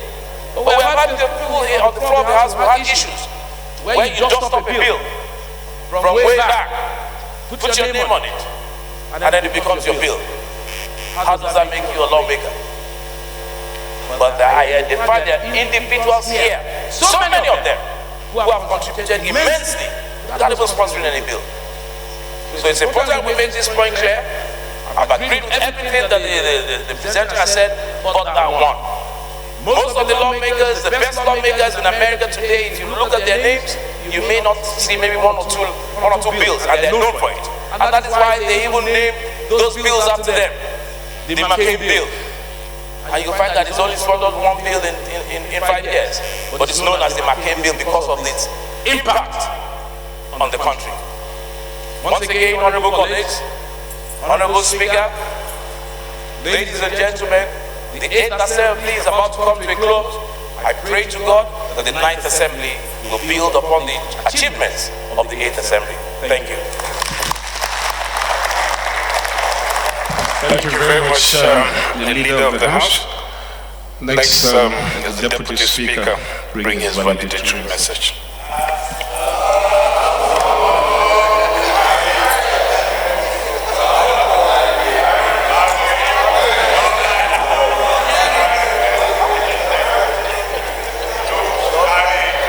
Thank you, Right Honorable Speaker.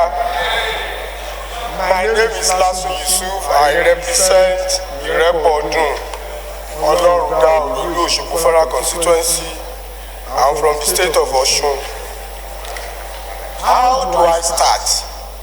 Having listened to the leader of the House and so many other honorable colleagues who have spoken so well when endowed with vast experience in legislative matters.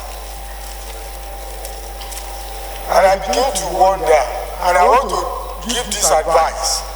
One of the most difficult responsibilities to have in life is to be deputy to someone. You are always in a very difficult situation. I can't stand up to begin to review what we did in the Assembly. That job belongs to the Speaker. I can't begin to repeat what other colleagues have said.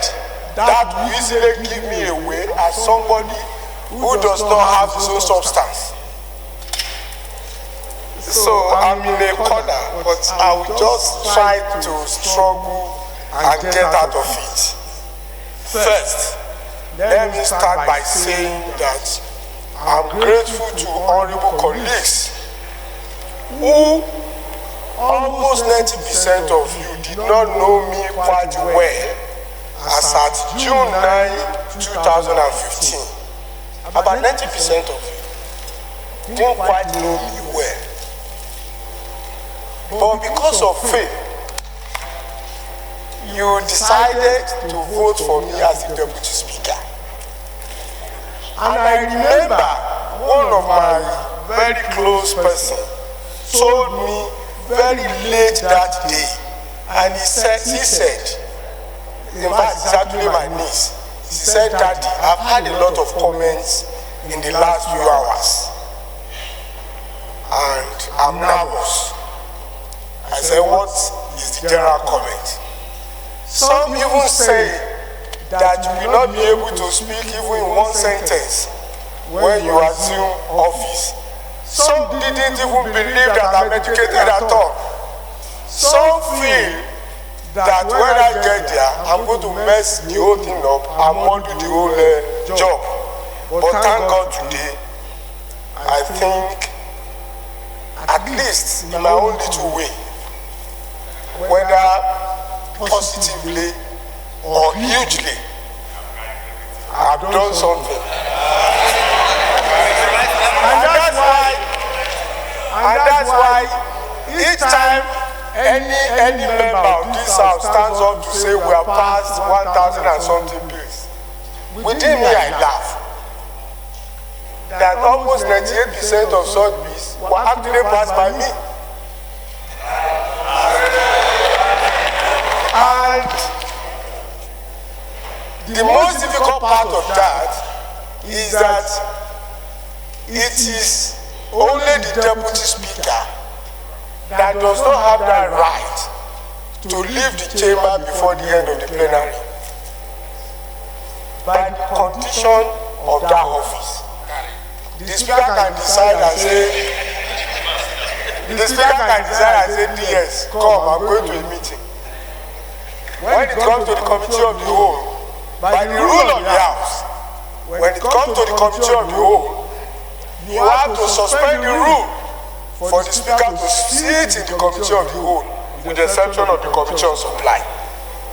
But you don't need to suspend the rule of the house for the deputy speaker to either preside at the plenary or the committee of the whole. It only takes the absence of the speaker in the chamber.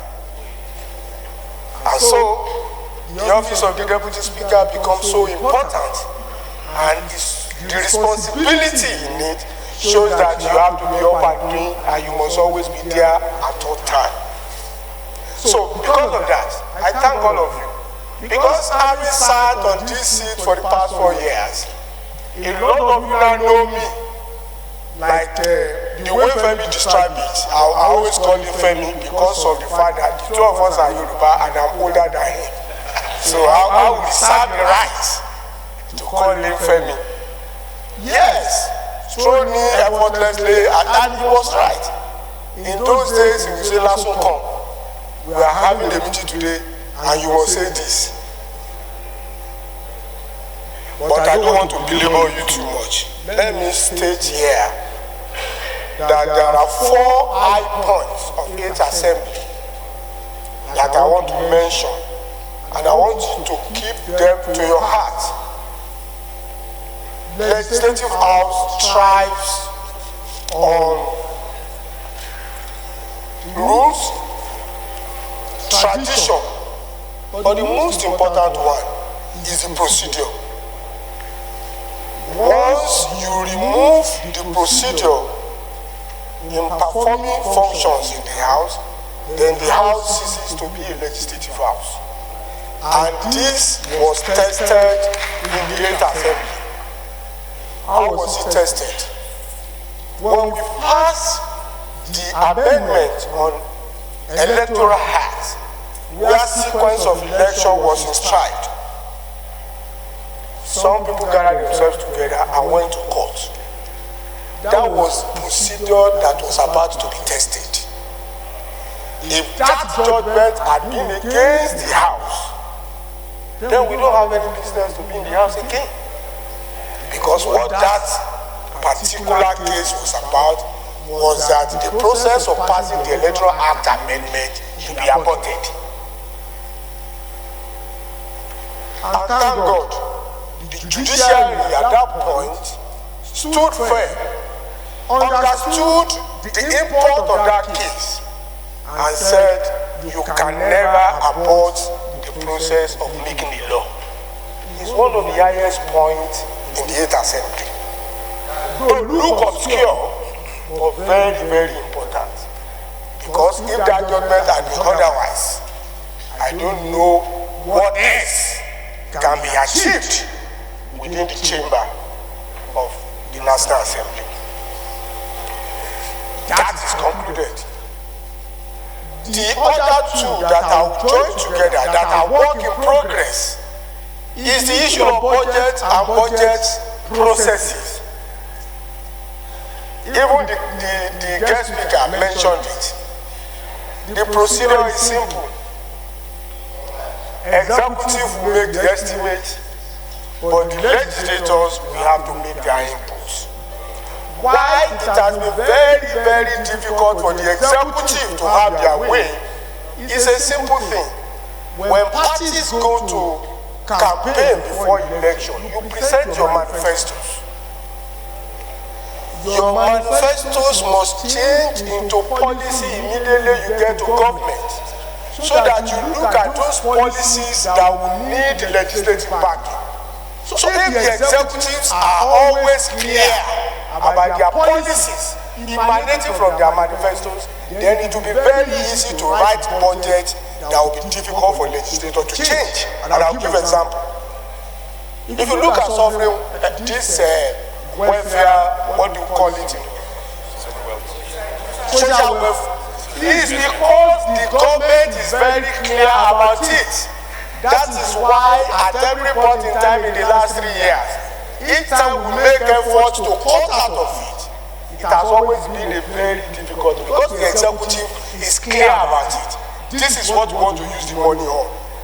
And we can see whether it is totally used on it or not. It is clear that it is attached to a clear policy. And so other aspects of our human endeavor must be identified in that manner, attached to policy, so that it becomes a little bit difficult or even tricky for legislator to begin to amend. So that is about one of the highest points we discussed. Somebody mentioned budget party, budget this and budget that.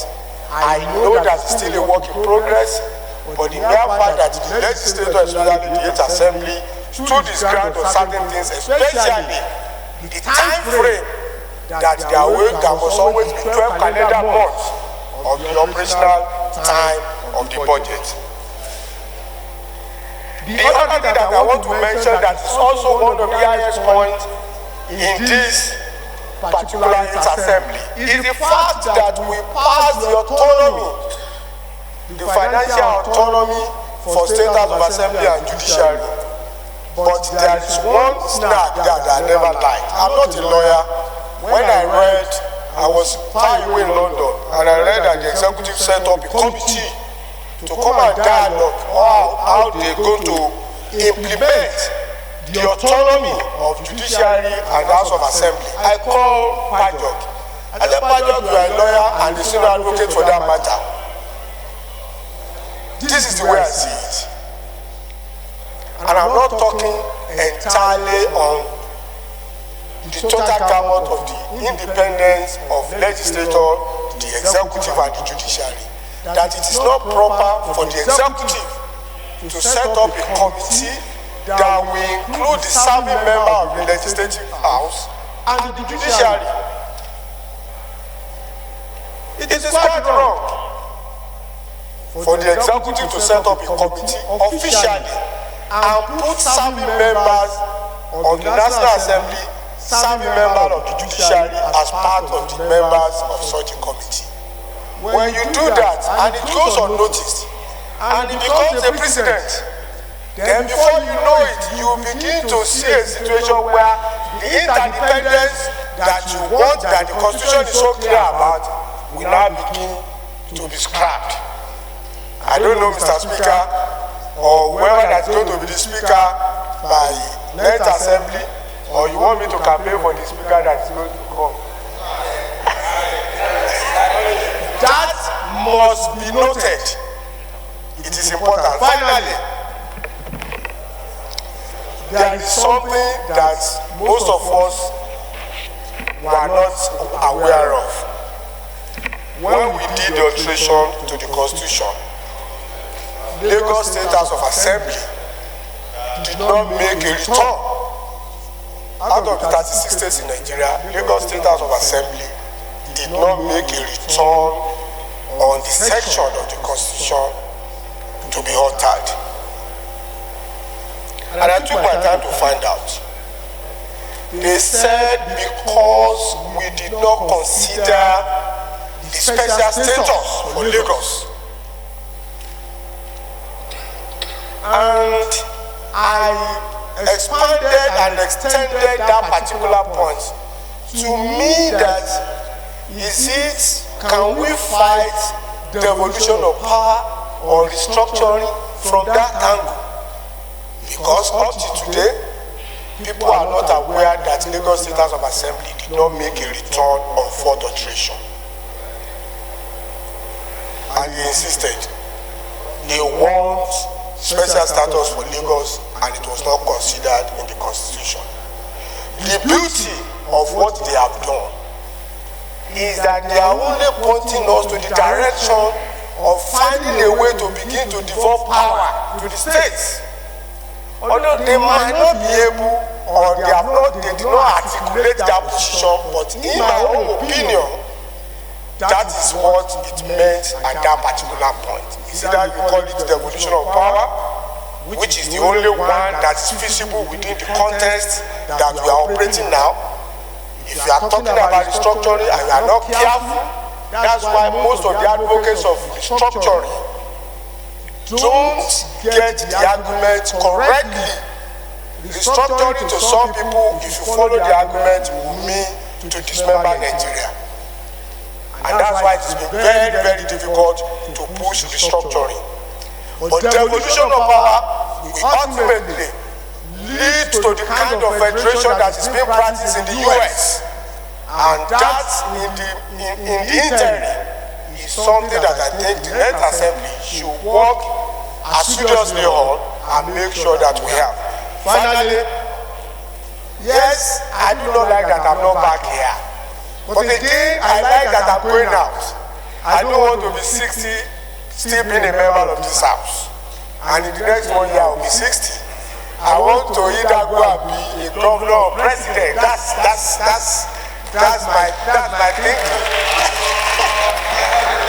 Once again, I'm very grateful and thankful to my honorable colleagues who, like I said, as far back as 2015, I was not quite well known to all of you. But today, at least, even if it's just one sentence, almost all of you can say something about me. Thank you for making my life worthwhile. Thank you for putting what they call eyes on the cake on my politics. I started politics in 1982 when I was a 200 level student in the university.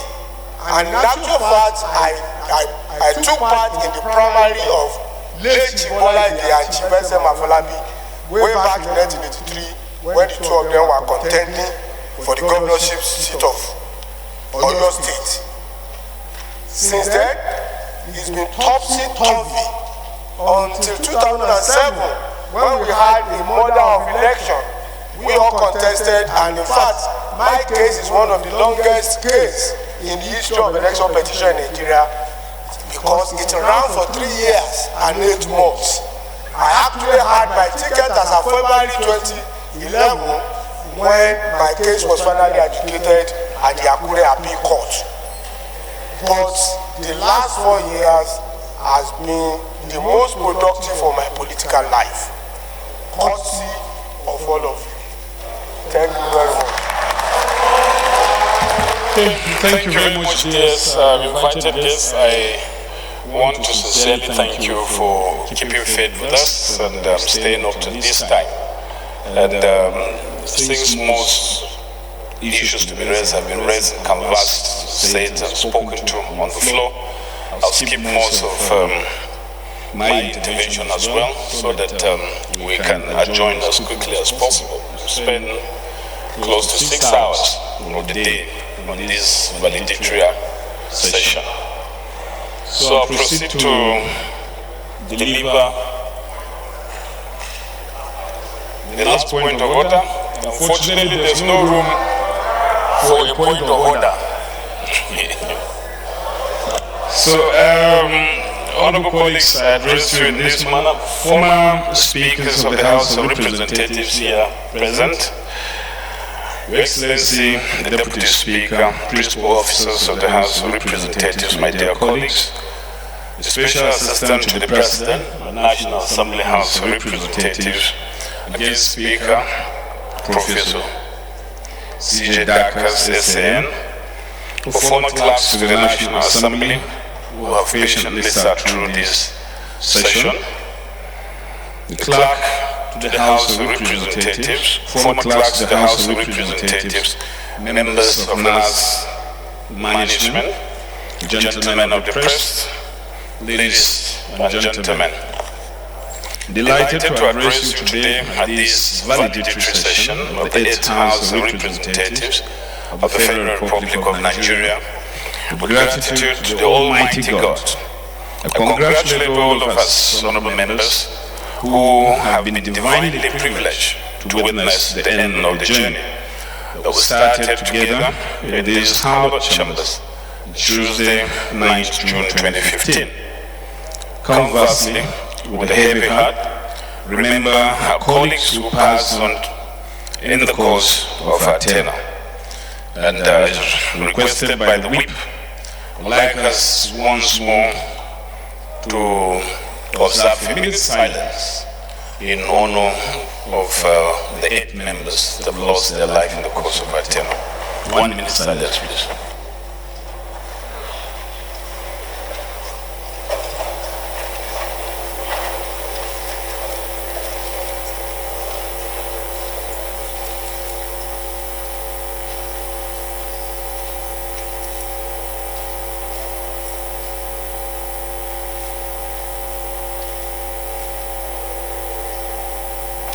And may their gentle souls rest in perfect peace.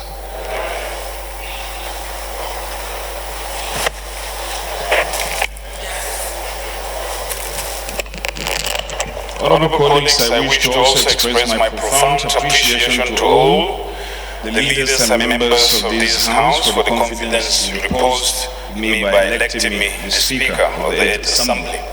Thank you deeply for the wholehearted cooperation the leadership enjoyed from you throughout these 4 unbroken years. This wonderful cooperation, no doubt, enabled us to have a very stable and peaceful 8th House of Representatives and to set records that have no parallels in our history of lawmaking as a nation.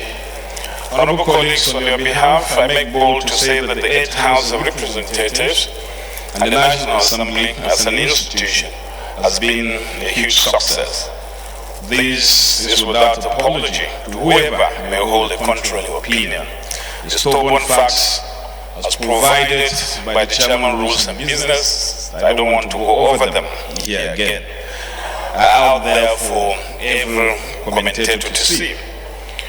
We took off amidst headwinds and turbulence, but on stabilizing, we have witnessed book throwers and table climbers transform into solid leaders. We have seen mess grabbers restored until they surrendered to the dictates of the rule of law, true friendship and brotherhood. We witnessed the transformation of those who struggled to move their emotions to eloquent debaters, and to crown it all, those who at inception did not understand themselves working together, in spite of whatever differences, for the national good. This is the spirit that defines us as legislatures, the institute of the legislature, and I'm happy we embrace it fully. As we take the final bow on the 9th of June, I take pride in our corporate accomplishment in these 4 epochal years in the governance annals of our country. With our collective efforts and commitment, we have deepened and grown democracy with the passage of a total of 382 bills, 76 of which have been assented to by the President. We surpassed the record of the Houses of Representatives that preceded us. Ironically, the 8th National Assembly also holds a record as the most persecuted and harassed parliament ever in Nigeria's history. Some of our members bear the scars of reckless deployment of institutional prerogatives. We witnessed sieges and invasion by state operatives. Some members suffered witch hunts, house arrests, and false accusations. We are also witnesses to barrage of uncharitable criticisms and assessment bandied on a daily basis in the media by hired mercenaries who masquerade as analysts. Most of these analysts are ignorant of the fact that the parliament was not designed to be an altar of praise for the executive, but a co-equal branch to serve as a check on executive power. The job of parliaments all over the world is to escalate constructive conflict It is our job to search for the truth, and without the clash and compromise of ideas, the truth can never be found. Everything loses its meaning in the absence of the truth. Anyone who sees disagreement or conflict as inherently bad has no business leading a democracy, because we are not likely to ever see any healthy democracy that is not productively noisy. This House, and indeed the legislature, must always engage in debates about both pleasant and unpleasant issues if we must continue to do the work of democracy. Progress ceases the very day we cease to disagree. Every invention, every innovation has always come from someone who disagreed with the status quo. That is why the Athenian lawmaker, Solon, undoubtedly one of those who cradle democracy as we now know, once decreed a crime for citizens to shrink from controversy. No parliament anywhere can win a popularity contest, and parliaments are not meant to receive praise. Any parliament that receives praise, especially from the executive, must be an assemblage of enablers who have abandoned fidelity to their oath of office. To the chagrin of some, I'm happy that this assembly, just like others before it, did not allow partisanship to erode our system of checks and balances. My fulfillment as leader in this assembly stems from the fact that, bolstered by the spirit of patriotism and nationalism, we were able to sustain the legacies of previous parliaments by ensuring that this great institution was not compromised or exploited. We may not have achieved our legislative agenda 100%, but I have no doubt that posterity and history will acknowledge that in the 8th House of Representatives we did our best, given the circumstances and the very toxic environment under which we operated. Honorable colleagues, as we draw the curtains on the 8th Assembly today, I am as concerned about the future of our dear country as I was the very day I delivered my inaugural address almost 4 years ago.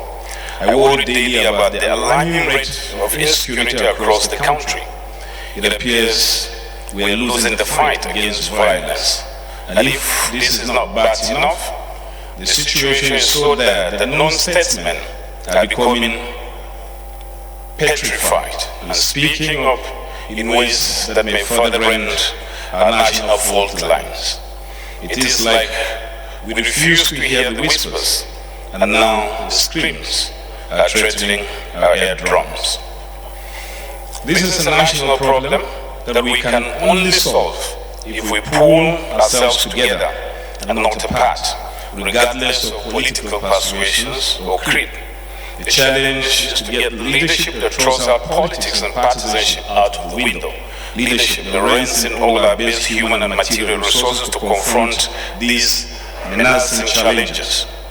Yet instead of uniting to confront this very danger, all one hears are summons of divisiveness and permutations for 2023 elections. I wonder daily if this is not how the bottom looks like.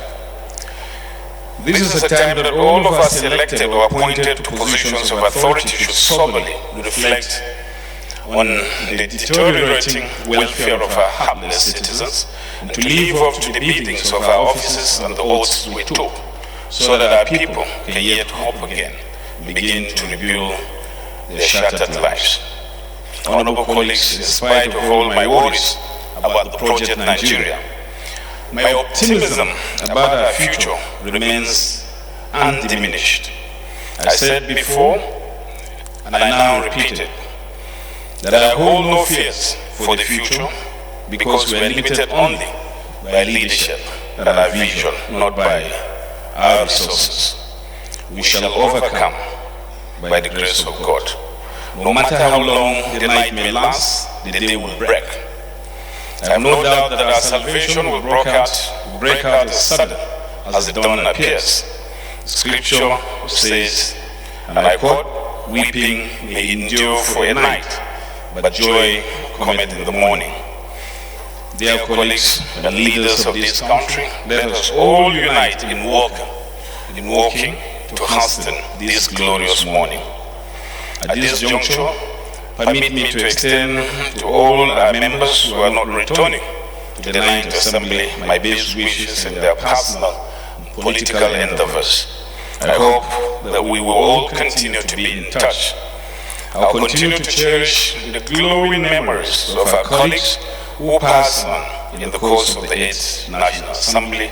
May their souls continue to rest in eternal peace. Let me acknowledge the fact that I, and perhaps many of us, may have made one mistake or another, or caused offense among ourselves these 4 years. This is expected, since we are human, and none of us is perfect. Perfection is only the attribute of divinity, and none of us is divine. May I therefore implore everyone that I may have wronged to forgive such wrongs. On my part, I hold no grudges against anyone, and I plead with everyone here to forgive his brothers and sisters. Let us all live here today without any resentment or bitterness in our hearts. In closing, I want to charge the members-elect of the 9th Assembly to be determined to raise the bar of the records of the 8th National Assembly. One sore point that is the most secure in our democracy is the issue of flout elections. We must ensure the conclusion of the ongoing legislative processes on electoral reforms in a way that will make electoral fraud near impossible. If we are to enjoy true democracy, this has to be done. We may have done much, honorable colleagues, but the work of democracy still remains undone. I thank you all most immensely once again for your cherished cooperation and understanding with me and the leadership of the House throughout our tenure. I also want to use this opportunity to thank members of the fourth estate of the RIM, the media, civil societies, labor unions, and indeed all Nigerians for their support in these 4 years, and all the invited guests for adding color to this occasion. Permit me to also thank the clerk to the House of Representatives and all chamber staff. You are indeed our everyday living heroes. Let me also thank the guest of honor, Professor C.J. Darkus, who abandoned everything when he was first intimated of the fact that we want him to serve as the guest of honor on this occasion, to be here with us and to give us a very sound perspective from the point of view of the academia. We're thankful, and we wish you joining us when you set out from Abuja. I also want to thank the amazing club of leaders of the 8th National Assembly. Unfortunately, time will not permit me to individually acknowledge their role and to thank them personally. I can say of them that from colleagues, we have now translated into brothers, and we're one family. From the Deputy Speaker to the Leader of the House, to the Whip, Deputy Leader, to the Deputy Whip, and then the Minority Leadership, Minority Leader, Minority Whip, Deputy Minority Leader, and Deputy Minority Whip. You have all touched me in special ways, and I must say that you have a special place in my heart. Only God will reward your labor of love. I also want to thank our honorable colleagues. Even though we are drawing the curtains on the 8th House today, this is not the end of the journey. The journey has just begun. And I believe from the bottom of my heart that when one door closes, another one opens, especially for our members who are not returning. This may not be the end. This is the beginning.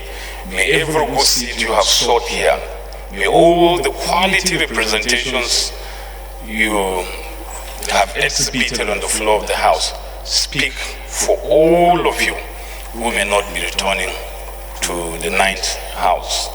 And we sincerely believe that you'll find accommodation wherever your next call of duty takes you to. So for us, some of us who are coming back, like I said, we have done much, but the work of democracy still remains undone. So much waiting for us to accomplish, and I believe that God is with us, God is with this nation. We will not diminish, and we will continue to work hard until we enter into that glorious morning. God bless you all, and may God bless the Federal Republic of Nigeria. Thank you. God bless.